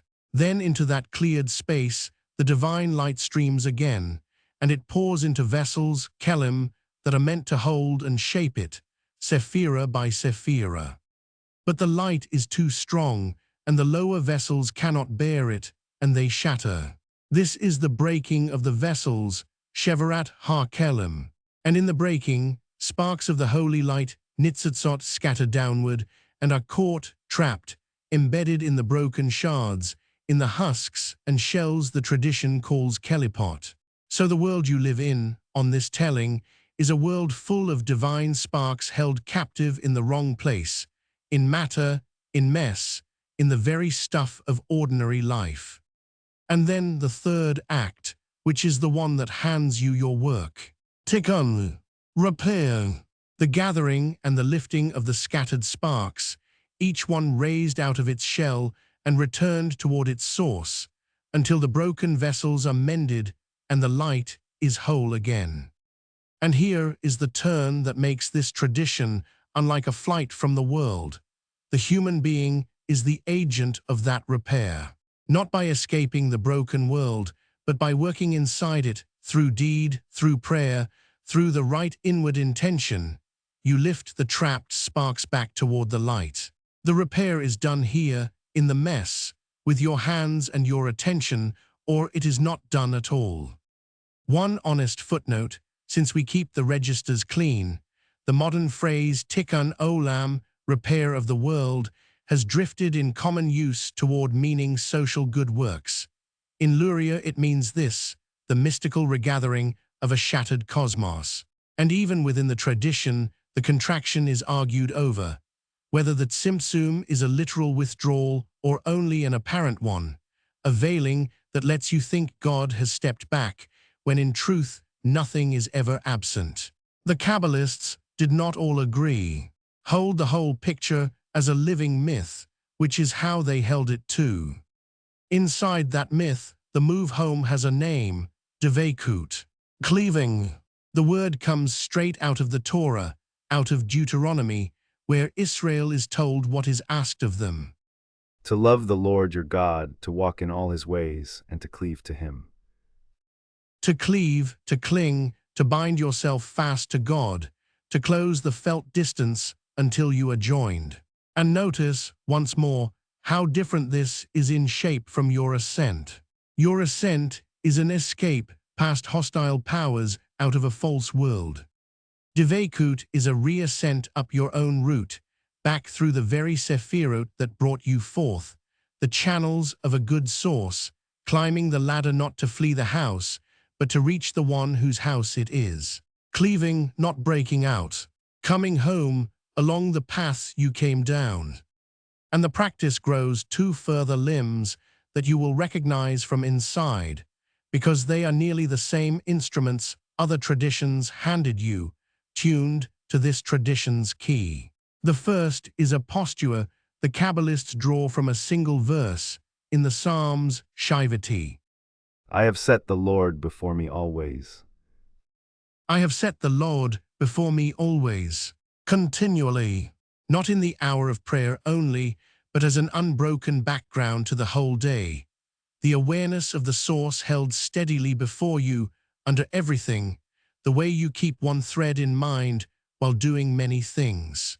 It is the same continuity your Shivati anchor reaches for in the daily practice.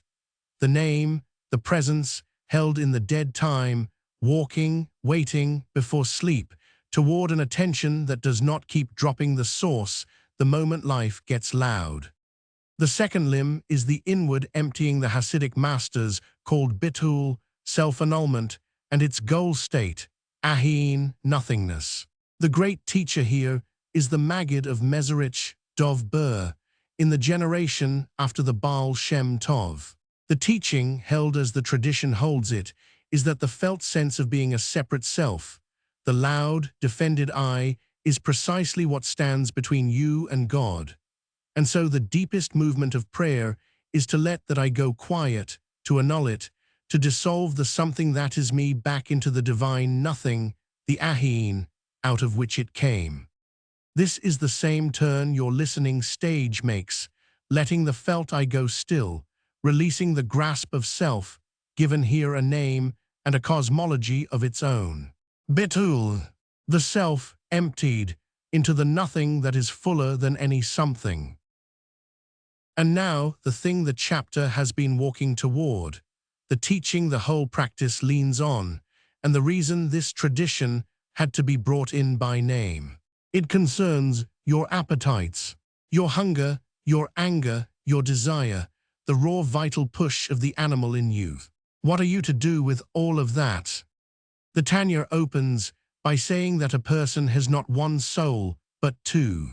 There is the divine soul, the portion of God above we already named. And there is a second soul, which it calls the Nefesh Harbi Hamit, the animal soul, the vital force of the body, the seat of the appetites, the drive to eat and to want and to protect and to live. And here is the line you must not cross, the line that the whole daily practice depends on getting right. The animal soul is not your counterfeit spirit. It is not the antimemon pneuma, the forged imitation the archons cast over you in the secret book of John, the alien implant to be seen through and disowned. The animal soul is none of that. In this tradition, it is a created thing made by the one good source, given to you on purpose, with a purpose. Its energy is not contraband. It is fuel. And so its telos, the end it is made for, is not amputation. It is elevation. The Tanya, and the whole Hasidic stream behind it, is emphatic that the work is not to kill the animal soul, not to starve the appetites into silence, not to wall off the body's vitality as if it were the enemy. The work is to elevate it, to take that raw energy and turn it toward the source. The hunger that would have driven you toward mere consumption becomes, redirected, a hunger for God. The fierceness that would have flared into anger becomes the fierceness of devotion. This is exactly where the Lurianic drama pays out in your own chest. Your appetites are not shells to be discarded. They are shells with sparks in them, and the lifting of those sparks, the turning of that animal vitality upward, is your share of the cosmic repair. You do not raise the world's sparks somewhere out there. You raise the ones trapped in your own wanting.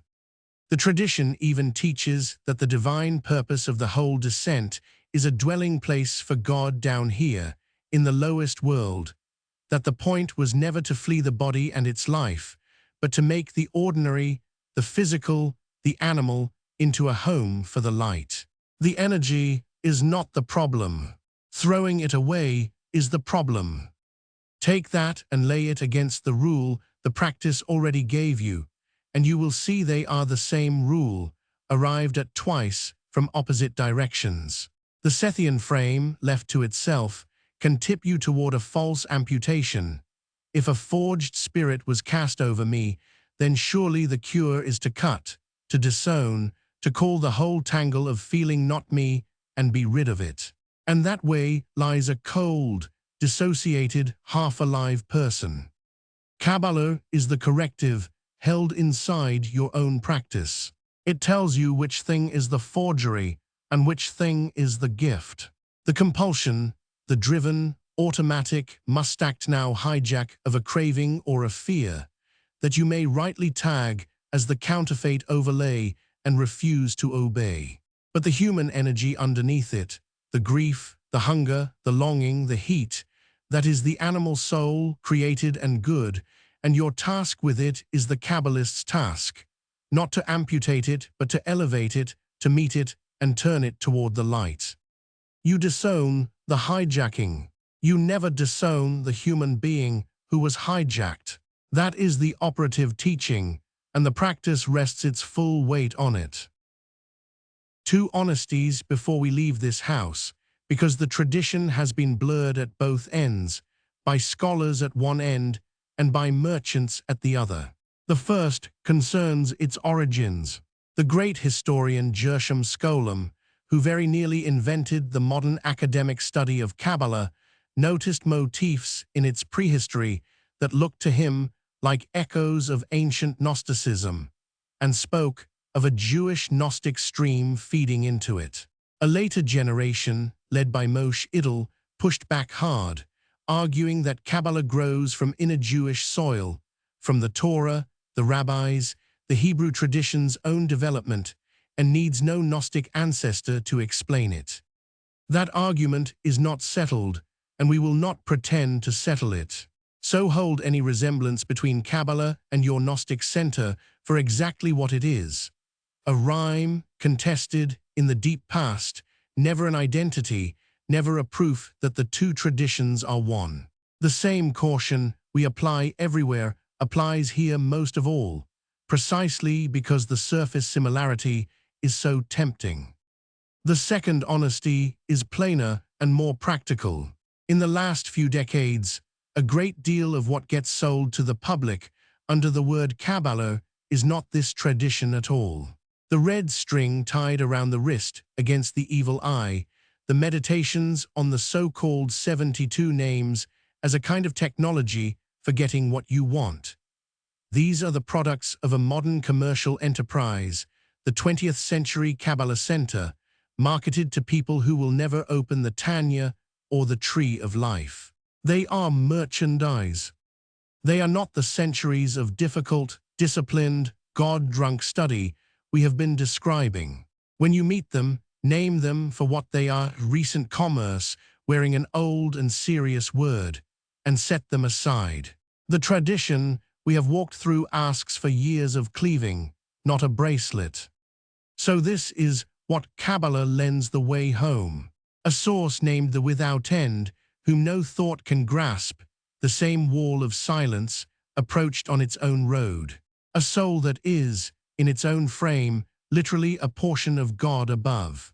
A drama of contraction and breaking and repair that turns the broken world into the very place the work gets done. A cleaving that climbs home up your own route rather than breaking out of a prison. A continual setting of the source before you, and a quieting of the loud self into the divine nothing. And above all, the one teaching the whole practice leans on, that the animal in you is not a forgery to be cut away, but a created vitality to be lifted, that you raise your hunger, you do not kill it, and the sparks you were sent to gather were always first, the ones burning in your own appetites. Inside Christianity itself, underneath the creeds and the councils and the long centuries of argument, there runs a contemplative river, and it aims at something that sounds, on first hearing, exactly like the Gnostic promise we have been tracing. It aims at becoming God. The Eastern Church has a word for it, theosis, deification, and it has never been shy about saying it plainly. But it means something very precise by it, and the precision is the whole point.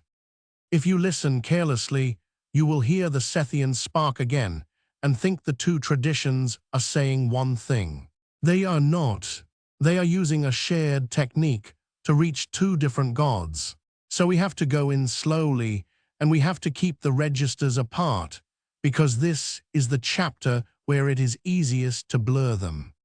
Start with the scandalous-sounding claim, stated by the people who hold it. In the 4th century, Athanasius of Alexandria wrote a single sentence that the whole Eastern tradition has carried ever since, about what the incarnation was for. He was made man that we might be made God. That is from his treatise on the incarnation, near the end. And it is not a fringe line, it is mainstream Christian doctrine in the East, repeated by the Cappadocians, by Maximus the Confessor, by the whole Hesychast stream. Behind it stands a verse from the 2nd letter of Peter that every defender of theosis returns to, the promise that human beings might become, in the Greek, koinonoi, sharers, partners. That you might be partakers of the divine nature. Partakers of the divine nature. Hold that word, partakers, because everything turns on it. To partake of something is precisely not to be it already. You partake of a fire that is not you. You are warmed by a sun you did not kindle. And this is the first and sharpest line we have to draw between this river and the Sethian one. The Gnostic says, the light is already you, buried, asleep, waiting to remember itself. The Christian Contemplative says, the light is God, and you are not God, and the astonishing gift is that a creature who stays a creature may be allowed to share in it. The man who made that distinction permanent was a 14th century monk of Mount Athos named Gregory Palamas. He was defending the Hesychast monks, the ones who practiced in a stillness, hesychia, and claimed that in deep prayer they sometimes saw an uncreated light, the same light, they said, that shone from Christ on Mount Tabor at the Transfiguration. A learned critic named Balaam mocked them. How can a creature see the uncreated God, when even Scripture says no one has seen God and lived? If God is utterly beyond us, the experience must be a delusion. If the experience is real, then you are claiming to see God's own essence, which is blasphemy. Palamas answered with a distinction so careful it became the backbone of Eastern theology, and it is the exact tool we need. God's essence, Palamas said, what God is in himself, is forever unknowable, unparticipable, utterly beyond every creature. No mind reaches it, no being shares it. But God's energies, his actings, his outpourings, his grace, the light by which he makes himself present, these are truly God, not a created middleman, and a creature can genuinely participate in them. So when the monk is flooded with the uncreated light, he is not absorbed into God's being, and he is not seeing a created substitute. He is a creature, participating by grace in the real energies of a God whose essence stays infinitely beyond him. Palamas put it about as bluntly as it can be put. The divine and deifying illumination is the energy of God and not his essence. Sit with how different that is from where we began. In the secret book of John, the luminous Epinoia hidden in the human being is described as more excellent than the powers that made the body, a portion of the uppermost light, the same substance as its source, needing only to wake. Theosis is the photographic negative of that. You are not a sleeping fragment of the divine. You are a creature made from nothing, lifted by a grace that is never owed and never your own possession. The Gnostic path is recollection, remembering what you always were. The Hesychast path is participation, receiving what you never were and could never become on your own. Same vocabulary, becoming God, opposite metaphysics underneath. Keep that. It is the single most important thing in this chapter. Now the technique, because the technique is where this tradition becomes useful to anyone in any frame. The engine of Hesychasm is a single repeated sentence, the Jesus prayer or the prayer of the heart. In its full form it runs, Lord Jesus Christ, Son of God, have mercy on me, a sinner. You say it slowly, on the breath, hundreds of times, then thousands, until the tradition claims it sinks from the lips into the mind, and from the mind into the heart, and finally begins to say itself in you without your effort, even while you sleep. The great anonymous Russian book, The Way of a Pilgrim, is the story of exactly that, a wanderer learning to pray the prayer unceasingly. And the texts that teach the method are gathered in a collection called the Philokalia, the love of the beautiful, assembled in the 18th century by Nicodemos of the Holy Mountain and Macarios of Corinth, drawing on 1,000 years of desert and monastic writers. It is the technical manual of the Christian East, and a serious one. At the center of the method is a discipline the Philokalia calls nepsis, watchfulness, sobriety, wakefulness. And if that word rings a bell, it should. It is almost exactly the practice we drew from the Sethian texts under the name of waking from the sleep. Nepsis is the art of catching a thought at its very first appearance, before it becomes a conversation, before it becomes a mood, before it becomes an act. The fathers describe the unwanted thought arriving as a faint suggestion. The provocation, they called it, and they teach you to cut it there, at the threshold, with the name, before it can take root. Not to wrestle it once it has grown, to refuse it entry while it is still small. This is the watchfulness we already named as the spine of the daily sit. And here is a whole tradition that built a science of it across centuries. And there is one more instruction in this stream that is strikingly physical and worth naming precisely because it is easy to romanticize. The Hesychasts speak of the descent of the nous into the heart, the gathering of the scattered mind down out of the head and into the center of the chest, so that attention stops wheeling around the surface of the skull and settles, collected, in one place. Some of the later teachers attached breathing methods to it, and a posture, head bowed, eyes turned inward. We should be honest in both directions here. The image of bringing the mind down into the heart is a genuine ancient instruction in this tradition. It is not something later writers invented. But what it points to, in the register you can actually check, is ordinary and real, gathering scattered attention into a single bodily focus with a slowed breath settles the nervous system. The claim that you are literally relocating an immaterial mind into a physical organ is the tradition's framing, hold it as that. The felt gathering is the part you can verify. Behind the Hesychasts and feeding them stands a stranger and sharper figure, a desert monk of the 4th century named Evagrius of Pontus. Evagrius mapped the inner life with a precision no one before him had managed. He named the 8 tempting thoughts, the logismoi, gluttony, lust, avarice, sadness, anger, listlessness, vainglory, pride, the list that, reworked in the Latin West, became the 7 deadly sins. He taught that the goal of the ascetic struggle was a state he called apatheia. And the word is a trap for English ears, because it looks like apathy and means almost its opposite. Apatheia is not numbness, not indifference, not the death of feeling. It is the stilling of the compulsions, the moment when the driven, grabbing, must-be-obeyed quality goes out of the passions, and you are no longer yanked around by them. It is freedom from being commanded by your own reactions.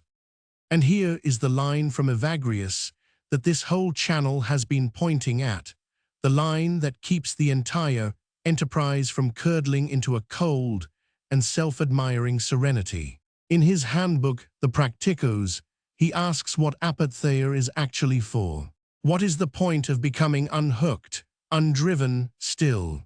His answer is one sentence, and it is the hinge of the contemplative life. Agape is the progeny of apatheia. Love is the child of dispassion. The whole reason you work to quiet the compulsions is not to arrive at a glassy calm and admire it. It is that a person ruled by craving and fear and anger cannot really love. They are too busy being driven. Dispassion clears the ground so that love can grow. Apatheia exists for the sake of agape. The stillness is the soil, and love is the only crop that justifies it. If your practice makes you calmer, but not kinder, Evagrius would say you have grown the soil and refused to plant. Take that, whatever your cosmology, it is the correction every inward path needs, and the diagnostic traditions are forever forgetting it. Evagrius gives us one more thing, a definition of prayer so spare it could sit inside any of the traditions we have walked. From his chapters on prayer. Prayer is the laying aside of thoughts. The laying aside of thoughts, not the assembling of better thoughts about God, the setting down of thought altogether so that something underneath thought can be present. That is the same gesture as Plotinus's take away everything, the same gesture as the unsaying we found at the top of the Sethian ladder, and it is the bridge to the strangest and most beautiful figure in this stream. Around the year 500, an unknown writer composed a small body of work under the name of Dionysius the Areopagite, the Athenian whom the book of Acts says was converted by Paul. He was not that man. He wrote 5 centuries later, steeped in Neoplatonism, and so scholars call him Pseudo-Dionysius. The misattribution gave his work enormous authority for 1,000 years, and what he did with it was to fuse the apophatic method of the philosophers with Christian prayer so completely that the seam vanished. His short treatise, The Mystical Theology, is the founding document of Christian negative theology, the via negativa, the way of unsaying. And its central image is one we have to hold against the Sethian image very carefully, because they look alike and mean opposite things. Dionysius says that to approach God you must strip away every concept, not only the obvious denials, that God is not a body, not a number, not a thing in the world, but finally the affirmations too. God is not goodness as you understand goodness, not even being as you understand being, not even divinity as you can conceive it. You ascend by subtraction, leaving behind everything the mind can grasp, until you enter what he calls, in a phrase that has echoed for 1,500 years, a darkness. Into the brilliant darkness of a hidden silence. A brilliant darkness. Notice the paradox he is building on purpose. This darkness is not the absence of light. It is darkness caused by too much light, the way you are blinded when you look at the sun, the way a room can be so flooded with brightness that you see nothing in it at all. The mind goes dark not because God is dim, but because God is unbearably radiant, beyond the capacity of any thought to register. Dionysius calls it elsewhere the ray of the divine darkness. You are dazzled into unknowing. You know God, he says, precisely by not knowing, by a learned ignorance that is fuller than any concept. Now set that beside the darkness in the Sethian story, and feel how exactly they invert. In the secret book of John, darkness is matter, ignorance, forgetting, the chaos beneath the fallen Sophia, the murk the counterfeit world is made of. Darkness there is the problem. It is what you are climbing out of toward the immeasurable light. In Dionysius, darkness is the destination, the superluminous dark at the very summit, the blindness of arrival. One tradition's darkness is the basement, the other's is the roof. Same word, opposite address. This is exactly the kind of thing that gets lost when people collapse all mysticism into one undifferentiated soup. The image rhymes, the meaning is reversed. Keep the columns clean. That Dionysian darkness traveled west and 900 years later surfaced in plain English in one of the loveliest books the tradition ever produced. In the late 14th century, an anonymous English monk wrote a guide for a young contemplative and called it the Cloud of Unknowing. His whole teaching is built on the via negativa, but he warms it, makes it intimate, almost tender. Between you and God, he says, there hangs a cloud of unknowing that no thought can pierce. You cannot think your way through it. Reason fails here, concepts fail here. The cleverest mind in the world arrives at the same blank wall as the simplest. But the cloud is not the end of the road, because there is one thing that does cross it. And his sentence for it is the single line you would keep, if you could keep only one from this whole tradition. By love may he be gotten and holden, but by thought never. By love he may be grasped and held, by thought never. There it is, love over analysis, said once and forever. The intellect can circle God endlessly and never touch him.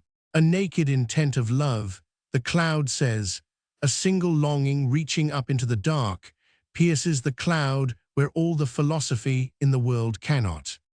The author even gives a method. Choose one little word, he says, a word of one syllable, God or love, and fix it to your heart so that it never leaves, and meet every distracting thought with that one word and nothing else. Which is, you will notice, the same instrument as the Jesus prayer and the same instrument as the single name we have been carrying through every chapter. One word held in love, answering every thought. The traditions converge on the method, even where they diverge on the God. And this is the place to take the warning the contemplatives themselves never stopped giving, because it is the same warning we built into the practice. They knew this work was dangerous, done alone, and unguided. The Hesychast fathers had a word, prelist, for spiritual delusion, the state of a solitary who mistakes his own imaginings, his warmth, his visions, his lights, for God, and is slowly led astray by them, often into pride dressed up as holiness. The cure they prescribed was never more intensity. It was obedience to an experienced elder, a spiritual father, someone outside your own head who could tell you the truth. The Cloud's author, likewise, was wary of who should attempt this prayer at all, and under what guidance. Across the whole stream, the message is consistent. Deep solo practice, run hot and unsupervised, is exactly how people come to grief. Keep it gentle. Keep one trusted person near. The old teachers would tell you the same. So what do we actually take from this river, and what do we leave at its bank? Begin with the leaving, because honesty demands it. We do not get to claim that Hesychasm proves the Gnostic vision, or that the Gnostic vision proves Hesychasm. The fact that two traditions independently arrived at unsaying, at stripping every concept, at meeting God or the source in a silence past thought, is a real and remarkable convergence of technique. It is not evidence that they are describing the same reality. The Hesychast's God is a personal creator, infinitely beyond his creatures, who lifts a creature by sheer grace into participation in energies that are not the creature's own. The Sethian source is an impersonal abyss of light, of which you are already a sleeping portion. A shared method of unsaying between two different gods is not a secret unity of the two gods. It is two different mapmakers who happen to discover the same instrument for crossing the last stretch of the territory, where every map goes blank. Take the instrument. Do not smuggle in the metaphysics it came wrapped in. And then take, gladly, the three real gifts. First, the method itself, the single repeated word, held lightly, returned to whenever the mind wanders, until it begins to carry itself. This tradition has more centuries of practical experience with that one technique than almost any other, and the Philokalia is its tested handbook. Second, the engine. By love may he be gotten and holden, but by thought never. When the dry months come and analysis gives you nothing, it is not a better idea that carries you across. It is longing, the naked intent of love reaching up into the cloud. Third, and easiest to forget, the thing Evagrius nailed down so that it could never be lost, that the whole point of the watchfulness, the whole point of becoming undriven, is not a private serenity, but the freeing of a person to love. Agape is the child of apatheia. Cut the thought at its first suggestion, yes, but cut it for the sake of love, never for the sake of a cold and admirable stillness. That is the Apophatic Way, held honestly. A river inside Christianity that climbs by subtraction into a darkness made of too much light, that grasps by love what thought can never hold, and that watches the first stirring of every thought, all of it, in the end, so that a creature who stays a creature might be freed to love. We borrow the method and the warning and the love. We keep our own God, and we say plainly that we are borrowing. That is the only way to walk beside another tradition without quietly stealing it. In the 20th century, these dead traditions came back to life, but in a new key and with a new temptation. For 1600 years, the Gnostic texts had been mostly rumor, known only through the angry summaries of the Church Fathers who set out to refute them. Then, within a single lifetime, two things happened. The library at Nag Hammadi came out of the sand in 1945. And almost 30 years before that, one man had already begun dreaming his way back into the same country, not by reading the texts, which had not yet been found, but by descending into himself and discovering, to his own alarm, that the old Gnostic figures were still alive down there. That man was Carl Gustav Jung. Between 1913 and 1916, in the years around the First World War, Jung went through what he later called his confrontation with the unconscious, a deliberate, frightening descent into his own visions and inner voices, which he recorded in the great red-bound manuscript now published as the Red Book, the Liber Novus. Out of that descent came a small, strange text he printed privately and gave to friends, the 7 Sermons to the Dead, the Septem Sermones ad Mortuos. He did not sign it with his own name. He attributed it to Basilides of Alexandria, a real second-century Gnostic teacher, as if the words had come through him from that buried world rather than from him. The 7 sermons open with the dead returning from Jerusalem, crying that they did not find what they sought, demanding to be taught. And the teaching Jung gives them is unmistakably Gnostic in shape, a fullness he calls by the old name, the pleroma, a nothingness that is also fullness, and at the center, a God above the familiar God, a God who holds the opposites together, light and dark, good and evil, in one terrible unity. He gives this God the ancient name carved on the old gemstones, Abraxas. The sermons name this God Abraxas and call it more indefinite than either God or devil, not the good God of the light and not the devil of the dark, but the sheer power above both, the bare effectiveness underneath all becoming and passing away. Jung's text reaches for it in paradox, calling it, in one phrase, improbable probability, unreal reality. You can hear, in that paradoxical language, the same apophatic stammer the old texts used for the invisible spirit, the reaching for something that breaks every category you bring to it. But notice already that Jung is not transcribing the Sethian map. His Abraxas unites good and evil. The Sethian invisible spirit is pure immeasurable light, with no darkness in it at all. From the very first, the modern recovery is not a copy. It is a reimagining, and we will have to keep asking all through this chapter how much of the old thing survives the reimagining and how much is quietly replaced. There is a small, almost unbelievable irony in how the texts and the man finally met. When the Nag Hammadi library surfaced after the war, one of the codices was smuggled out of Egypt and in 1952 bought through the Jung Institute in Zurich and later presented to Jung himself. To this day, scholars call it the Jung Codex, one of the Nag Hammadi find. A man who had spent decades being told he was merely reading his own psyche into the Gnostics, now held in his hands, a genuine 4th century Gnostic book with his own name on the spine. And one of the texts inside it, the most luminous of them, is the Gospel of Truth, a Valentinian meditation, the work of that gentler school whose father was never wrathful and whose veil was only forgetfulness. Keep the column straight even here. The codex that bears Jung's name is Valentinian, not Sethian. The Convergence pulled him in, the distinctions remained. And Jung never let the material go.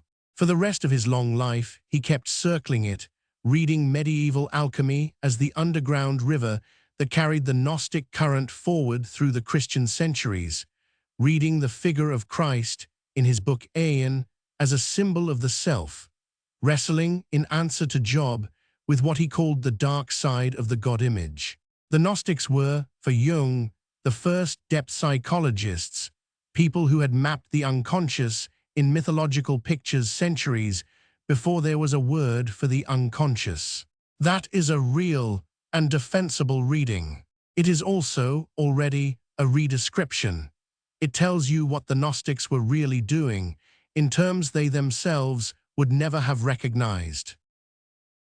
So what did Jung think he was doing with this material? He read the whole Gnostic drama, the fall, the forgetting, the scattered sparks, the long return, as a symbolic map of a process he believed he had observed in his patients and in himself. He called that process individuation, the slow work by which a person becomes whole, by which the small daylight ego comes into right relation with the vast unconscious depths it had disowned. And at the center of that wholeness, he placed an archetype he named the self, not the everyday I, but the total personality, conscious and unconscious together, whose felt center keeps surfacing in dreams and art as a circle, a mandala, a divine child, a figure of Christ. And here is the move that is the hinge of everything in this chapter. Jung held that this self, the image of wholeness rising from the depths, is psychologically indistinguishable from the image of God. When a person encounters the self, they experience it exactly as the mystics described encountering the divine, as something greater than the ego that finds them, that they did not make. So the Gnostic spark, the buried light that is kin to the source, Jung reads as the self, the God image hidden in the psyche, waiting to be integrated. Gnosis, the saving knowledge, becomes individuation. The return home becomes the reconciliation of the conscious mind with its own buried ground. Now Jung was, in his own careful way, honest about register, and we should give him his due, because his caution is exactly the discipline this whole presentation tries to keep. He insisted, again and again, that he was speaking only as an empiricist of the soul. He was not claiming that God exists or does not. He was claiming only that there is, observably, a God image in the psyche, and that he could describe how it behaves. I do not say God, he would in effect say. I say the God image in the human psyche, and about the thing in itself I keep silent. That bracketing is a real intellectual virtue. But hold onto it, because it is also the doorway to the temptation. Take the most useful single thing Jung hands back to a reader of these texts, his reading of the archons. In the Gnostic myth, the archons are the rulers, the powers of the spheres, the cosmic officials who administer fate, who cast the counterfeit spirit over the soul and keep it asleep. Jung looked at that and recognized something he had spent his life watching in the consulting room, the autonomous complex. A complex, in his psychology, is a cluster of feeling and memory that splits off, takes on a will of its own, and seizes the personality from within so that you act, and only afterward realize that something not quite you was driving. That is an extraordinarily good translation of the counterfeit spirit. Possessed by an archon, possessed by a complex, the phenomenology lines up. Jung put the point in a sentence that has become famous, and it is worth hearing exactly. Writing in 1929, in his commentary on an old Chinese alchemical text, he said, "The gods have become diseases. Zeus no longer rules Olympus, but rather the solar plexus, and produces curious specimens for the doctor's consulting room." That is a brilliant and genuinely useful insight. The old powers did not vanish when people stopped believing in them. They went underground, into the body and the nervous system, and they still seize and drive us. Only now we have no names for them, and so no way to negotiate with them. For the practice in this presentation, that reading is gold. It is exactly how we have been treating the counterfeit spirit, not as a literal demon you must believe in, but as the felt experience of being driven by something automatic that is not your true will. Watch the compulsion, name it, do not obey it. Jung gives you permission and a vocabulary to use the archon language without swallowing the cosmology. And here is exactly where we must say the hard, honest thing. That psychological reading, archons as complexes, gnosis as individuation, the spark as the self, is a modern reframe. It is not what the ancient authors meant. When the writer of the secret book of John spoke of the archons, he did not mean a metaphor for split-off contents of your personal unconscious. He meant real powers, cosmic rulers set over the planetary spheres, beings outside you who literally govern the world below and literally administer the fate that binds you. The archons were as objective to him as the weather. Jung took that outward cosmic claim and folded it inward into the psyche. That move is useful. It may even be wise, but it is a translation made in the 20th century. It changes the meaning, and the honesty of this whole project depends on saying so out loud, rather than pretending the ancients were secret Jungians. This is the new temptation named at the start, and it is subtle because it wears the face of sympathy. The old enemies of the Gnostics tried to kill the texts by calling them heresy. The modern danger does the opposite. It embraces them and dissolves them.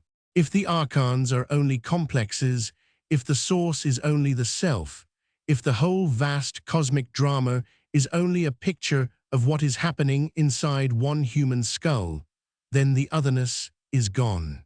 The texts insisted on a real source beyond the world, a real call that comes from outside the sleeper, a real home that is not simply a tidier arrangement of your own mind.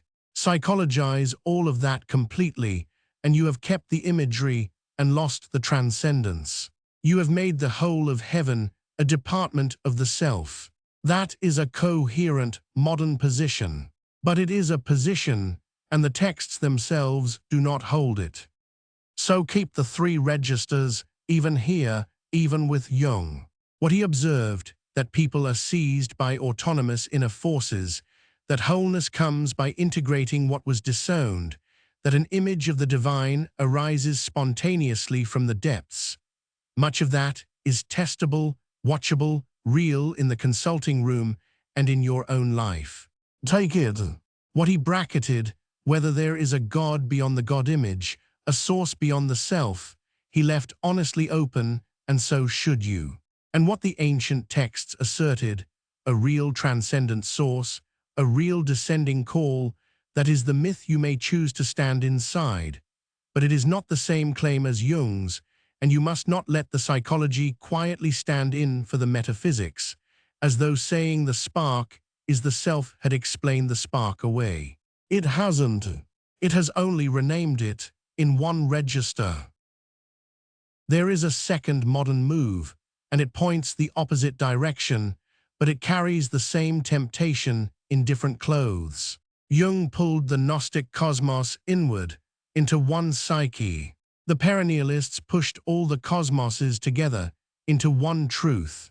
The first flattens heaven into the self. The second flattens all the heavens into each other. And of the two, the second is the one this presentation has been quietly refusing from its very first lines. The phrase is old, Philosophia perennis, the perennial philosophy. It goes back to a Renaissance librarian, Agostino Stucco, in the 16th century, and the philosopher Leibniz used it after him. But it became a household idea in 1945, when Aldous Huxley published a book under that title and gave the position its most quotable definition. The perennial philosophy, Huxley wrote, is the metaphysic that recognizes a divine reality substantial to the world of things and lives and minds. The psychology that finds in the soul something similar to, or even identical with, divine reality. The ethic that places man's final end in the knowledge of the immanent and transcendent ground of all being. And Huxley added the claim that does the real work. The thing, he said, is immemorial and universal, found in every age and every people, at the core of every developed religion. The mystics of all traditions, on this view, are reporting back from the same summit. They differ only in the languages they were handed at the bottom of the mountain. Hindu and Christian, Sufi and Taoist, Kabbalist and Gnostic strip away the cultural wrapping, and one identical reality lies underneath. The most rigorous version of this came not from Huxley, but from a school of thinkers called the Traditionalists, René Guénon in the early 20th century, and after him, Frithjof Schuon, whose 1948 book gave the position its sharpest name, The Transcendent Unity of Religions. Schuon drew a line between the exoteric and the esoteric. The exoteric is the outer shell of a religion, its doctrines, its laws, its images, and at that outer level, he granted, the religions genuinely differ and even contradict one another. But the esoteric is the inner mystical core, and there, he claimed, beyond all forms, the religions are not merely similar but one. The same single truth, refracted through different forms, like one white light through many windows. It is a beautiful idea, and a generous one, and you can see why it has comforted so many people in an age of clashing faiths. Much of its appeal is frankly moral, a way to say that no single tradition owns the truth, and that the man praying in the other building is not your enemy. Honor that motive, but notice what the idea does, and notice that this presentation has refused to do it on every page. The perennialist says the convergence goes all the way down, that beneath the divergence lies identity, one reality, one God, one summit with many names. And that is precisely the claim we have declined to make.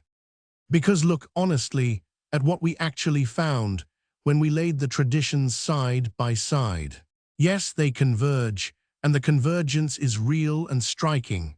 A source beyond name, a hidden something in the human, a fall into forgetting, a return by unsaying, an end called rest. That is genuine, and we have leaned on it. But the convergence was in structure and in technique, the shape of the road and the instruments for walking it. It was never in identity. The gods did not turn out to be one god.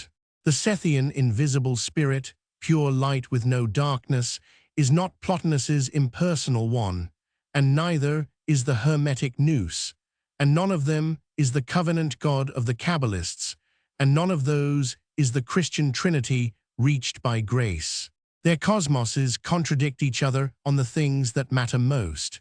Whether the world is a prison or a good image, whether you are the source or kin to it, or a creature lifted into it, whether return is escape, or harmony, or homecoming. And we have a witness for the divergence, a witness from inside the period itself, which is why it carries such weight. Plotinus did not treat the Gnostics as fellow climbers of one mountain. He sat in the same city, read the same Sethian books his own students were circulating, recognized the family resemblance, and then wrote a whole treatise against them, against the Gnostics. He thought they were wrong about the world being evil, wrong about a malicious maker, wrong about salvation by secret revelation. If perennialism was simply true, if all the mystics reported the same summit, then the two mystics standing closest together in all of antiquity, breathing the same air in 3rd century Rome, should not have been able to tell each other apart. They could. One of them wrote a book about the difference. The transcendent unity of religions is not a fact you can read off the texts. It is a position laid over them, and the texts, left to speak, resist it. So name perennialism for what it is: a metaphysical claim, a faith of its own, not a neutral observation. To say all the mystics secretly meet at the top, you must already believe there is one top, and that belief is itself a doctrine, every bit as much as the doctrines it claims to see past. It is a lovely doctrine. It may even be true, but it is held, not proven. It is a window onto the divine no clearer than the windows it dissolves, and the moment it is asserted as plain fact, it does to the traditions exactly what Jung's full psychologizing does. It keeps the surface and quietly deletes the differences that the people who wrote these texts were willing to argue and sometimes to die over. Hold both modern gifts, then, the way we have tried to hold everything in this presentation, with one hand open and the other honest. From Jung, take the recovered vocabulary of the inner life, the archon you can watch as a complex, the spark you can experience as the self rising from the depths, the whole map redrawn as a psychology of becoming whole. It is the single most useful bridge the modern world has built back to these texts, and we have walked across it on nearly every page. But do not let the bridge become the destination. Do not let "it's all in the psyche" become a new and gentler water of forgetfulness, the kind that lets you keep the poetry while sleeping through the claim. And from the perennialists, take the genuine generosity, the refusal to despise another person's path, the willingness to look for the shared shape under the different words. We have used that generosity. It is why we can learn the breath from one tradition and the watchfulness from another. But refuse the flattening. The traditions are not one. Their convergence is real, and it lives in the structure. Their divergence is real, and it lives in the gods. To honor them is to keep both, to let them rhyme without forcing them to be identical, to borrow the instruments without pretending the maps are the same map. That refusal is not a coldness toward these traditions. It is the form that respect takes, when respect declines to dissolve the very thing it loves. And here is the doorway many people actually walk in through today. A meditation teacher promising you can change your life by changing your mind. Not a buried Coptic codex, not a 3rd century philosopher, not the prayer of the heart on a mountain in Greece.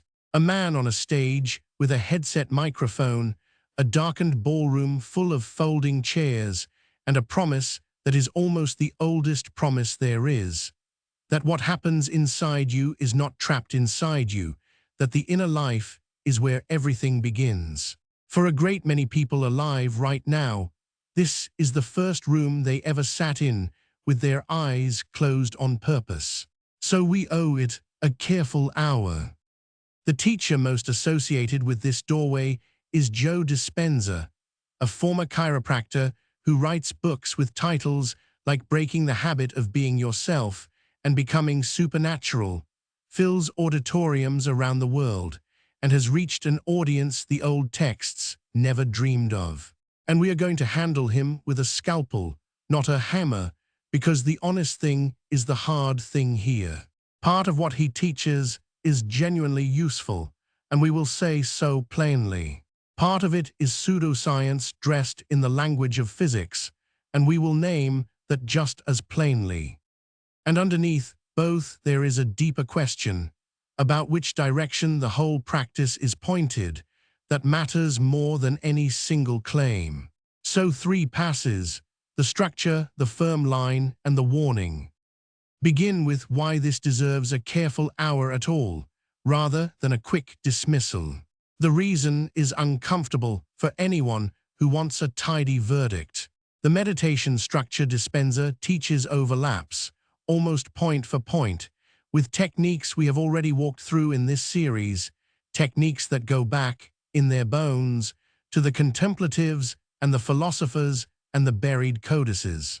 He has repackaged them in modern, neuroscientific-sounding language, stripped of the cosmology, and made them accessible to people who would never open the secret book of John.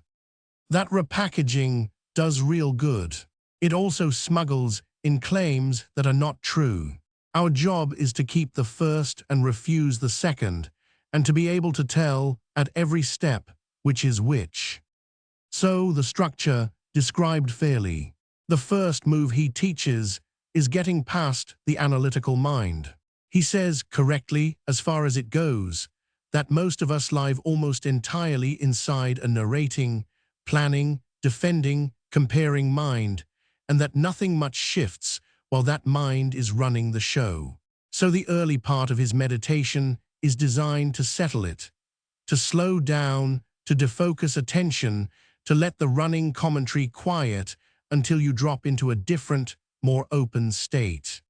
If you have followed this series, you recognize the move immediately. It is our Wakan settle. It is the Hesychasm gathering of the scattered attention. It is dropping out of analytical narration into the quieter present. And here is what is genuinely checkable about that first move, claimed at exactly its real size and no larger. Attention training is real. The mind can be taught, with practice, to disengage from its own chatter and rest on something simpler, a breath, a word, the body. Defocused attention paired with a slow breath shifts the nervous system toward its calming branch. You can feel the settling, the drop, and it is ordinary physiology, well supported. No grander claim is needed to account for it, and we will not reach for one. Getting past the analytical mind is a real skill with a real, mundane effect.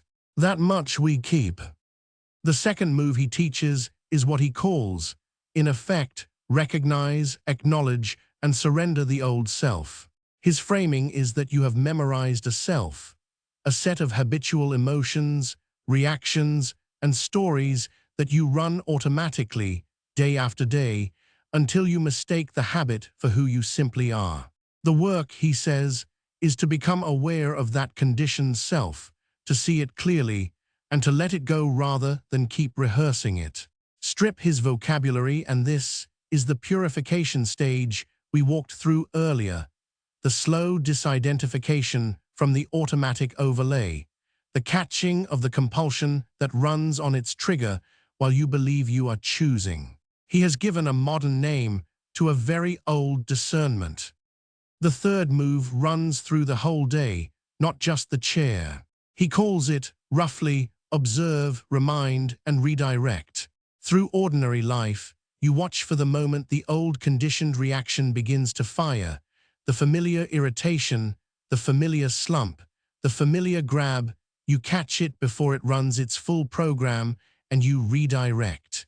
This is our catch and redirect anchor, almost word for word.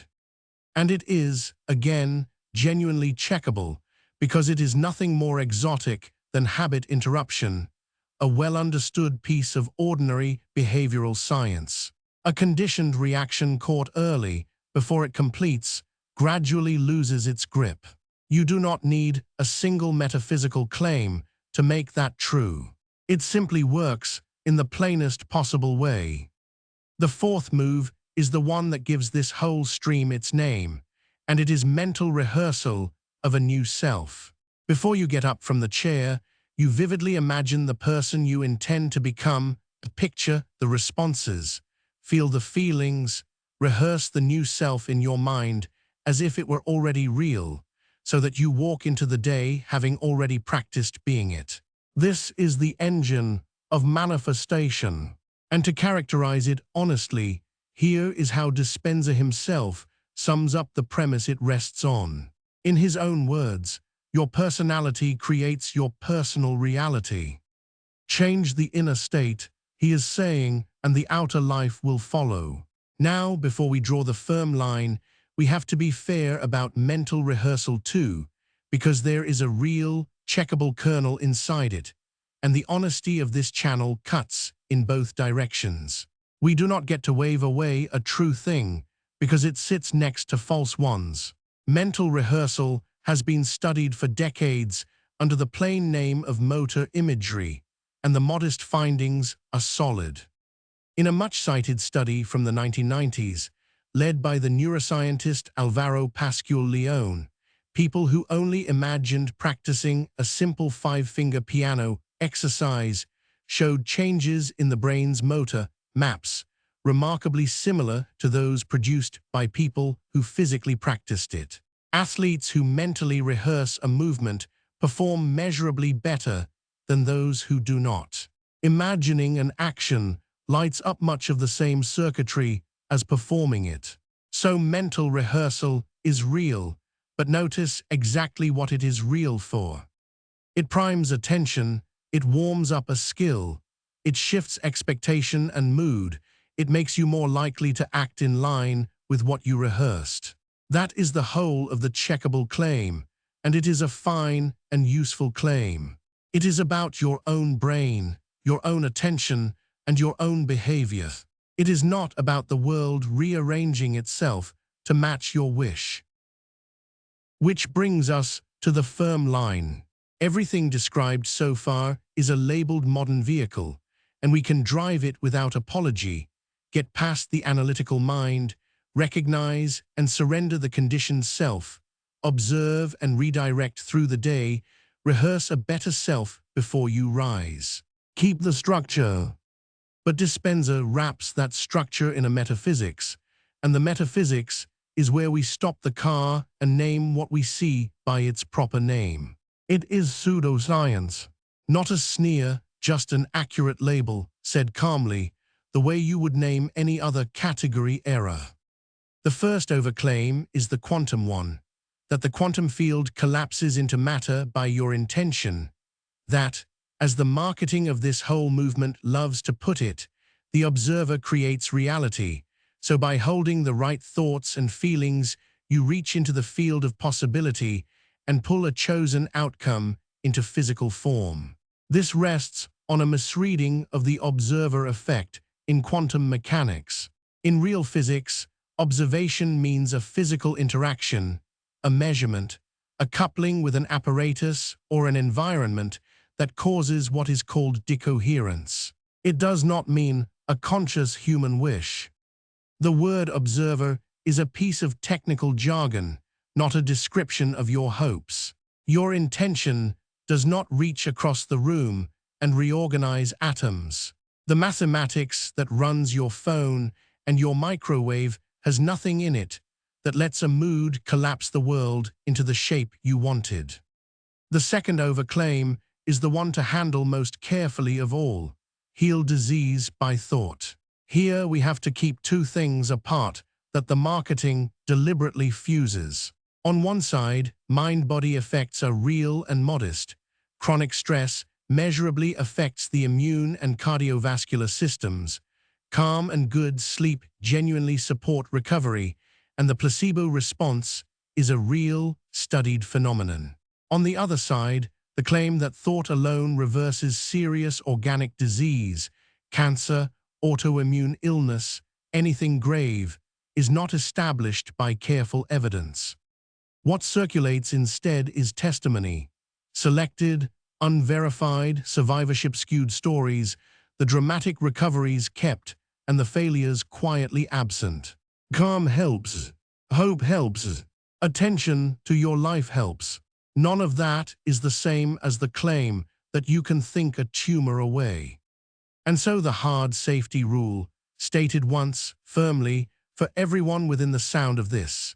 Never let the idea that you can heal yourself with your mind become a reason to stop taking medication, to skip treatment, or to delay seeing a doctor. This is the one place where a beautiful idea, held wrong, can actually kill a person. If you are sick, get medical care. If you are in psychiatric distress, get psychiatric care. Use the calm, use the attention, use the rehearsal of a steadier self, alongside the medicine, never instead of it. There is no honest version of this teaching that asks you to choose between your inner work and your treatment, and anyone who tells you otherwise has crossed a line that this channel will not cross with them. The third overclaim comes from Heart Math, the organization whose research this movement leans on heavily. The claim that the heart radiates an electromagnetic field that extends beyond space and time, a field through which hearts connect non-locally and intentions travel. Keep the registers apart, because there is a checkable seed buried in the overgrowth. The heart does generate a measurable electromagnetic field, that is plain physics, detectable with sensitive instruments at a short distance from the body. And heart rate variability coherence training, slowing and smoothing the breath until the heart rhythm steadies, has modest, real, calming effects we have already credited. But a field beyond space and time, a field that carries your love across a city or binds all hearts into one, that is not measured, not established, and not what the instruments show. The seed is real and small. The tree grown from it is invention. The fourth overclaim is the chain sound, to the water in your body, to the quantum field, to matter obeying your intention. Each link is offered as if it were science, so take them one at a time. Cymatics, the patterning of sand or water by sound, is real and old physics. Ernst Chladni drew his vibrating plates in the 1700s, and Hans Jenny gave the effect its modern name. That much is genuine. But the next link, that your spoken or felt intention reorganizes the water in your cells into ordered, meaningful forms, traces back to Masaru Emoto's photographs of water crystals, and Emoto's claims failed every controlled, blinded test they were given. And the final link, from your body water to a probability field to matter rearranging itself to match your wish, is not in any text and is not how the world works. Toning and slow-sounded breath have real effects. They are autonomic, they are calming, they are bodily, and those effects are enough. Drop the chain and keep the breaths. And while we are setting down things that get cited in this world but are not real, set down one more, because it travels in exactly these circles. There is a supposed three-word prayer of Jesus, said to come from the lost Gospel of the Hebrews. It does not exist. The Gospel of the Hebrews was a real text. A handful of genuine fragments survive, quoted by the early church fathers, but no such three-word prayer is among them. It is a modern invention, attached to an ancient-sounding name to borrow its authority. Do not repeat it in any form.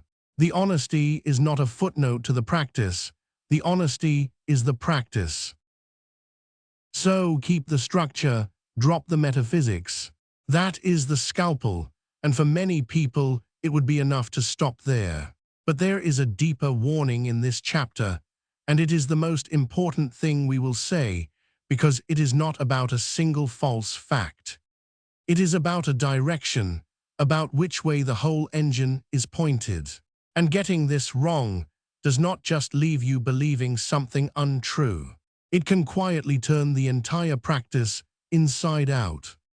From the outside, manifestation and contemplation look like the same thing. Two people sit in the same posture, eyes closed, breathing slow, in the same quiet room. But underneath, they are running opposite engines. Manifestation amplifies the self. It vividly builds up the self that owns the house, the body, the sum of money, the relationship, the outcome, and it generates strong emotion to fuel that self into being.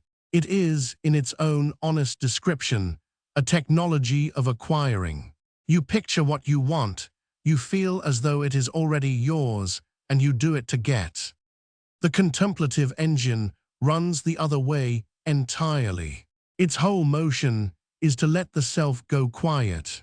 The Hasidic masters have a word for it: bitul, the nullification of the felt I, the willing dissolution of the grasping ego into the silence of the source. The apophatic stripping does the same thing from the other side. Take away everything until even the one doing the taking away has gone still.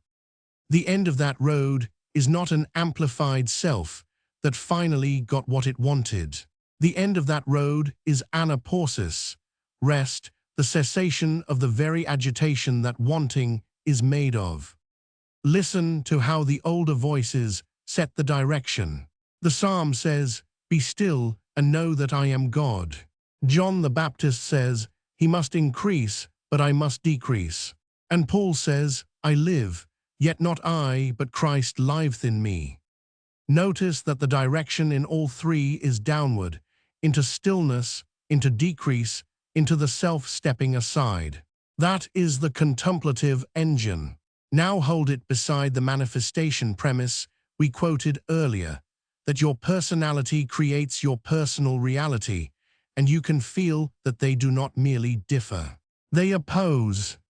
One inflates the self in order to acquire. The other empties the self in order to be found. You cannot run both at the same time, in the same breath, toward the same end, because the very thing one is building up is the thing the other is letting go. This is the trap we should name by its working name: manifestation creep.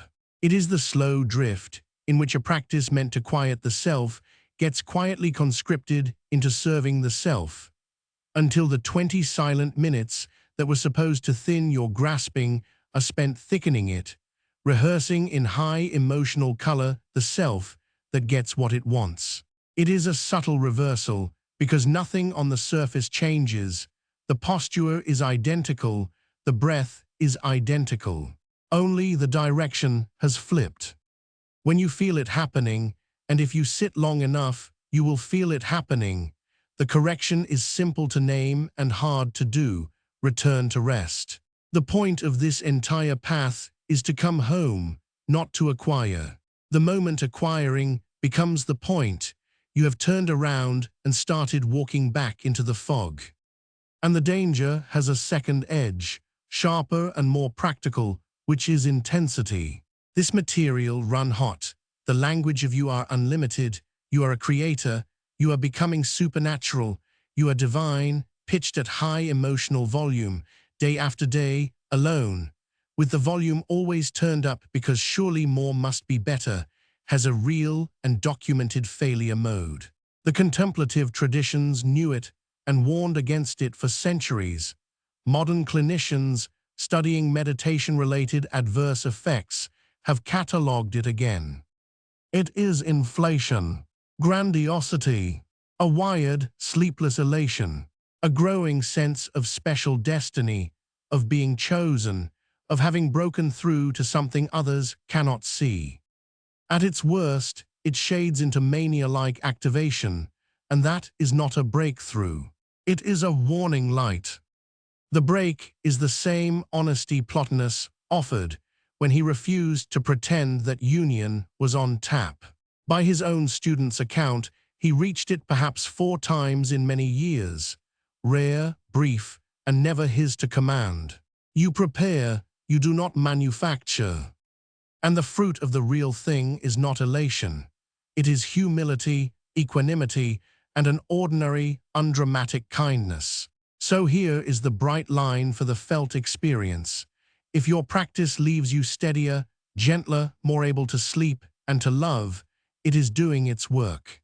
If it leaves you elated, restless, sleepless, and certain of your own specialness, that is a signal to slow down and seek a level-headed person to check it against, never a sign to push harder.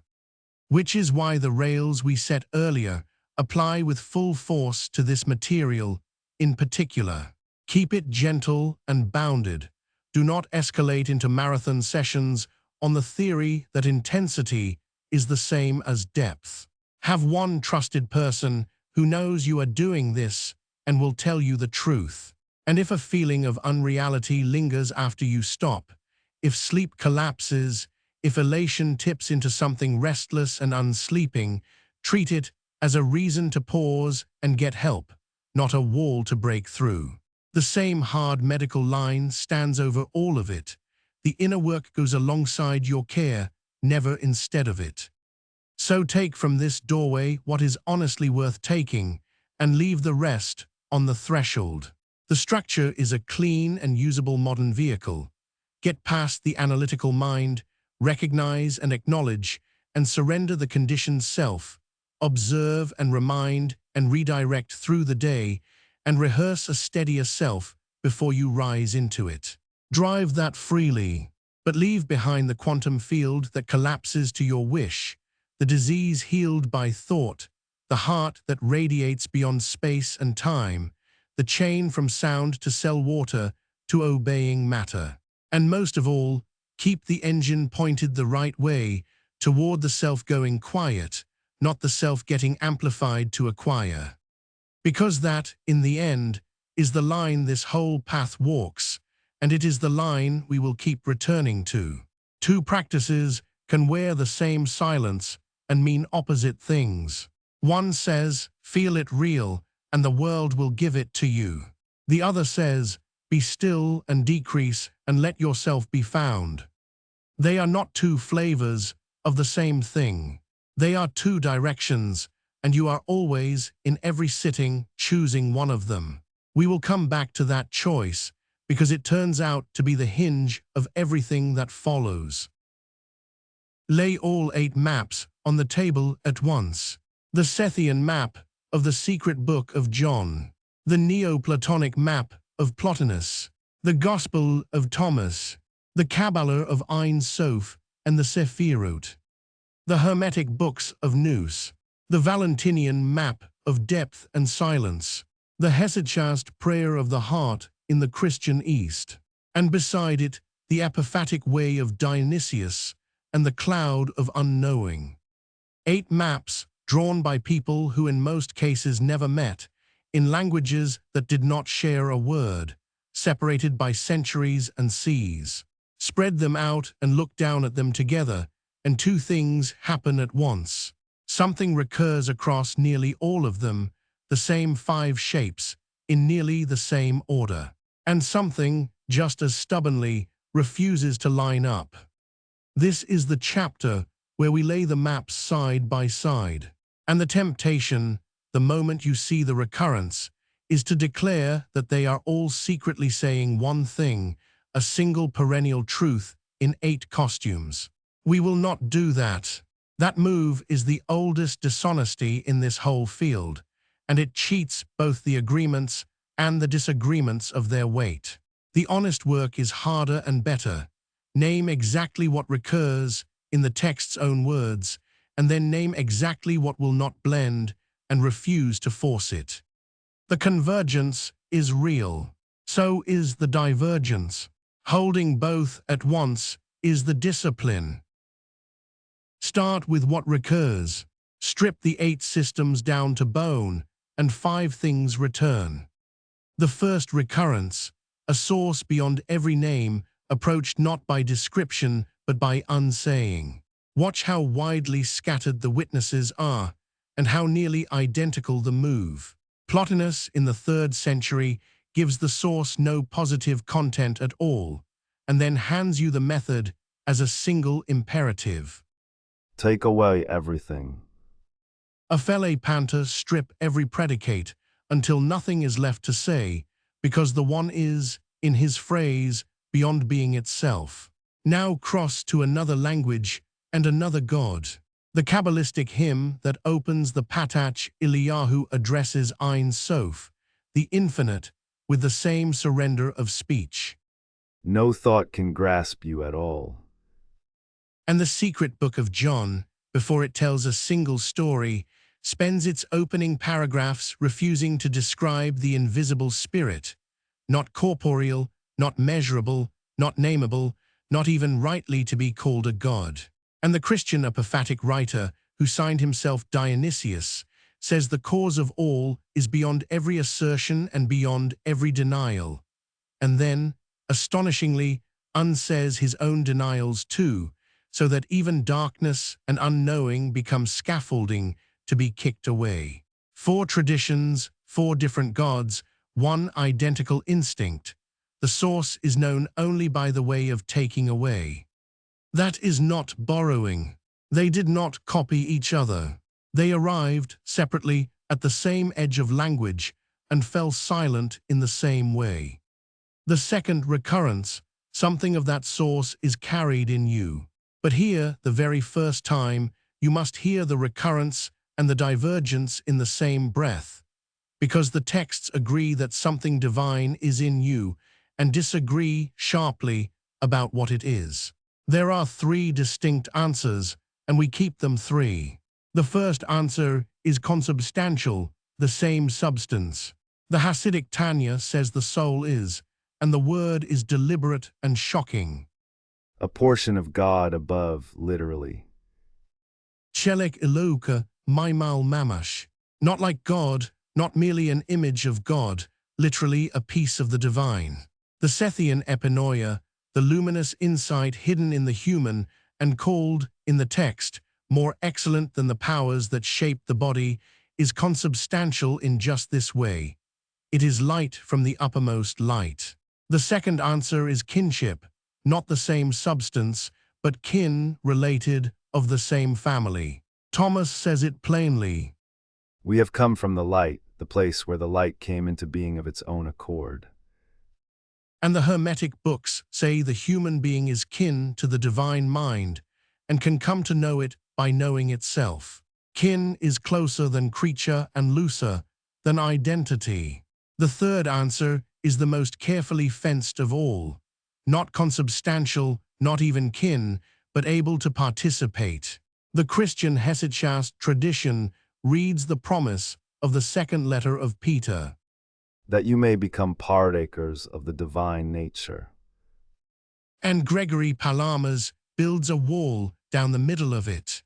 You share by grace in God's energies, his outgoing light and life, but never in his essence, his very being. The creature stays a creature and is deified without ever becoming the substance of God. So consubstantial, kin, or participant by grace. 3 different relations between you and the source, and the practice we have built does not need them collapsed. It needs them counted. The third recurrence, a fall into dispersion and forgetting. The secret book of John is blunt. The chief ruler made the human drink the water of forgetfulness, that they might not know where they came from. The Valentinian gospel of truth makes it weather. Ignorance of the Father, it says, produced anguish, and the anguish grew dense like a fog, so that no one could see.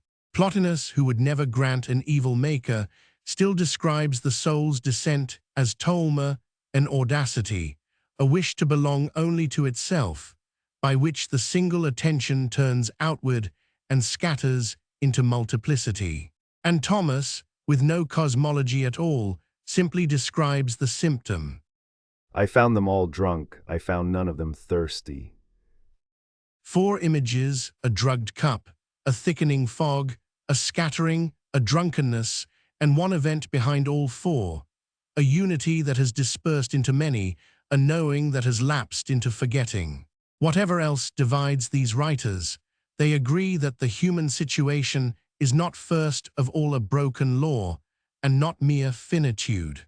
It is a forgetting, a falling asleep, a coming apart. The 4th recurrence, the return runs inward, and it runs by subtraction.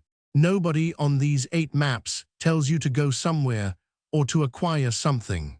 Every one of them turns you around and tells you to take away. Plotinus gives the turn its clearest instruction. Go back into yourself and look. Turn from the seen to the seer. The Hesychasts call it the descent of the mind into the heart, gathering the scattered attention out of the head and down into the center. Kabbalah calls it the return up the Sephirot to your own root, and the early Hasidic masters call the self-quieting bitul, the making nothing of the felt I. Thomas calls it integration, making the two one, the inside like the outside. And the apophatic cloud of unknowing reduces the whole inward turn to the dropping of everything, but a single naked intent stretched toward God. The vocabularies are different.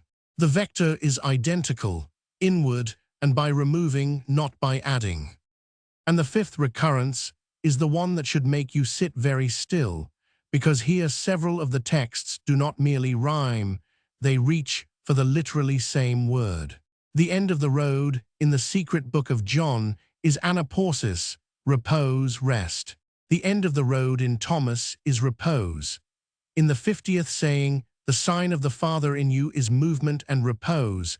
And in the 90th, take my yoke upon you, the text says, and you will find repose for yourselves. And the Valentinian gospel of truth, describing those who have come to know the Father, says they come to rest. They rest in him who is at rest. Anapausis, the same Greek word, landing as the destination, in 3 different Gnostic texts written by 3 different schools who disagreed about almost everything else. That is not a structural rhyme.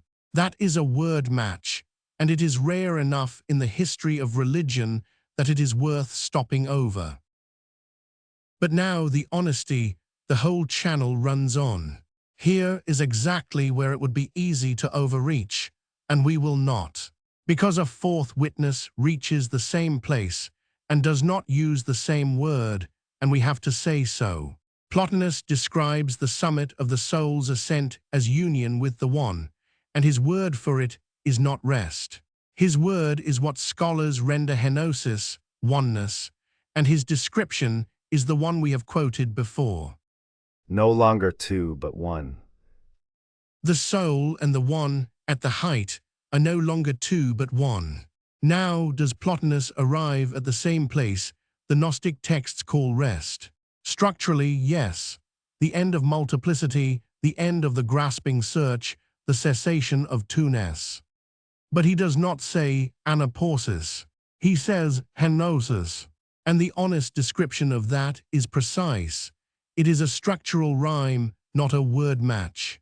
The Gnostics say rest, Plotinus says oneness. They are pointing, plausibly, at the same experiential country, but they planted different flags on it. If we said all the traditions independently use the same word for the goal, we would be lying. 3 of them do, and the 4th, the most philosophically rigorous of them, reaches the country by another name. The convergence is genuinely there. It is also exactly this big and no bigger. So that is the honest convergence, laid out plain. A source beyond name, approached by unsaying. Something of it carried in you. A fall into dispersion and forgetting. A return inward by subtraction. And an end 3 texts literally call rest, that a 4th reaches and names oneness. 5 shapes recurring across 8 maps drawn in isolation. It is a real and a remarkable thing, and you do not have to inflate it to be moved by it. And now the part most teachers skip, because it spoils the symmetry, the divergences, and we keep them unblended on purpose, because the seams are where the honesty lives. There are 3 of them, and each one cuts to the root. The first divergence: is the world a prison or a good image? On this, the maps split right down the middle, and the split is not cosmetic. The Sethian map says prison. The world is the botched work of an ignorant ruler, Yaldabaoth, who does not know there is anything above him. The body is a fashioning of the powers.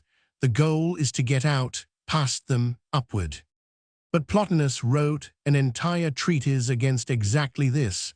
We call it against the Gnostics, and his charge was that they slandered a beautiful cosmos. For him, the world is the radiant image of the divine, and to call it a prison is ingratitude dressed as wisdom. The Hermetic books side with Plotinus. The cosmos is good, its maker a luminous second mind, not a tyrant. The Christian contemplatives side with him too. Creation is the work of the one good God. So when you stand inside the Sethian frame and borrow the breath method of the Hermetist, or the unsaying of Plotinus, you are borrowing tools from people who thought your central premise was false. That is allowed. It is even fruitful. But you say it out loud. You do not pretend they were all looking at the same world and feeling the same way about it. One of them lived in a dungeon and the others lived in a temple, and they handed each other the same key for opposite reasons. The second divergence: what is the return really? Even where all 8 agree that you turn inward, they disagree about what the turning is. For the Sethian, the return is escape, and more than escape, it is response to a call. The Forethought descends 3 times into the dark and cries, "Arise, remember, follow your route." You do not climb out by your own strength. A voice comes down for you. For Plotinus, the return is not travel at all, nothing descended that has to climb back. It is simply a turning of attention, here now, toward what was never absent. For the Hermetist, the return is harmony, coming into tune with a divine order you were always part of. For the Valentinian, it is reunion, a deficiency healed, a thing restored to its missing pair. And for the Hesychast, the return is grace, a gift descending, received, never seized. Theosis is done to you, not achieved by you. Escape, turning, harmony, reunion, grace. 5 verbs for what looks, from a distance, like one motion. Up close they are 5 different motions, and they imply 5 different relationships between you and what you are returning to. And the third divergence, the deepest, the one that governs all the others: what are you in relation to the source? We named the 3 answers a moment ago as a convergence, because all 3 agree that something divine is in you. Heard as a divergence, they are nearly incompatible. If you are the source, consubstantial, a piece of God, the Epinoia that is uppermost light, then the work is recovery, remembering what you already are.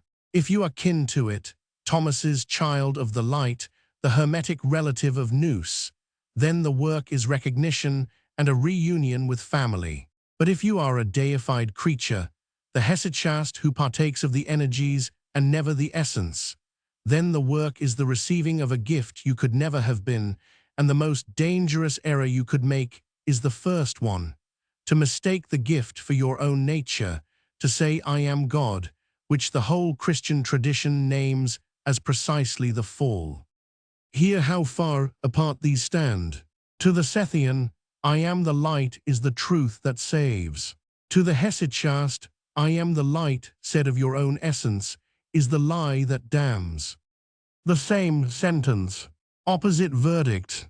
You cannot average them. You should not try. So what do you do with a convergence that is real and a divergence that is irreducible.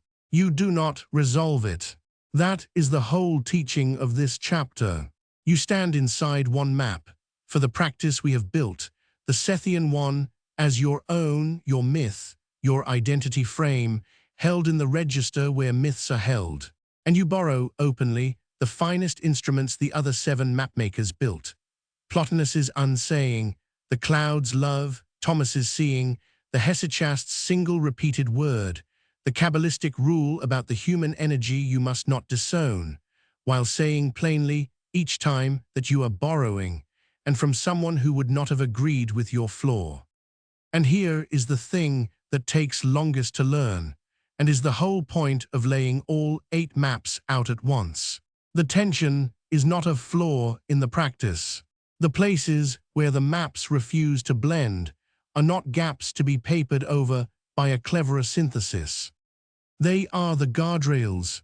Every time you feel the pull to say it's all the same thing underneath, the divergences are there to stop you, to keep you from quietly turning a borrowed tool into a metaphysical claim it cannot bear, to keep the world's a prison and the world's an image from melting into a warm fog where nothing is asserted and nothing can be checked.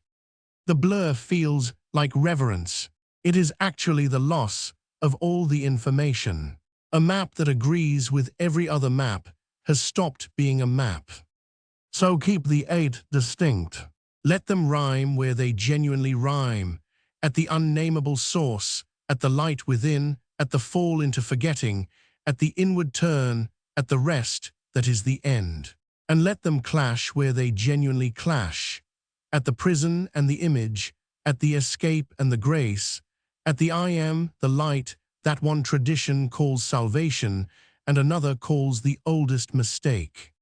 The recurrence tells you these were not random hallucinations.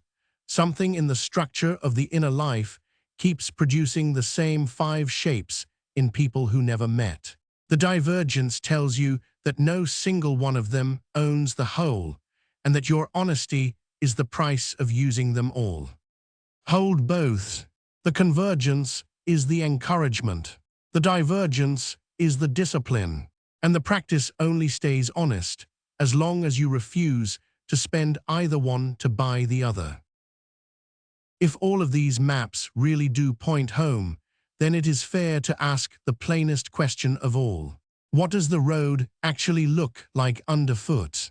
Not the cosmology, not the diagram, but the walking of it day after ordinary day, through the years of a life. That is what this chapter is about. So let me say at the start what the road is not. It is not a staircase where you finish one step, lock it behind you, and rise to the next. It is not a checklist you complete and set down.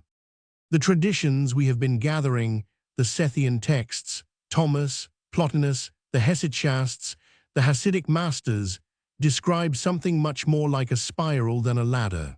There are stages, and they have a real order, but you do not graduate from them. You keep returning to all of them at once, while the emphasis slowly moves forward. Picture it this way. On any given month you will still be waking from the trance, still learning to tell the compulsion from the feeling, still turning inward, still, on a few rare mornings, resting in something you did not manufacture, and still carrying it, or failing to carry it, out into your dealings with other people. All of it is live at once. What changes over the years is not that the earlier work disappears, but that its center of gravity shifts. Early on, almost all your attention goes to simply waking up. Later, waking is nearly automatic, and the long work is the turning inward and the love. So treat the stages that follow as terrain you traverse and retraverse, not as a schedule you keep. The first stage is awakening, the click. And of everything on this whole path, it is the most immediately real, the one you can verify in the first week, before you believe a single word of the cosmology. It begins as something almost embarrassingly small. You catch yourself. You are halfway through some reaction you have run 10,000 times, the same irritation at the same kind of message, the same reach for the same distraction, and for a half second, you see that it is happening. The trance thins. You feel the snap from being run to being awake. That snap is the click.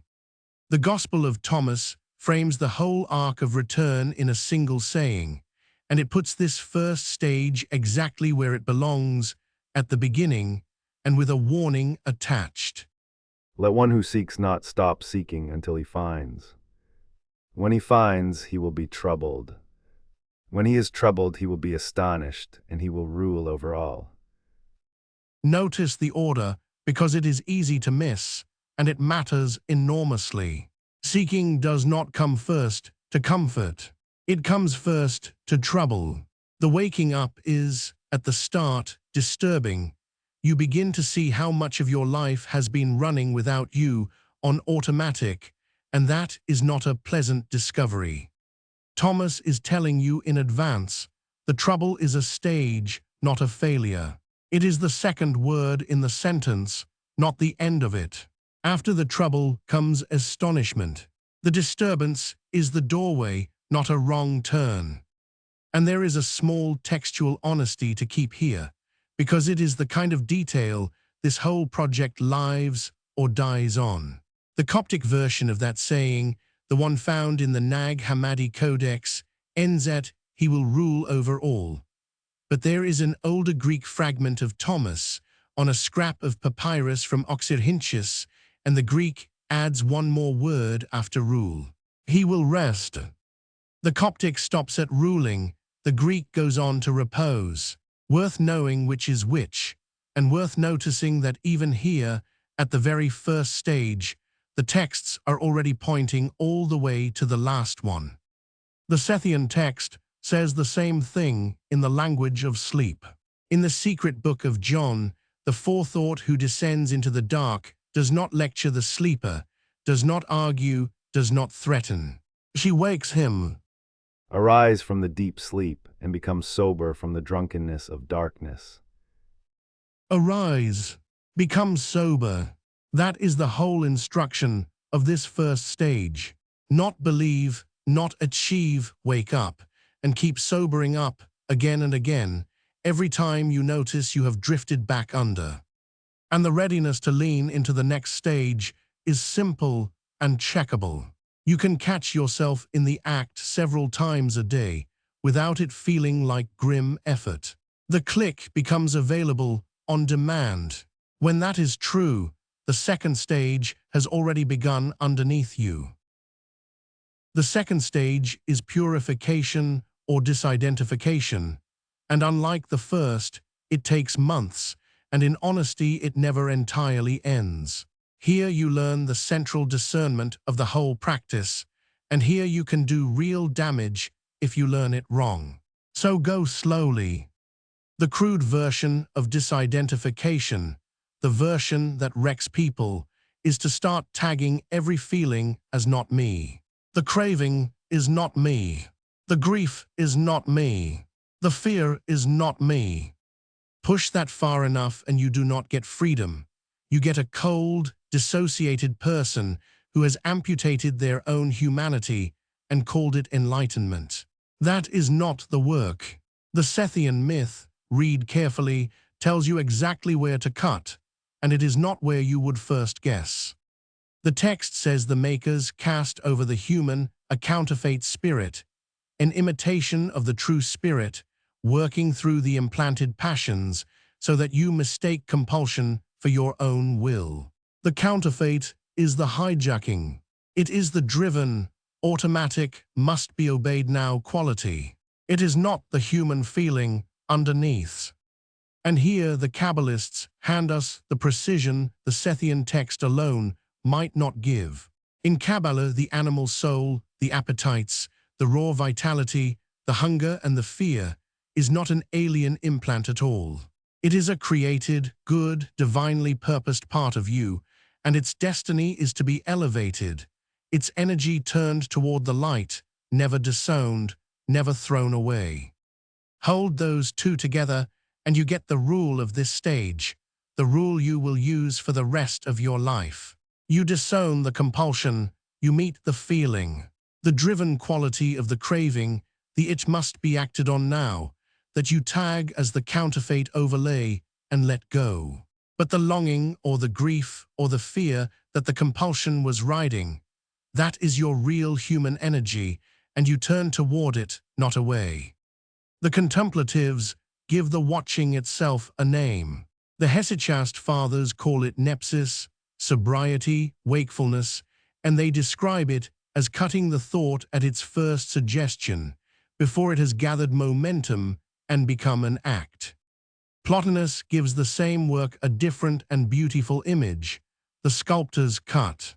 He says, become like a sculptor working on a statue that has to be beautiful, cut away what is excessive, straighten what is crooked, and never stop working on your own statue until it shines. You are not adding anything. You are carving away what is not you, to let the form that was always there come forward. And the marker that this stage is working is quiet and specific. The passions begin to feel foreign as compulsions, even while their underlying energy stays fully available to you. You feel the craving rise, and there is now a small gap, a half-second of daylight, in which it is observed rather than instantly obeyed. That is the whole of it. Observed rather than obeyed. Not gone, observed. The desire is still there. The automatic enslavement to it is loosening. That gap is where a self larger than the conditioned one starts to be felt. The third stage is the inward turn, and it overlaps the second from the very beginning, then deepens over the months. The Neoplatonists have a precise word for it, epistrophe, the turning back, the reversion of the soul toward its source. And the instruction Plotinus gives for it is 6 words long.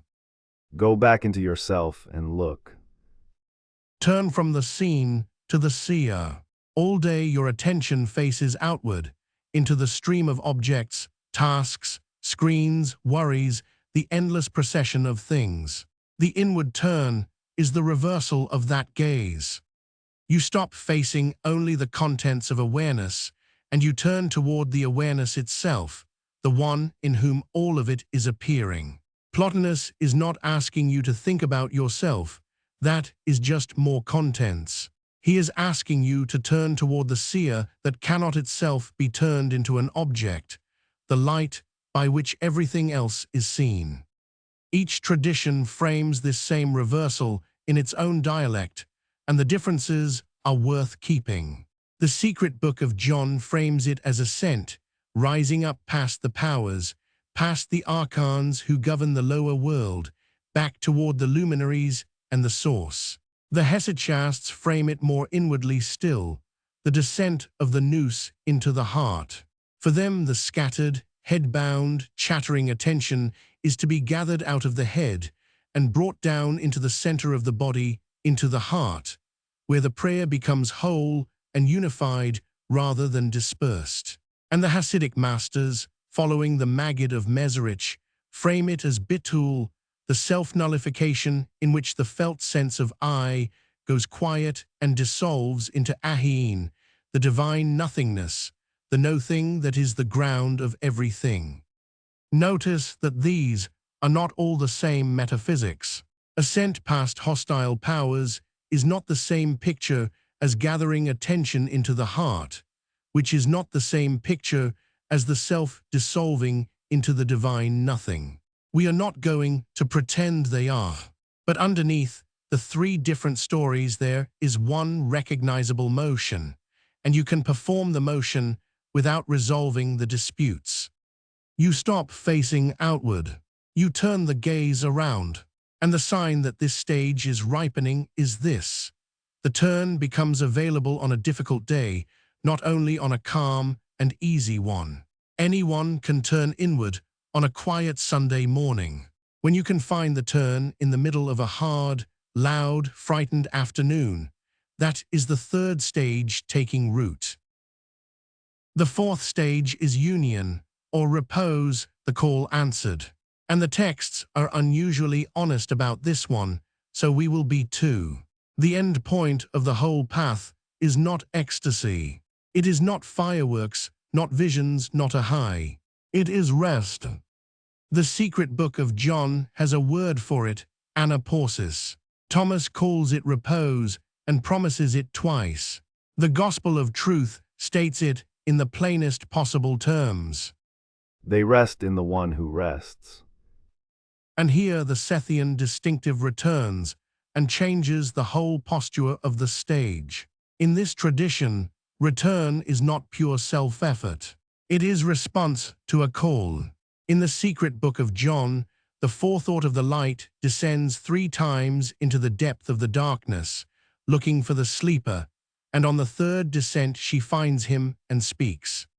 I am the forethought of the pure light. Arise, remember that you have heard, and follow your route, which is I, the merciful. Follow your route. So the posture of this 4th stage is not effort, not technique, not the manufacture of a state. It is listening.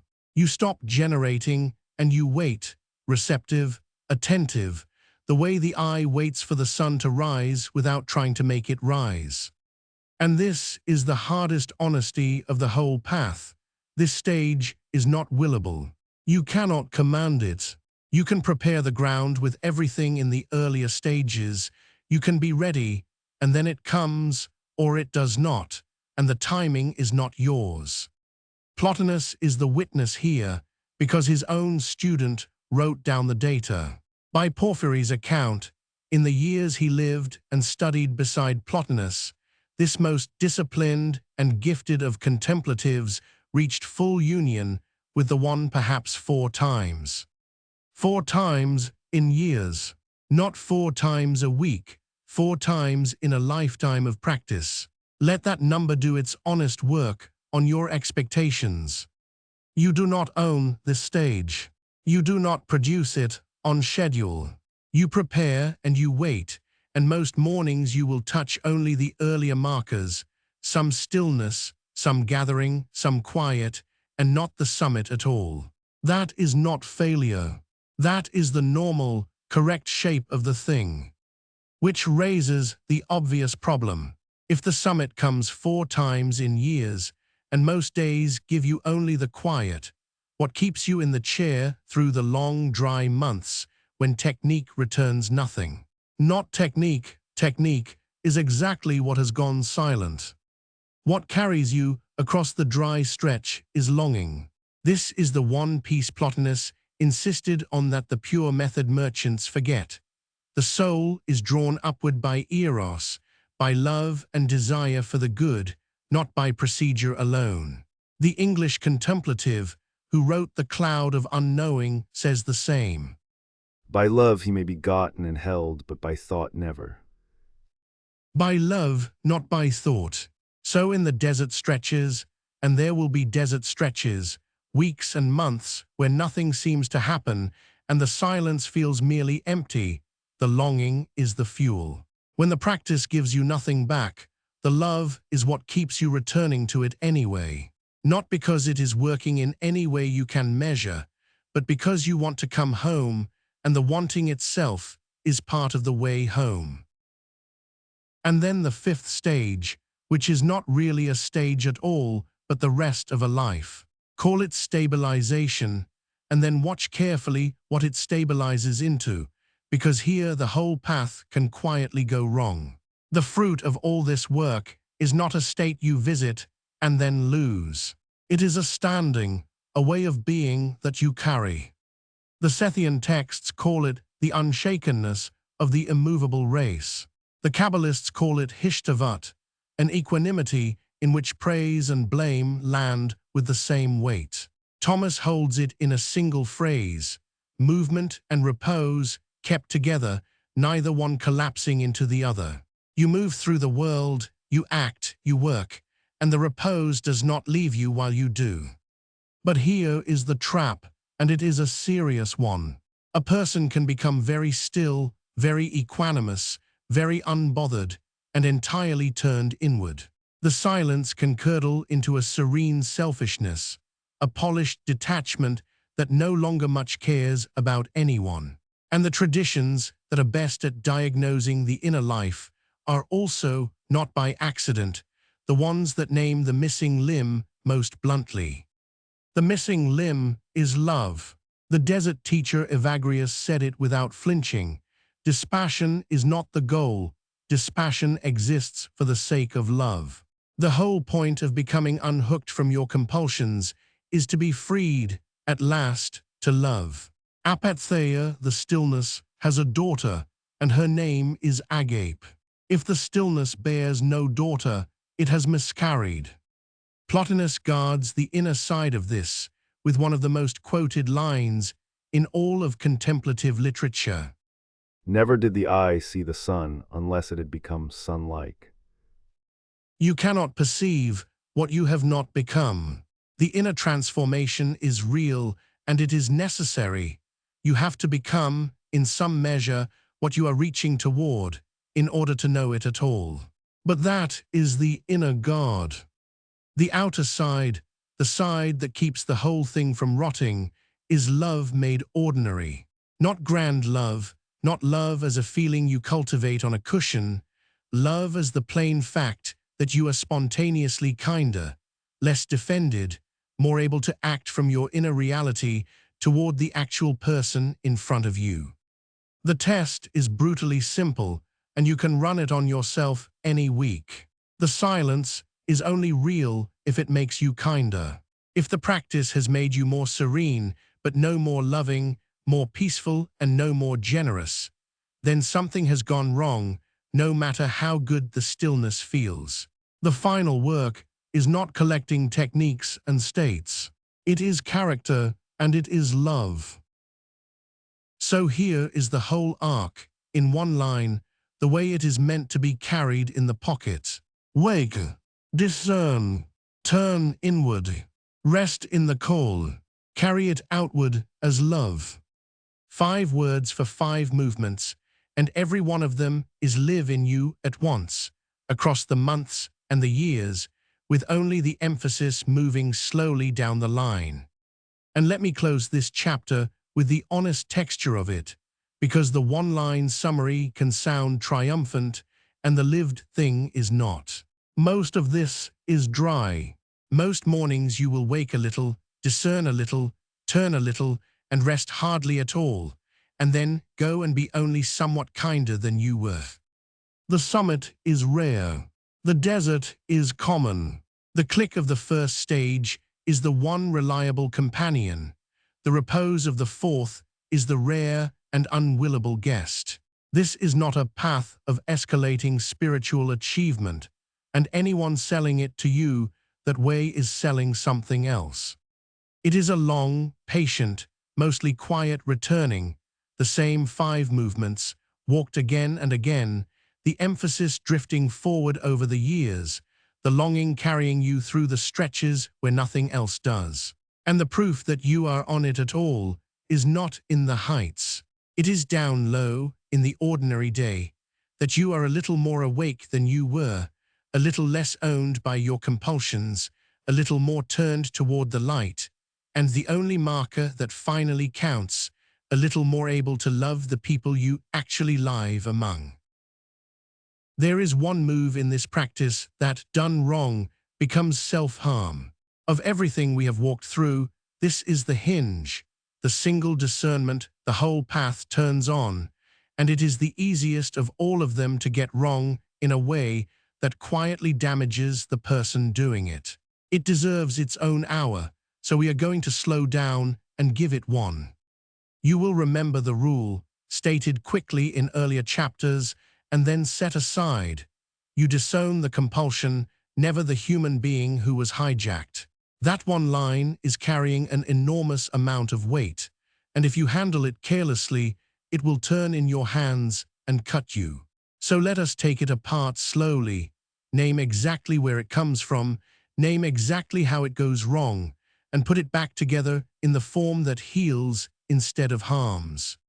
Start with the frame, the rule lives inside, because the danger is built into the frame itself.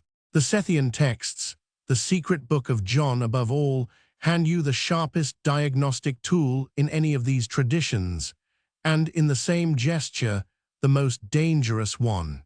The text says the makers of this world cast over the human being a counterfeit spirit. In the Greek, the antimemon pneuma, the imitation spirit, a forgery of the true spirit, working through the implanted passions so that you take its driving for your own will.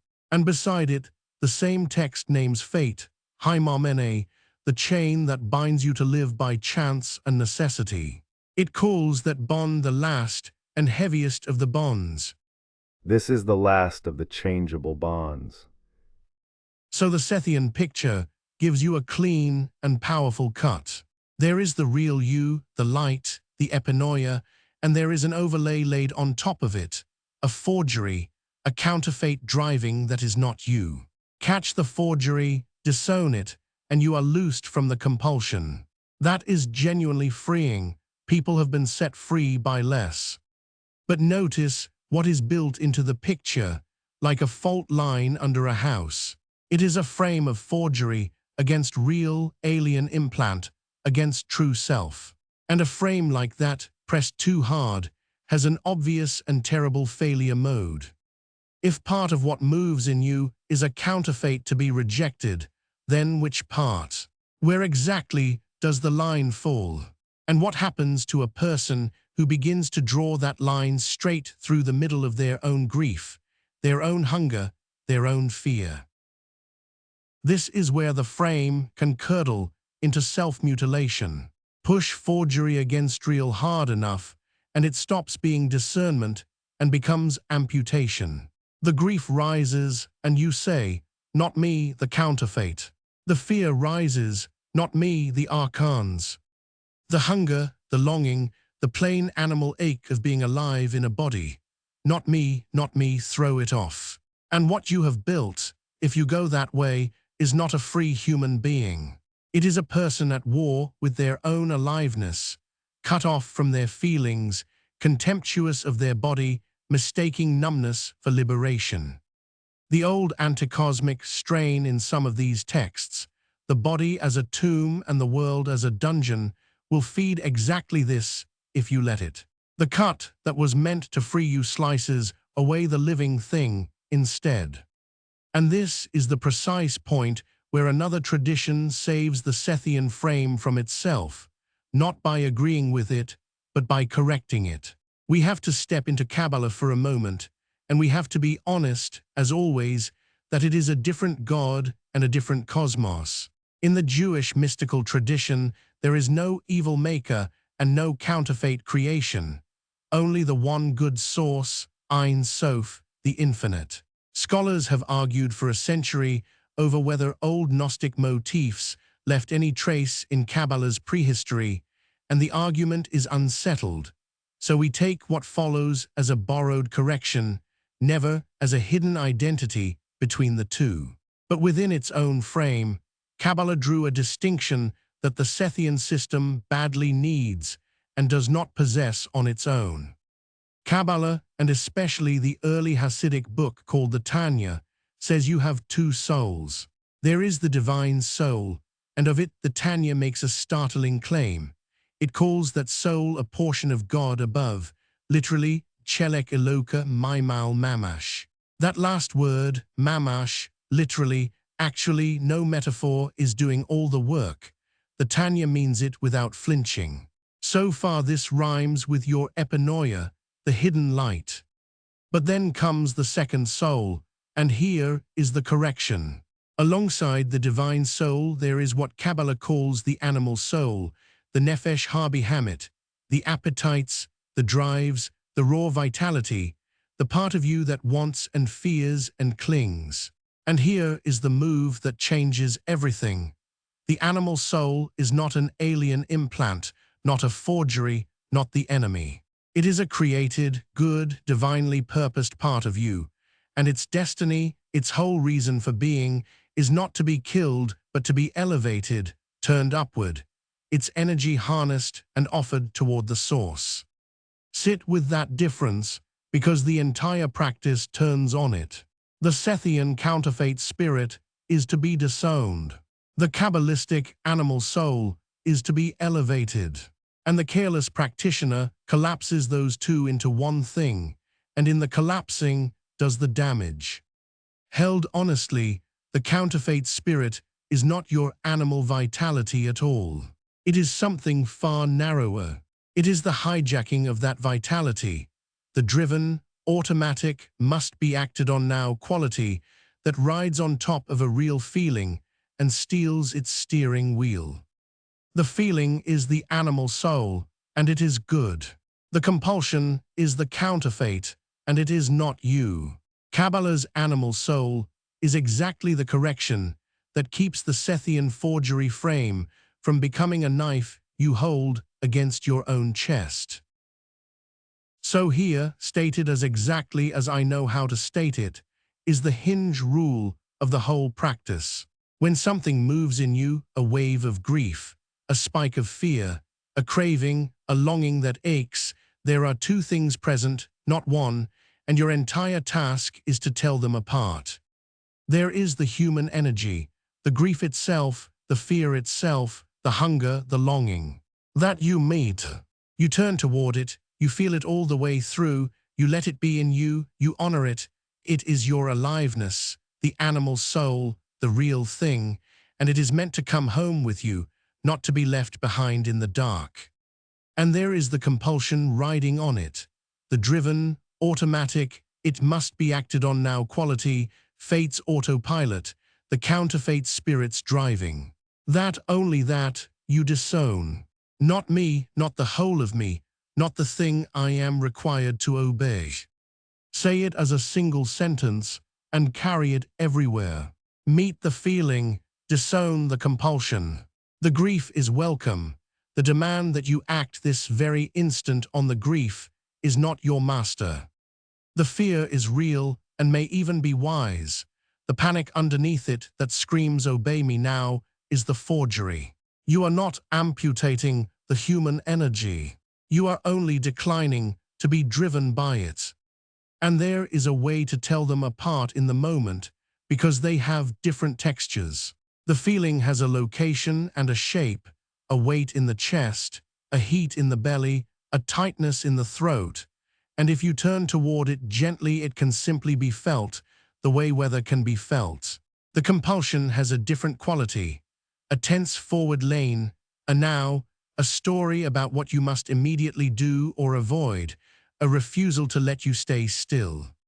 When you find that the feeling, met plainly, softens and stays, while the urgency to act is what was screaming, you have found the seam. The feeling you keep.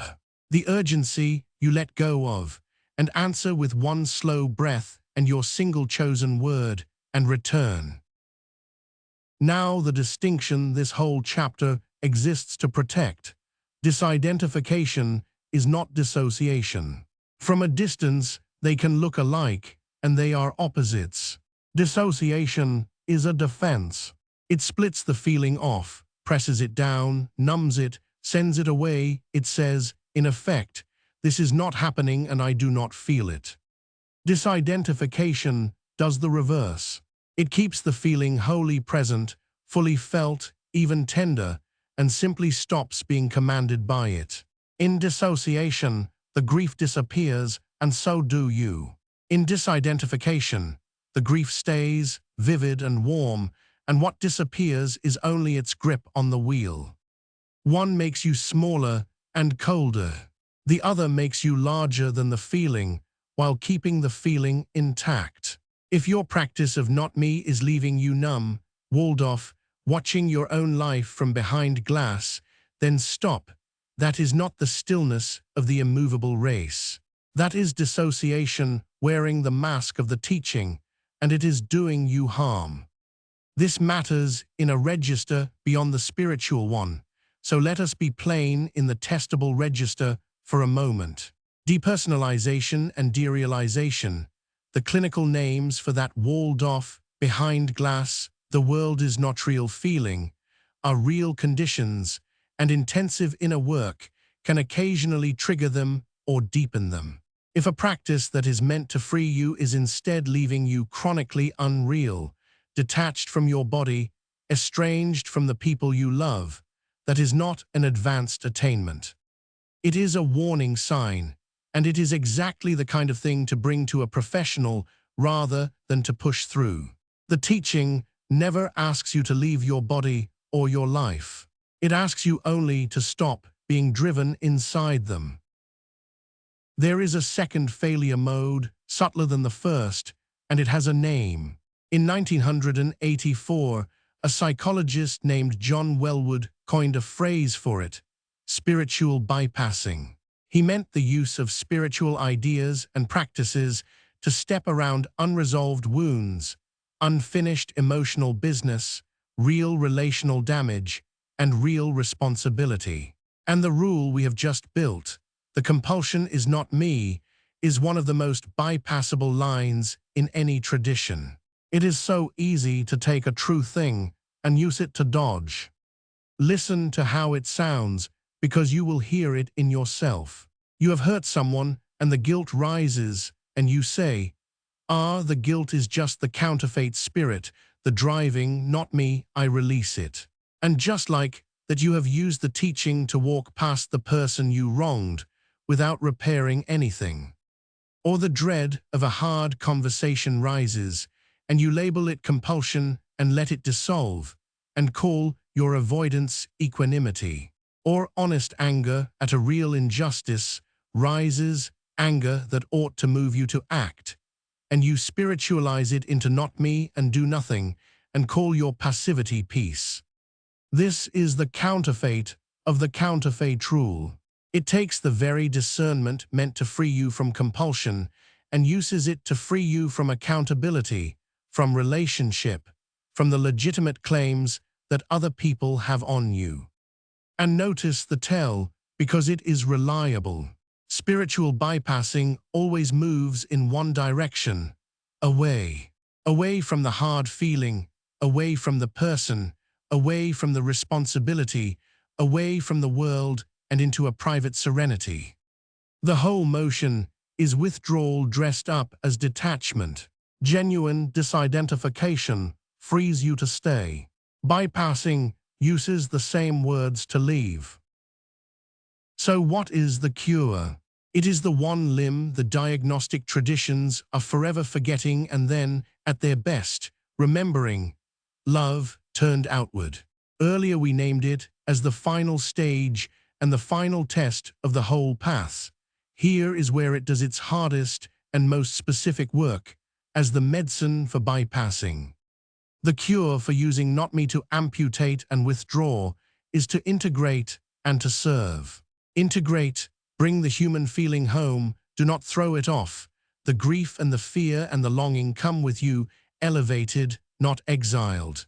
And serve, turn the freed energy outward, toward an actual person in an actual act today. The test of whether you have disowned a compulsion or merely dodged a duty is brutally simple. Did you move toward the world or away from it? The desert teacher Evagrius, who mapped the intrusive thoughts as carefully as anyone ever has, set the whole safeguard down in a single line. He had spent a lifetime on apatheia, dispassion, the freedom from being driven, which is exactly this chapter's work, and he was clear about what that freedom was for. He wrote that love is the offspring of dispassion. Dispassion is not the goal. Love is the child it was always for. If your freedom from compulsion is not making you more able to love, more present, more available, kinder, more willing to stay in the hard conversation and repair the real harm, then it is not the freedom Evagrius meant. It is the forgery of it.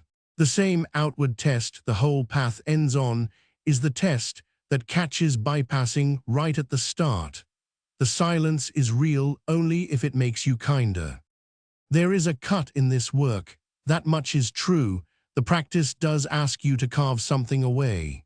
Plotinus gave that cut its most beautiful image, the sculptor standing at the stone. He tells you to cut away all that is excessive, straighten all that is crooked, bring light to all that is overcast. But notice what the sculptor removes. He does not hack at the marble at random, and he does not shatter the figure in order to be rid of the stone. He takes away only what hides the form, and what he reveals is the living shape that was waiting inside it all along. That is the right kind of cut, and it is the only kind this practice sanctions. You carve away the compulsion, the automatic driving, the must-act now, and what stands revealed underneath is not less of you. It is more, the human being, the grief and the longing and the love, finally free to be felt without being obeyed. The wrong cut destroys the figure to escape the stone. The right cut frees the figure that was always in it. And this is why the central instruction of Thomas belongs here, in this chapter, as much as anywhere on the path. Listen to how Jesus puts it in the Gospel of Thomas. When you make the two one and the inside like the outside, then you will enter the kingdom. Make the two one, not make the two into one by cutting one of them away, but join them, heal the split. The frame of forgery against real is a splitting frame, and held badly, it divides you against yourself.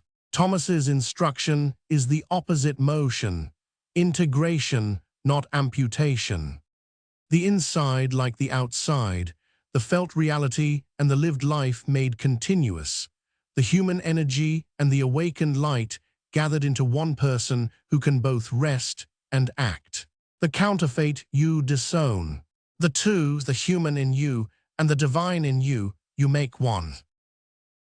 So hold the whole of it in one hand, because this is the rule the practice turns on. There is a forgery in you, and there is a human being in you, and they are not the same thing, and your work is never to kill the human in order to be rid of the forgery. You disown the compulsion, the driving, the autopilot, the it must be now, and you meet the grief, the fear, the hunger, the longing, and you let them come home with you. You do not dissociate, you disidentify, which keeps the feeling and drops only its command. You do not bypass, you integrate and you serve, because the surest sign that you have found freedom and not merely fled responsibility is that you turned, freed, back toward the world and toward the people in it, with more love than you had before. Disown the compulsion. Mate the human. Make the two one.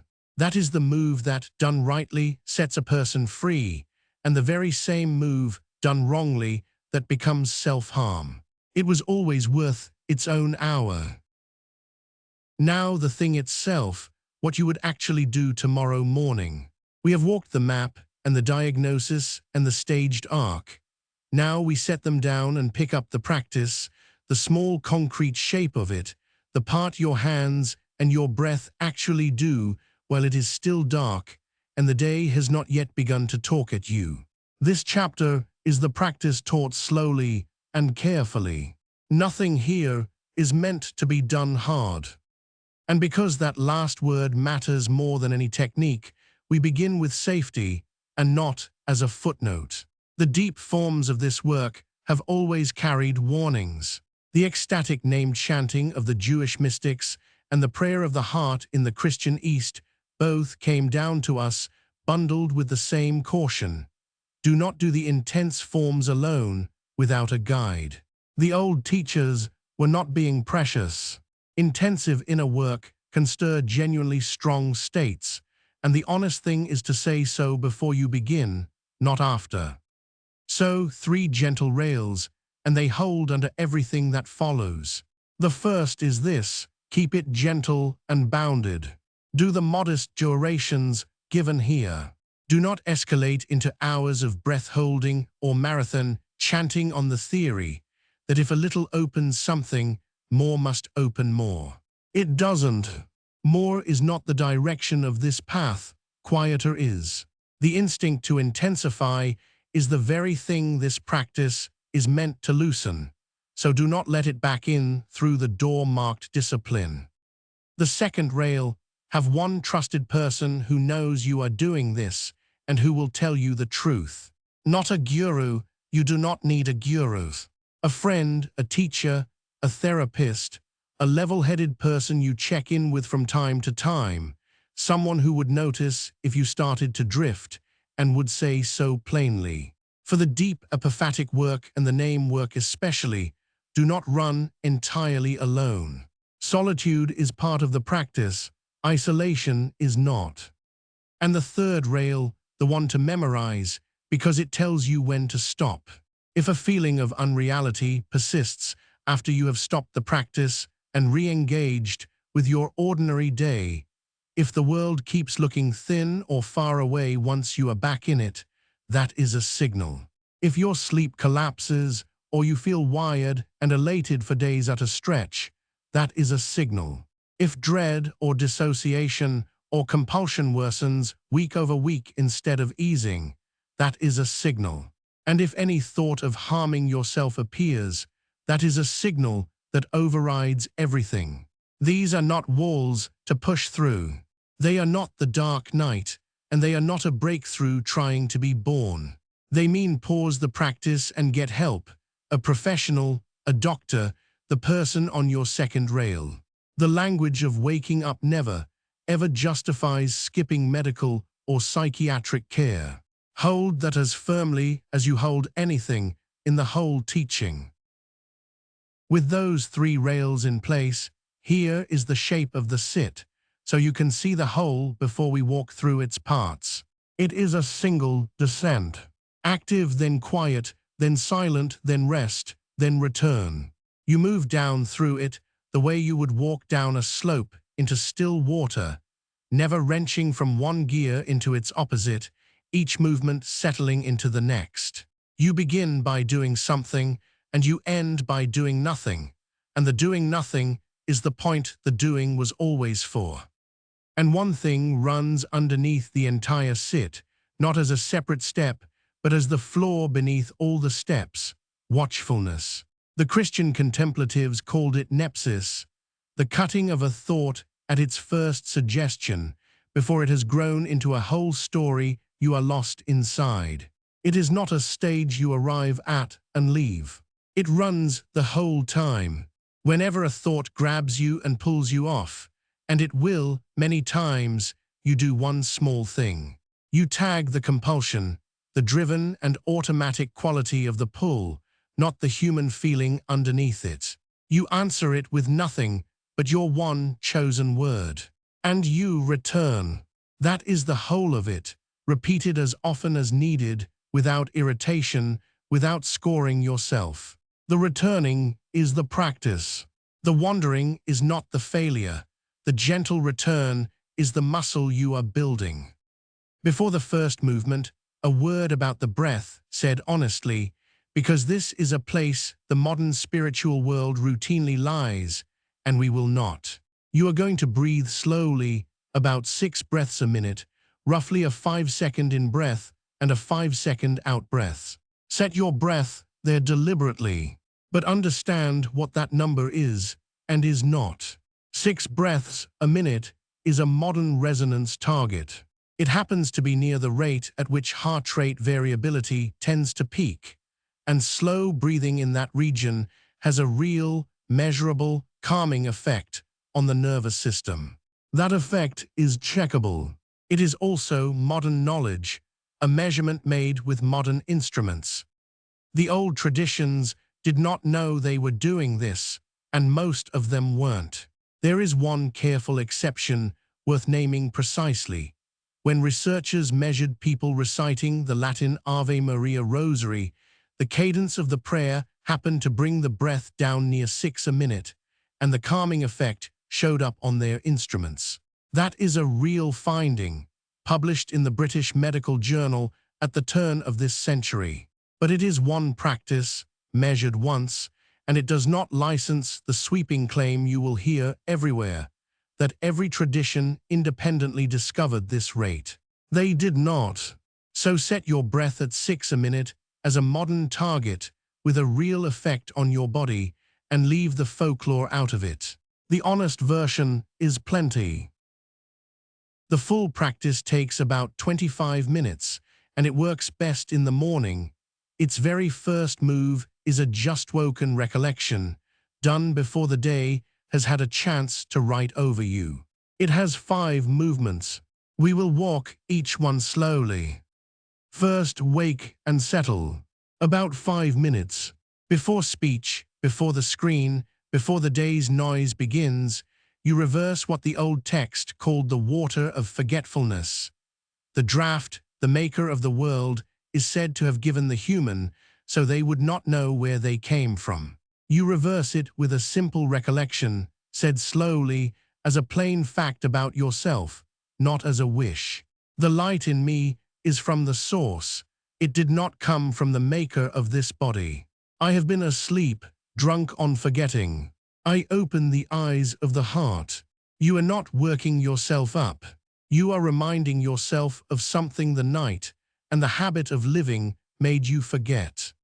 Then you ask the 3 questions from the 50th saying of Thomas, and you answer them in your own silence. The saying itself puts the answers in the mouth of those who have woken. If they say to you, "Where have you come from?" say to them, "We have come from the light." If they say to you, "Who are you?" say, "We are its children, the chosen of the living Father." If they ask, "What is the sign of your Father in you?" say to them, "It is movement and repose." Where am I from? From the light. Who am I? A child of the living one. What is the sign of the source in me? Movement and repose, the two held together, neither alone. Ask and answer without arguing the metaphysics.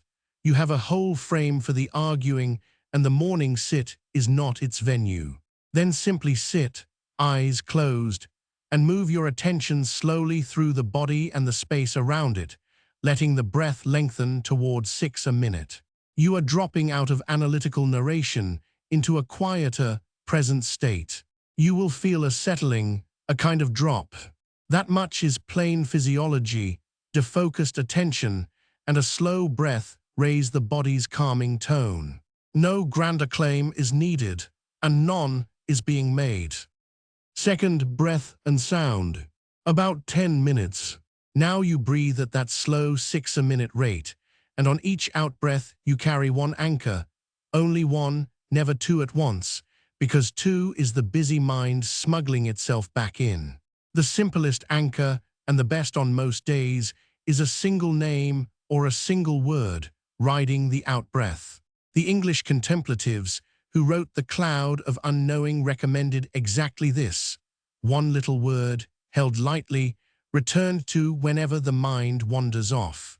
Not analyzed, not improved, just sounded inwardly and let go of, and taken up again. That is the whole of the simplest form, and on most days it is all you need. On days when you want sound instead of silence, there is a toning practice, 3 vowel pairs, sounded 1 per out-breath, rising through 3 centers of the body, from the belly to the chest to the head. And here we are scrupulous, because this is exactly the kind of thing that gets sold to you as ancient. It is not. The syllables and the rising root through the body are a modern technique, a recent map drawn in the last century or so. They are not in the secret book of John, not in Thomas, not in the Hermetica. Use the toning freely. It does real and mundane good, because slow-sounded breath calms the nervous system the same way silent, slow breath does. But do not date it to antiquity, and do not let anyone tell you a quasi-chakra circuit is something the Gnostics practiced. It isn't. 1 instruction governs the sound, and it is a good one held, again, as a good modern instruction and nothing older. Sound it first inwardly, in the heart, before you ever voice it with the mouth. Let the listening come before the making. There is a genuine old rhyme to this. The Jewish ecstatic mystics did rank the silent, mental combination of the holy letters above the spoken one. But that is an analog, not a source, and we will not pretend a lineage we cannot draw. Take the instruction on its own merit. The inner sounding before the outer is simply a way of keeping the practice receptive instead of performative. Voice it aloud, if at all, only after it has sounded within. Third, listening for the call. About 5 minutes. Here the practice turns, and the turn is the hinge of the whole thing. You stop generating. Up to now you have been doing, recollecting, breathing, sounding a word. Now you set the doing down and turn attention from the seen to the seer. Plotinus gives the instruction in 5 words, and they are as good now as they were in the 3rd century. Go back into yourself and look. Turn from the stream of objects and tasks and worries toward the awareness in which they are appearing. And as you turn, practice the unsaying that this whole tradition lives by. Whatever image of the source arises, light, space, the word God, even the word oneness, gently release it. Not this either. Take away everything, as Plotinus said, Aphele Panto. You are not building a picture of the divine. You are clearing the room so that something not made by you might be noticed. And then you hold the central posture of the entire path. You wait and you listen, the way the eye waits for the sun to rise. But here is the thing that keeps this from being a cold and empty staring. The waiting must be loving, not blank. What carries you through the dry months, when technique gives back nothing at all, is not a better technique. It is longing. The cloud of unknowing says it in a single line that the contemplatives never improved on. By love he may be gotten and held, but by thought never. So you are not gazing into emptiness, gritting your teeth at the void. You are yearning toward home and listening for it to answer. Whether anything external literally calls, whether a descending forethought 3 times into the dark really cries arise, that is the tradition's myth, and you hold it as myth. What you actually do, in the register you can stand behind, is the loving and receptive posture. And that is a real and legitimate thing to do, whatever the cosmos turns out to be. Fourth, rest. Anapausis, the word that has been waiting at the end of every road in this teaching. About 3 minutes. Now you drop even the technique. You drop the listening, you drop the longing as effort, you drop the searching itself. The Valentinian gospel of truth makes a precise observation here. It ties the anguish to the searching. The very act of grasping after the source is part of the fog. So the move at the bottom of the descent is to stop grasping entirely and let the fog thin into stillness on its own. You do not manufacture rest. That is a contradiction. You simply cease. The gospel of truth names the place you are letting yourself fall into. They rest in the one who rests. Do not try to feel a particular way. Do not check whether it is working. This is the homecoming quiet, the cessation of inner agitation, and it comes precisely when you stop trying to make it come.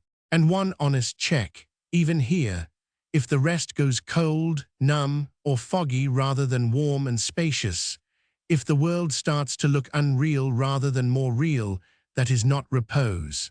That is a nervous system state to take seriously, and it is the one your safety rails are for. Genuine rest is warm, alert, and connected. You can open your eyes and step gladly back into the day. If yours keeps landing in the cold column, stop the deep work and re-engage your body and other people, and if it persists, use the rail.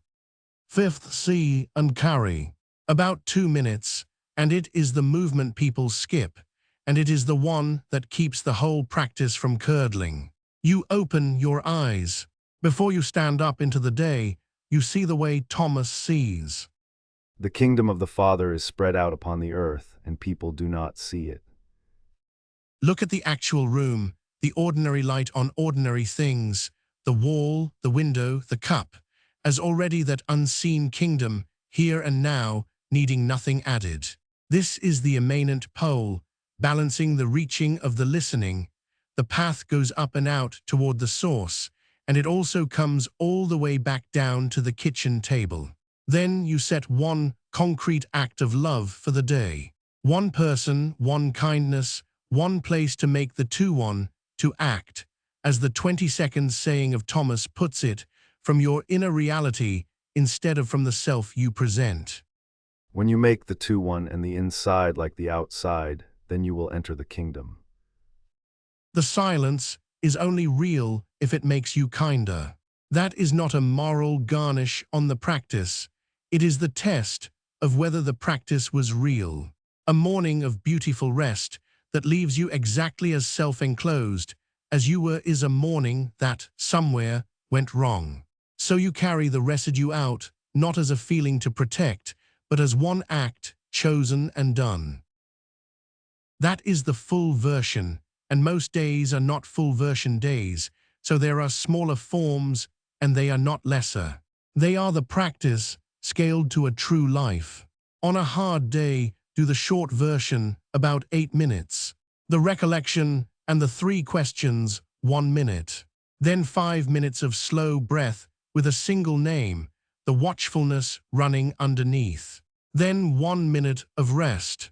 Then open your eyes, see the ordinary as kingdom, and set one act of love. That is the same descent, briefer, it loses nothing essential.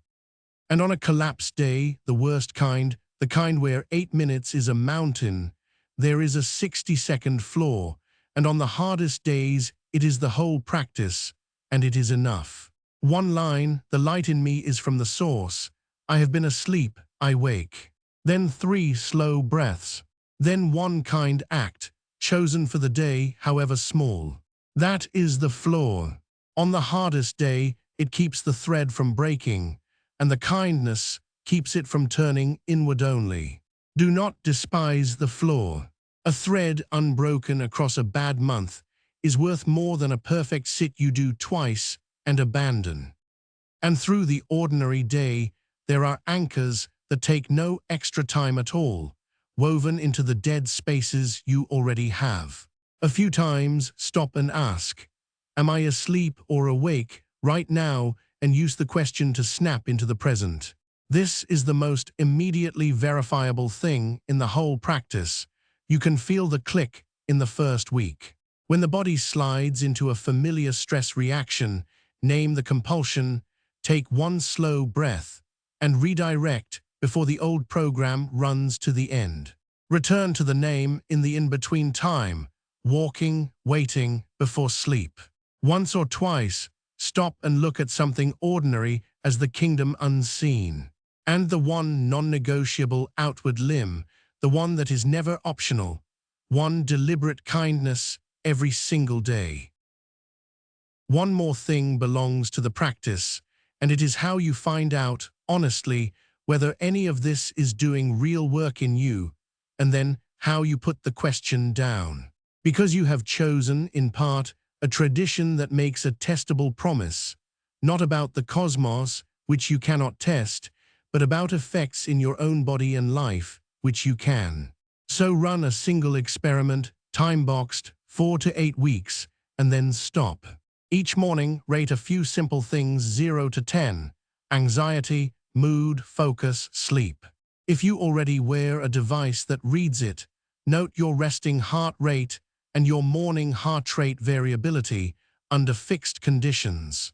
Then read the trend over a rolling week, not any single noisy day.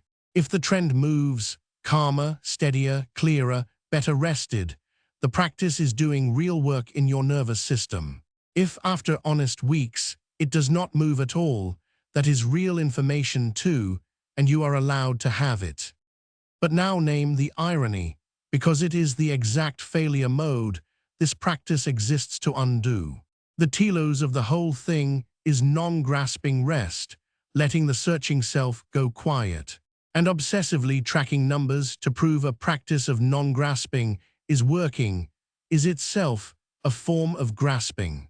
It is the outcome fixation, wearing a lab coat. So run the experiment once, lightly, and then, this is the instruction that matters, put the instruments down. Stop tracking. Just practice. The worth of the practice does not live on the dashboard, and a person checking their variability score for spiritual progress every morning has quietly traded the rest for the metric. And one number deserves to be demoted on purpose, so it can never inflate. During the slow breath movement, your heart rate variability will rise. People who want to sell you something will call that rise alignment, attunement, the field responding. It is none of those things. Breathing at 6 a minute produces that rise almost mechanically. It is a near-automatic artifact of the breathing rate itself. An in-session spike proves only that you breathed slowly. It is a fine thing to have breathed slowly. It is not a measurement of how near you have come to the source, and nothing you own can measure that. Claim the modest checkable effect. Hold the immeasurable as what it is, immeasurable. Keep those two apart, and the practice stays honest, which, in the end, is the only way it stays a practice at all. Say this once, plainly, and then you can practice without relitigating it every morning. You have spent these chapters gathering instruments from 8 traditions, and the danger of gathering is that the seams disappear. The myth starts to wear the lab coat, the measured fact starts to glow like a revelation. So before you sit down to the practice for good, we set the frame in place, not as a disclaimer bolted on at the end, but as the discipline itself. The honesty is not the fence around the practice, it is part of the practice. Keep 3 registers apart, always, and never let one borrow the authority of another. The first is what a text actually says. The second is what a tradition asks you to hold as its myth, its identity frame. The third is the line between an effect you can check in your own body and a mechanism you cannot. 3 registers. We will state each one cleanly, with real examples, and then we will walk the list of things that must never be claimed, because part of telling the truth is naming the lies you have decided not to tell. The first register is the plainest and the most solid ground you stand on, what the texts literally say. These are quotable facts. You can open the book and find the words. The secret book of John, the Apocryphon of John, surviving in 4 copies, the fullest in Nag Hammadi Codex II, opens by refusing to describe the source at all. It will only unsay it. It is not corporeal and it is not incorporeal. It is not large and it is not small. And the nearest the same text comes to a positive word is light without measure. It is immeasurable light, pure and holy and undefiled. That is a fact about the text. The invisible spirit, Barbelo as its first thought, the luminous Epinoia hidden in the human and called greater than its makers, the counterfeit spirit that leads people astray, fate named as the last of the changeable bonds, the water of forgetfulness, the seed of Seth. All of these are genuinely on the page. So is the cry of the descending Forethought, near the end of the long version of that same text. Arise from the deep sleep and become sober from the drunkenness of darkness. And the convergence we have traced is also a textual fact, not a wish. Plotinus in the 3rd century gives the method of unsaying in 2 words, take away everything, and the Kabbalists, in the hymn called Patach Eliyahu embedded in the Tikkunei Zohar, say of the infinite Ein Sof that no thought can grasp it at all. Those lines are real and correctly placed, but they belong to a pagan philosopher and to Jewish mystics, not to Jesus, so they stay in the narrator's mouth, not his. The frame stays honest only when each quotation keeps its own owner. The Gospel of Thomas places the kingdom not in a coming age, but underfoot. It is spread out upon the earth, and people do not see it. And the same gospel gives the move toward integration its home. When you make the 2 one, you will enter the kingdom. Every one of those lines is real and correctly placed, and you may rest your weight on them. But here is the hinge of the first register, and it is easy to slide past. That a text says a thing is one fact.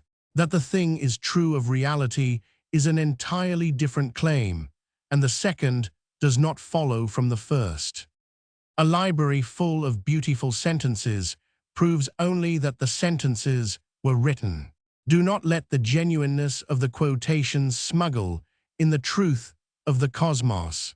Keep that seam visible, and the first register stays honest. The second register is the one most people never learn to hold, because they think there are only two options: believe it as fact or dismiss it as nonsense.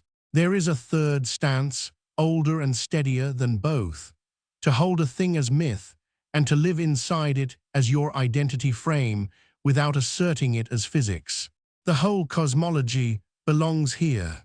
That you are a portion of immeasurable light, descended from the source through Barbelo. That you are the seed of Seth, whose home is the third luminary. That an external forethought literally descends 3 times into the dark to call your name. Hold all of it as the tradition's myth and as the frame you stand inside, and do not assert any of it as a measurable fact about the world. This is not a hedge, and it is not cowardice. A person can live by a story they do not claim to have proven, and do so with their whole heart, and without lying to themselves for a moment.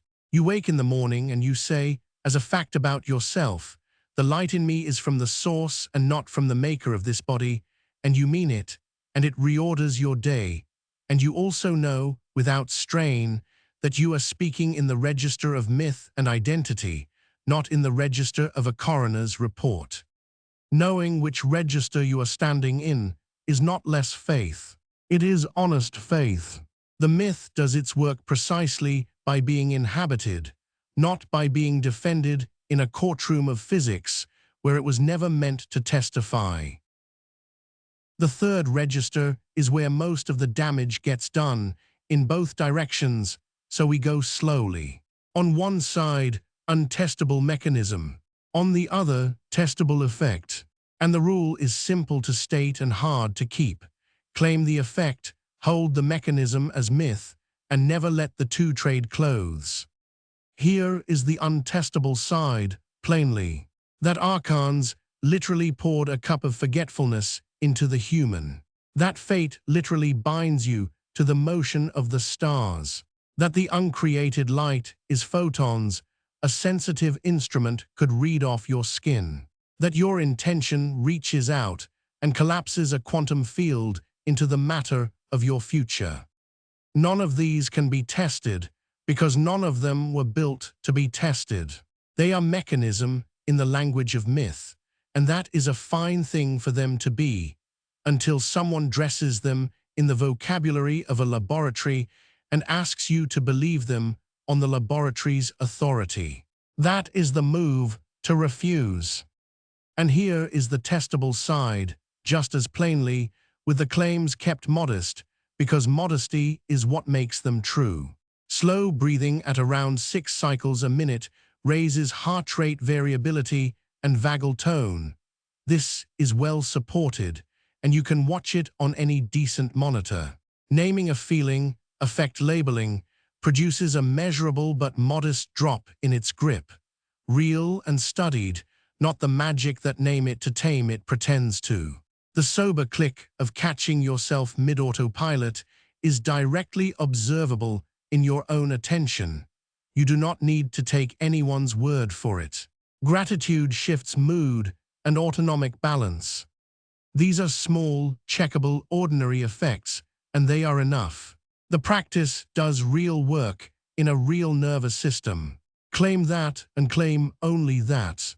The moment you say the breath raises your vagal tone and therefore the forethought is real, you have let the lab findings swell into the myth, and you have spoiled both, the finding by overloading it, and the myth by making it depend on a number it was never about. Now the harder half of honesty, naming what is false, so it cannot ride along disguised as old and holy. Set each one down quietly, not with a sneer. Several of these are useful, and you will go on using them just with the right label, so you never again claim for them an authority they do not have. First, the so-called three-word prayer. There is a saying passed around as a prayer of Jesus, 3 words supposedly preserved in the Gospel of the Hebrews, and it does not exist. No such fragment survives in any of the quotations of that lost Gospel that the Church Fathers handed down. It is a modern invention wearing an ancient name. Do not cite it in any form ever. Second, the toning circuit. The 3 vowel pairs sounded one to a breath, rising through the body from the belly to the chest to the head, are modern, and so is the body route they climb. It is a recent map, a quasi-chakra scheme, found nowhere in the Apocryphon of John, nowhere in Thomas, nowhere in the Hermetic writings. Use it freely. It does genuine, mundane good, because slow-sounded breath calms the body. But do not date it to antiquity, and do not let it borrow the gravity of the old texts. Third, bundled with the second, the instruction to sound it first in the heart, inwardly, before you ever voice it with the mouth. That is a fine instruction, and a modern one. It came packaged with the modern toning practice. It is not an ancient maxim, and it is not Abulafia's. Abulafia's real progression in the 13th century moved from utterance to writing to mental combination, with the mental highest, a genuine analog to inner before outer, but an analog, not a source. Claim no lineage you cannot document. Fourth, the 6-breath rate. The claim that every tradition independently discovered it is false. It is a modern resonance target, the rate at which heart rate variability tends to peak. The one old practice ever actually measured near it is the Latin Ave Maria Rosary, studied by Bernardi and colleagues in the British Medical Journal in 2001.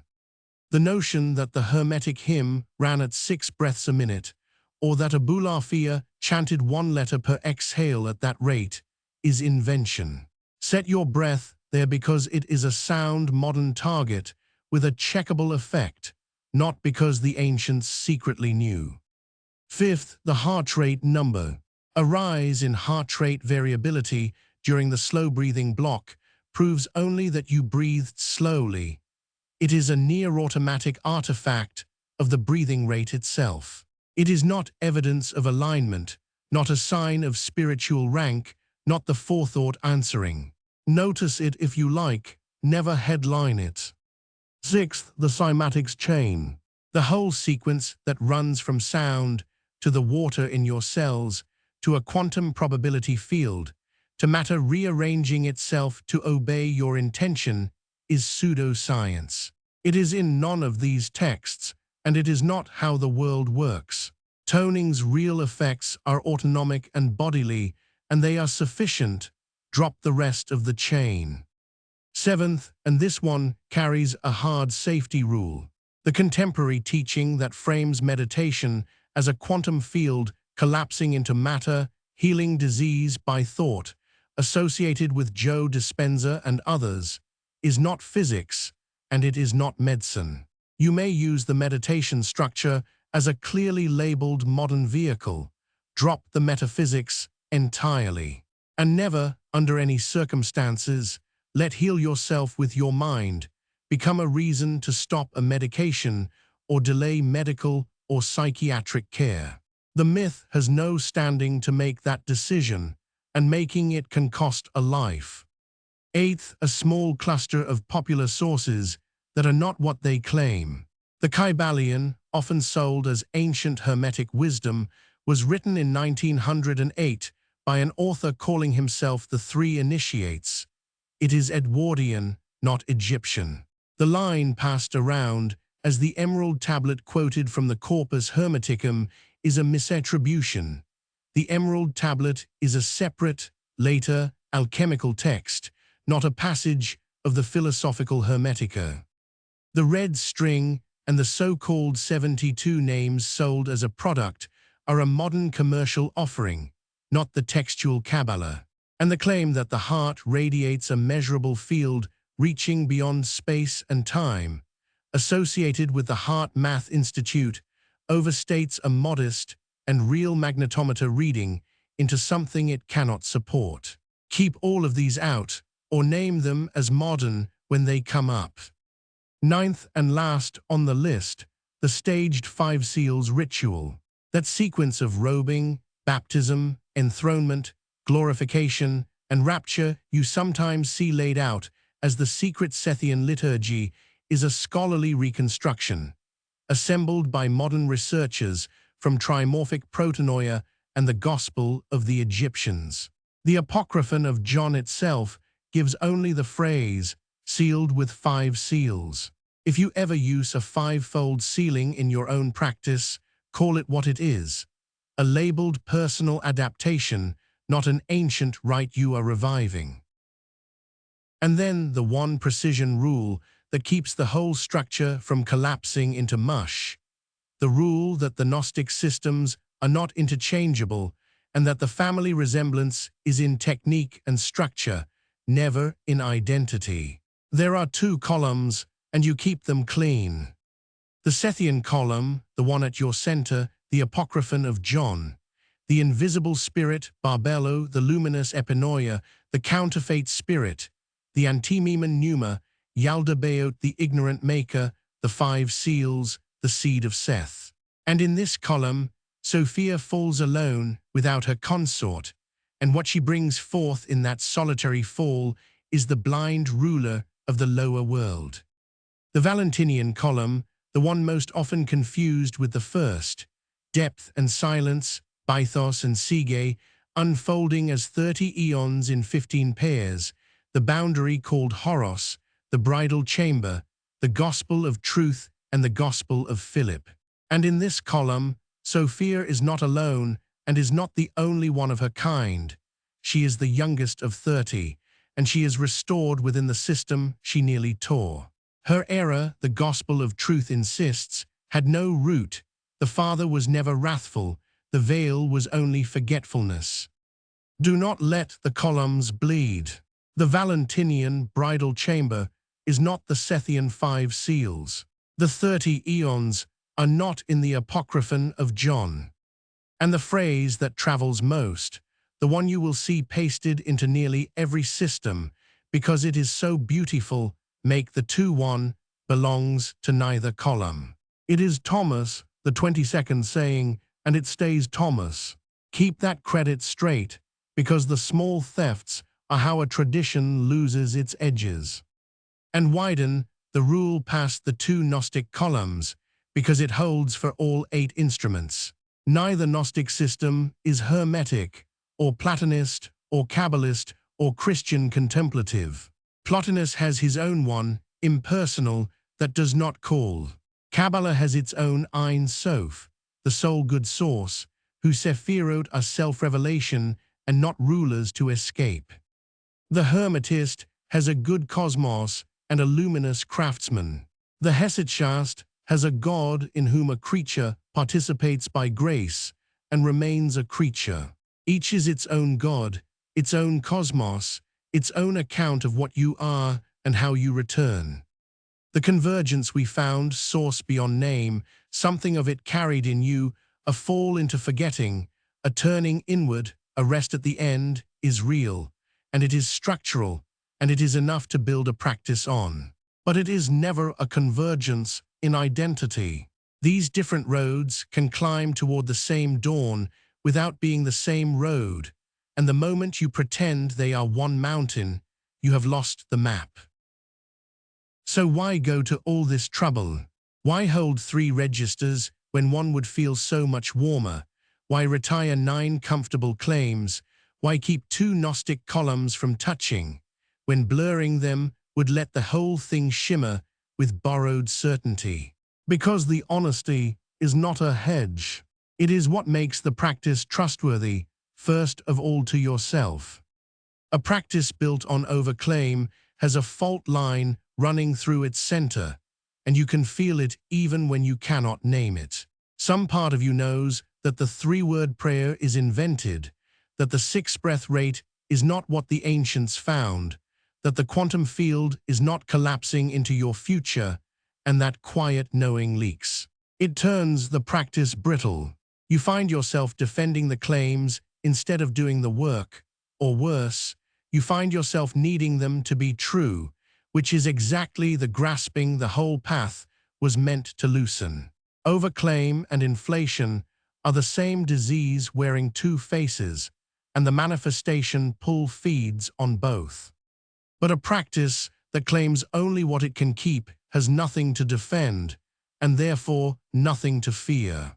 When you say the breath raises your vagal tone, and only that no skeptic can take it from you because it is simply so. When you say you live inside the Sethian myth as your chosen frame, and name it as frame, no critic can corner you because you have conceded nothing you needed. The honesty drains the anxiety out of the practice. You stop bracing. And from that unbraced place, the actual work, the waking, the discerning, the turning inward, the listening, the rest, can finally happen, because you are no longer spending your attention propping up claims that cannot bear weight. This is the deepest reason the honesty is the discipline, and not a footnote to it. The texts themselves say the first veil is forgetting, and the second is a counterfeit laid over the real until you cannot tell which is which. To insist every morning on knowing exactly which register you are standing in, this text says, "This I hold as myth, this I can check in my own body," is to practice, in the most literal way, the very sobriety the whole path is about. It is the antimemen pneumas opposite. The counterfeit blurs and honesty distinguishes. So when you keep the seams visible, you are not being a pedant about other people's myths. You are doing the work itself, refusing the forgery at the level of your own mind. Say it once then, and let it stand. What the texts say, you may quote. What the tradition holds, you may inhabit as myth. What your body can check, you may claim modestly and no more. And the false and the borrowed, you set down by name. That is the frame. It does not make the practice smaller. It makes it true enough to lean your weight against. And a practice you can lean your full weight against is the only kind worth keeping.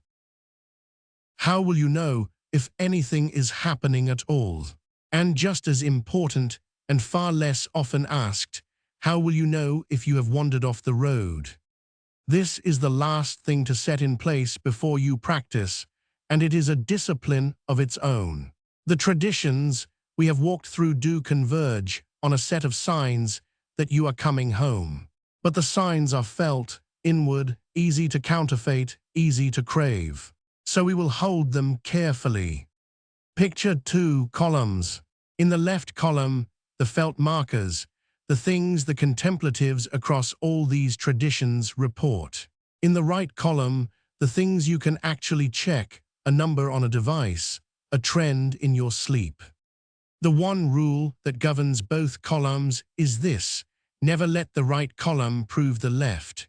A steadier heart rate is a real and good thing. It is not evidence that an unnameable source has spoken to you. Keep the columns side by side and keep them honest, and they will both serve you. Start with the surest of the early signs, the one you will almost certainly meet first, the sobering, the clicking, the snap from trance into lucidity, that small, unmistakable moment when you catch yourself running on autopilot, and for an instant, you are simply awake and present, watching the autopilot rather than being carried by it. The secret book of John gives this its oldest voice. It is the cry of the descending forethought into the sleeping depths. Arise from the deep sleep and become sober from the drunkenness of darkness. That is the first marker, and it is a sober one in both senses. It does not feel like fireworks. It feels like waking, a little cool, a little clarifying, faintly humbling, The way it feels to realize you have been driving for 10 minutes with no memory of the road. Do not wait for it to feel like more than that. The clarifying, slightly chastening quality is exactly right. The second marker is the one this tradition is built to give you, and it deepens slowly over months. The compulsions begin to feel foreign, while the human energy underneath them stays yours. A craving arrives, or a flash of fear, and where before it simply was you, your wanting, your dread, seamless, now there is a hair of space. The driven, must-act now quality of it shows up as a kind of weather, something moving through, the counterfeit spirits driving rather than the whole of you. And crucially, this is the marker and not its imitation. The energy underneath does not go cold. The grief is still grief, the hunger still hunger, available to you, met rather than amputated. You feel a self that is prior to the conditioned one and larger than it. If instead you feel numb, walled off, nothing touches me, that is not this marker. That is dissociation wearing its mask, and we will come to it. The third marker is the quieting of the frantic search. The Gospel of Truth describes the fall as an anguish that grew thick like a fog. And this is the subtle part, it ties the anguish to the searching itself. So the marker is the searching relaxing, grasping loosening into something that feels less like finding and more like being found. The inner posture shifts from defending yourself, explaining yourself, bracing, toward a quiet sense of being already known. Nothing dramatic. The background hum of self-defense simply turns down. The fourth is plainer still, the gaps between thoughts. The inner narration, which normally runs without a break, develops small silences, and over time the silences lengthen. You notice the space between one thought and the next, and you notice that you are still there in the space, awake, when the talking stops. This is not a grand, mystical attainment. It is the ordinary quieting that long attention produces. Welcome it as that. The fifth marker we name with a warning attached. Across many of these traditions, the Hermetic rebirth in silence, the luminous letters the ecstatic Kabbalists describe, the warmth the Hesychasts speak of near the heart, practitioners report an inner luminous quiet, a sense of light or radiance that is not seen with the eyes. It is real in the sense that people genuinely report it. But here is the rule, and it is iron. Notice it, never chase it. The moment a marker becomes a thing you are reaching for, you have left the practice and begun a hunt, and the hunt is itself one of the classic ways the road goes wrong. We will give that pitfall its old name shortly. For now, if light comes, let it come and let it go, the way you would release the word God in the unsaying. Do not grab. The sixth, tears and warmth. The Christian contemplatives had a word for the quiet tear that comes unbidden in prayer, penthos, a soft compunction, not grief and not joy exactly, but something underneath both, and a gentle warmth, often felt near the chest. Hold these lightly too. They are not trophies. They are simply the signs of a body that has dropped deep into a settled, absorbed, parasympathetic state. Pleasant, trustworthy, and not the point.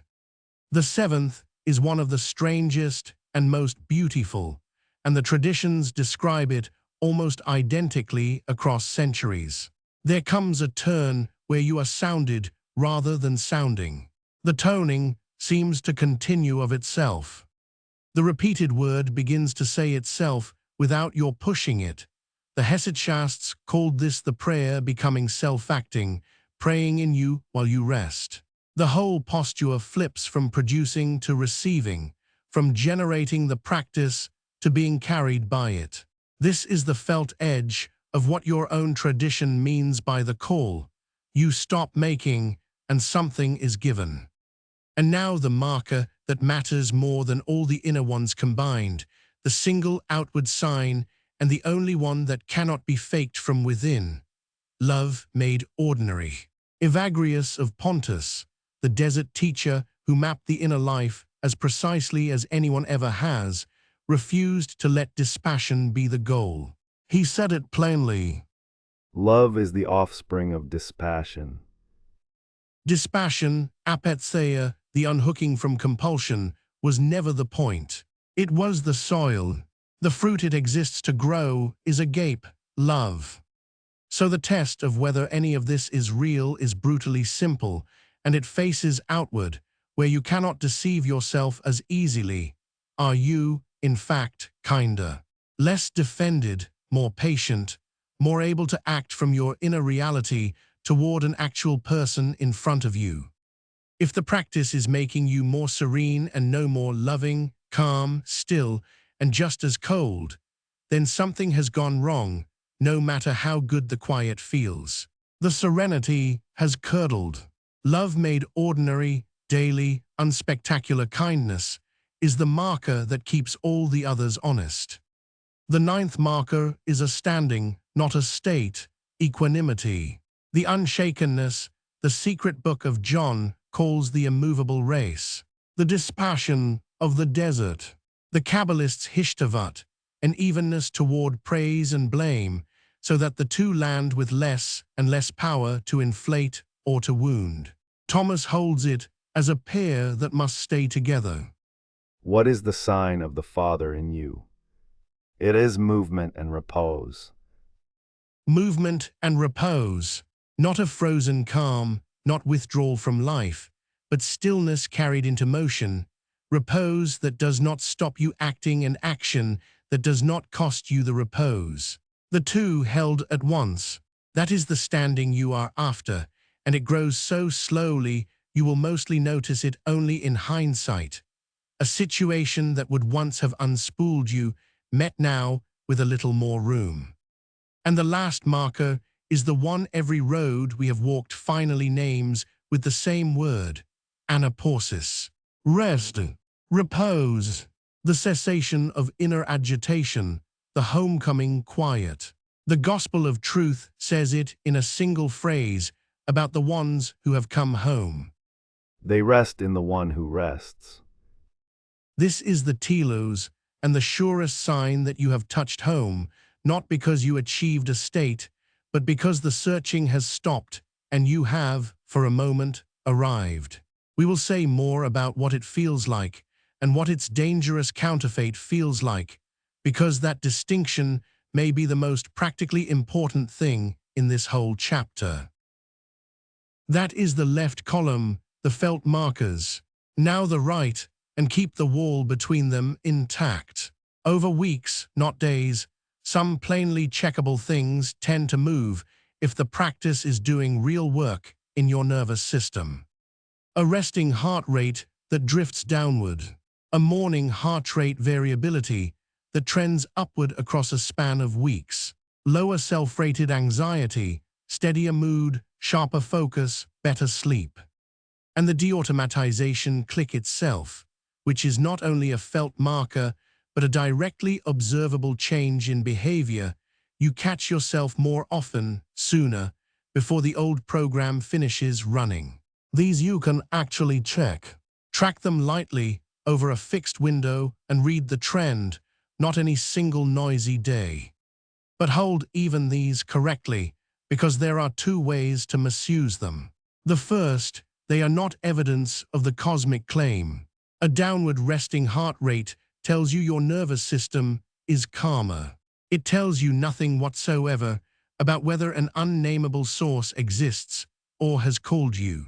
The practice's worth and the myth's truth do not ride on the dashboard. The second misuse is more specific and worth demoting by name. The rise in heart rate variability during the slow breath block itself is not a marker of alignment.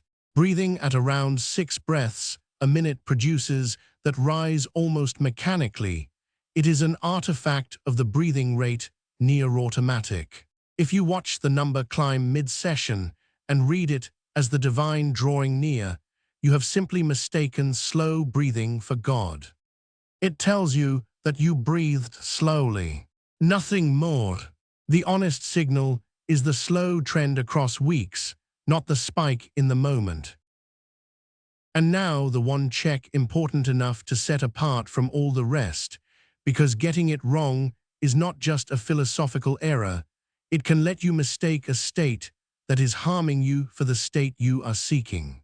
Two very different conditions can feel, from the inside and at a glance, alike. Both are quiet. Both are still. One is the rest you are looking for. The other is a kind of collapse. And you must learn, in your own body, to tell them apart. Genuine repose, real anapausis, is warm. It is alert and relaxed at the same time. Not drowsy, not gone, but settled and present, the body at ease and the awareness clear. It is spacious, and it is connected. You do not feel cut off from the world. If anything, the world feels nearer. And here is the most reliable test of all. When you open your eyes, you can re-engage the day easily, even gladly. The ordinary things look more real, more present, more themselves. You come back warmer than you went in. A dissociative or depressive shutdown is also quiet, also still, and that is exactly why it deceives. But it is the photographic negative of repose. It is numb where repose is warm. It is cold, foggy, detached. The world looks less real, not more, flattened, far away, behind glass. And when you try to re-engage, you cannot easily. There is friction, an effort to get back, an undertow of dread or of deadness underneath the stillness. This is not the immovable race. In the language of the body, it is closer to a freeze, a shutting down, the nervous system going dark rather than coming home. So here is the safety rule, given plainly. If your rest keeps landing in that second column, numb, cold, unreal, hard to come back from, stop treating it as spiritual progress, because it is not. Stop the deep work for now. Re-engage your body and other people. Move, eat, talk to someone, get into the daylight. And if it persists, take it seriously as a nervous system or mood state, and use the safety rail, a trusted person, and if needed, a professional. Repose makes the world more real and easier to enter. If your stillness is doing the opposite, that is not a sign you are advanced. It is a sign to stop and tend to yourself. With the markers held honestly, name the pitfalls too, so they cannot ambush you, because every one of these has thrown sincere practitioners off the road, and knowing their names ahead of time is half the protection. The first is the gentlest, and it catches almost everyone early, mistaking trouble for failure. We saw it in Thomas's account of the Ark, and it bears repeating here as a pitfall, because the disturbance it predicts feels exactly like the practice going wrong. When he finds, he will be troubled. When he is troubled, he will be astonished. Troubled first, then astonished. The order is not an accident, and it is not a flaw. When you first begin to wake from the trance, the things the trance was covering, old grief, old fear, the shape of your own conditioning, come up into the light, and it is uncomfortable. People quit here, certain they have broken something. They have not. Trouble is a stage on the road, not a wall across it. If the disturbance is the ordinary surfacing of what was buried, stay with it gently and let it move. And note the honest boundary. If it crosses into the second column from the shutdown check, persistent unreality, collapsing sleep, worsening dread, that is the other thing, and the rule there is to stop and seek help, not to push through. Discern which one you are in. The second is the long one, the dark night, not the acute trouble of the beginning, but the flat, grey stretches that come later, weeks, sometimes longer, where you sit and nothing happens, the silence gives nothing back, and the whole thing feels empty and possibly foolish. This is not the practice failing. Every tradition that goes deep enough knows this terrain and has a name for it. And here is the single most useful thing to know about it. The dark night is exactly what longing is for. When technique gives you nothing, when there is no felt reward at all, the only fuel that keeps you in the chair is love, the wanting itself, the reaching toward home for its own sake. The English contemplative, who wrote The Cloud of Unknowing, put the whole economy of it in one line. By love may he be gotten and held, but by thought never. By love, not by results, not by good sessions, not by the dashboard moving. So on the dry days, do not quit on the plateau. Drop to the short version or the floor, keep the thread unbroken, and let the longing do the work that technique cannot. The plateau is not the end of the road. It is the part of the road that only love can walk. The third pitfall has a modern name but an old danger: spiritual bypassing. It is the misuse of the very best tool this tradition gave you. You learn to say of a compulsion, "This driving is not me, it is the counterfeit overlay."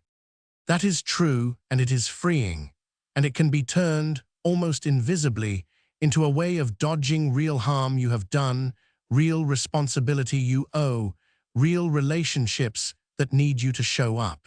The compulsion is not me must never become so nothing is my fault, or so I do not have to feel this, or face you. Remember the rule exactly as we set it. You disown the automatic driving, never the human feeling, and never your accountability. Disidentification is not dissociation. The cure is built into the practice.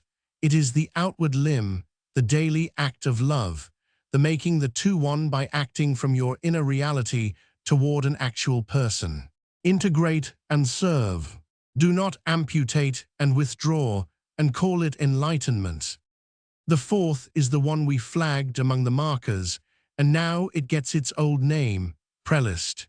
The Hesychast fathers used the word prelist for spiritual delusion, and specifically for the trap of hunting the lights, chasing the warmth, the visions, the felt radiance, the special experiences, and reading them as proof of how far you have come. The fathers were severe about this for a reason. The moment a marker becomes a goal, you are no longer seeking the source, you are seeking a sensation and a status, and the sensation can be produced by all sorts of things that have nothing to do with home. So the discipline is constant.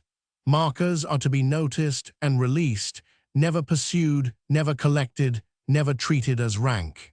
If you find yourself chasing the light, the most spiritual thing you can do is turn away from it and go back to the plain breath and the plain word.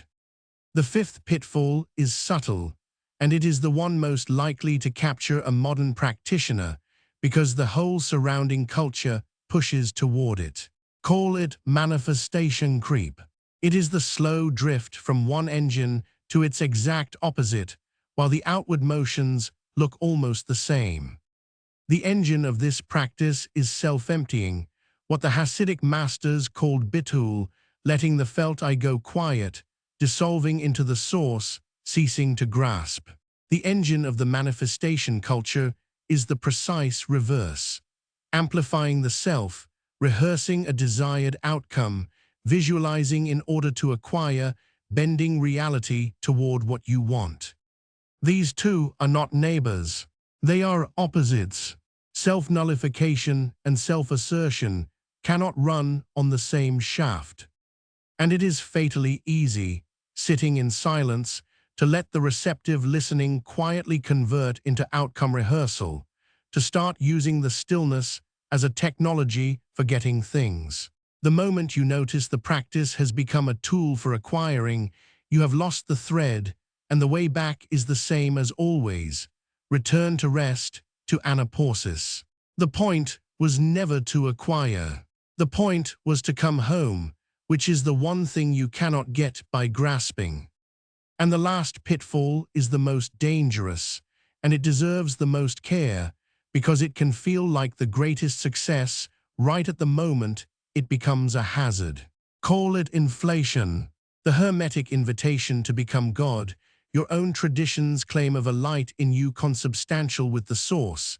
These are powerful identity frames, and held wrongly, they can curdle into grandiosity, a sense of special destiny, of being chosen, of having arrived where others have not. Watch for its bodily signature especially, because the body tells the truth before the story does. A wired, restless elation, sleep thinning or vanishing, a racing sense of mission and significance. That combination is not a breakthrough. It is often an activation, a nervous system tipping into something that needs care, not encouragement.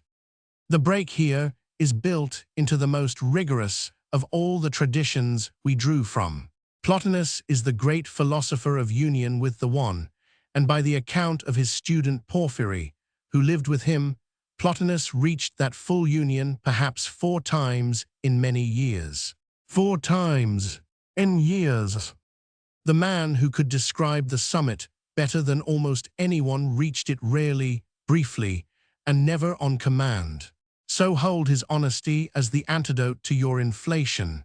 Union is rare, it is brief, and it is not yours to will or to own.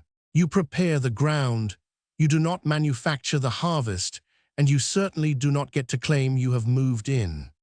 The reliable fruit of this whole practice is not a sense of having arrived. It is the opposite: humility, equanimity, and love. If what is growing in you instead is specialness, and elation, and a quiet contempt for ordinary people, that is not the fruit. That is the weed that grows in the same soil, and the kindest thing you can do is name it, and go back to the floor, 1 line, 3 breaths, 1 act of kindness, and let the ordinary bring you back down to where the real thing actually lives. So that is the whole of it, the long walk, and now its last word, said in the plainest register we have. The texts say a light was hidden in you before you remember anything. They say you were made to forget it, that you drank, somewhere, a water of forgetfulness, and forgot even that you had forgotten. And they say a voice came down into the forgetting to wake the light, a forethought descending into the dark, calling you by a name underneath your name. Arise from the deep sleep and become sober from the drunkenness of darkness. You do not have to believe that as physics to live by it as your truth. You do not have to settle whether an archon poured a literal cup, or whether the immeasurable light would register on any instrument, in order to do the one thing the whole tradition finally asks, to test its fruit in your own body and your own days. That much is not a matter of belief. That much you can simply try. And what it asks is small, and it is the same 5 movements every road came down to. Wake, catch yourself in the trance, and feel the click. Discern, disown the compulsion, keep the human feeling, never amputate the life. Turn inward, from the seen to the seer. Listen for the call, with longing, not with grasping. And rest, drop even the searching, and let the agitation cease. Then open your eyes, and carry the silence back into the day as kindness, because the silence is only real if it makes you kinder. Do the full version when you can, the short version on the hard days, the floor on the worst, and keep one trusted person near. Let longing carry you across the dry stretches when nothing comes. Watch the counterfeit compulsion lose its grip slowly, while the human energy underneath comes home with you, unamputated, intact. And on some ordinary morning, when the frantic searching finally quiets and you find yourself, for a moment, sounded rather than sounding, warm, awake, the room more real than before, know that this is the rest the old texts were always pointing at. It is called anapausis. It is the repose of the immovable race, and it was never as far away as the forgetting made it seem.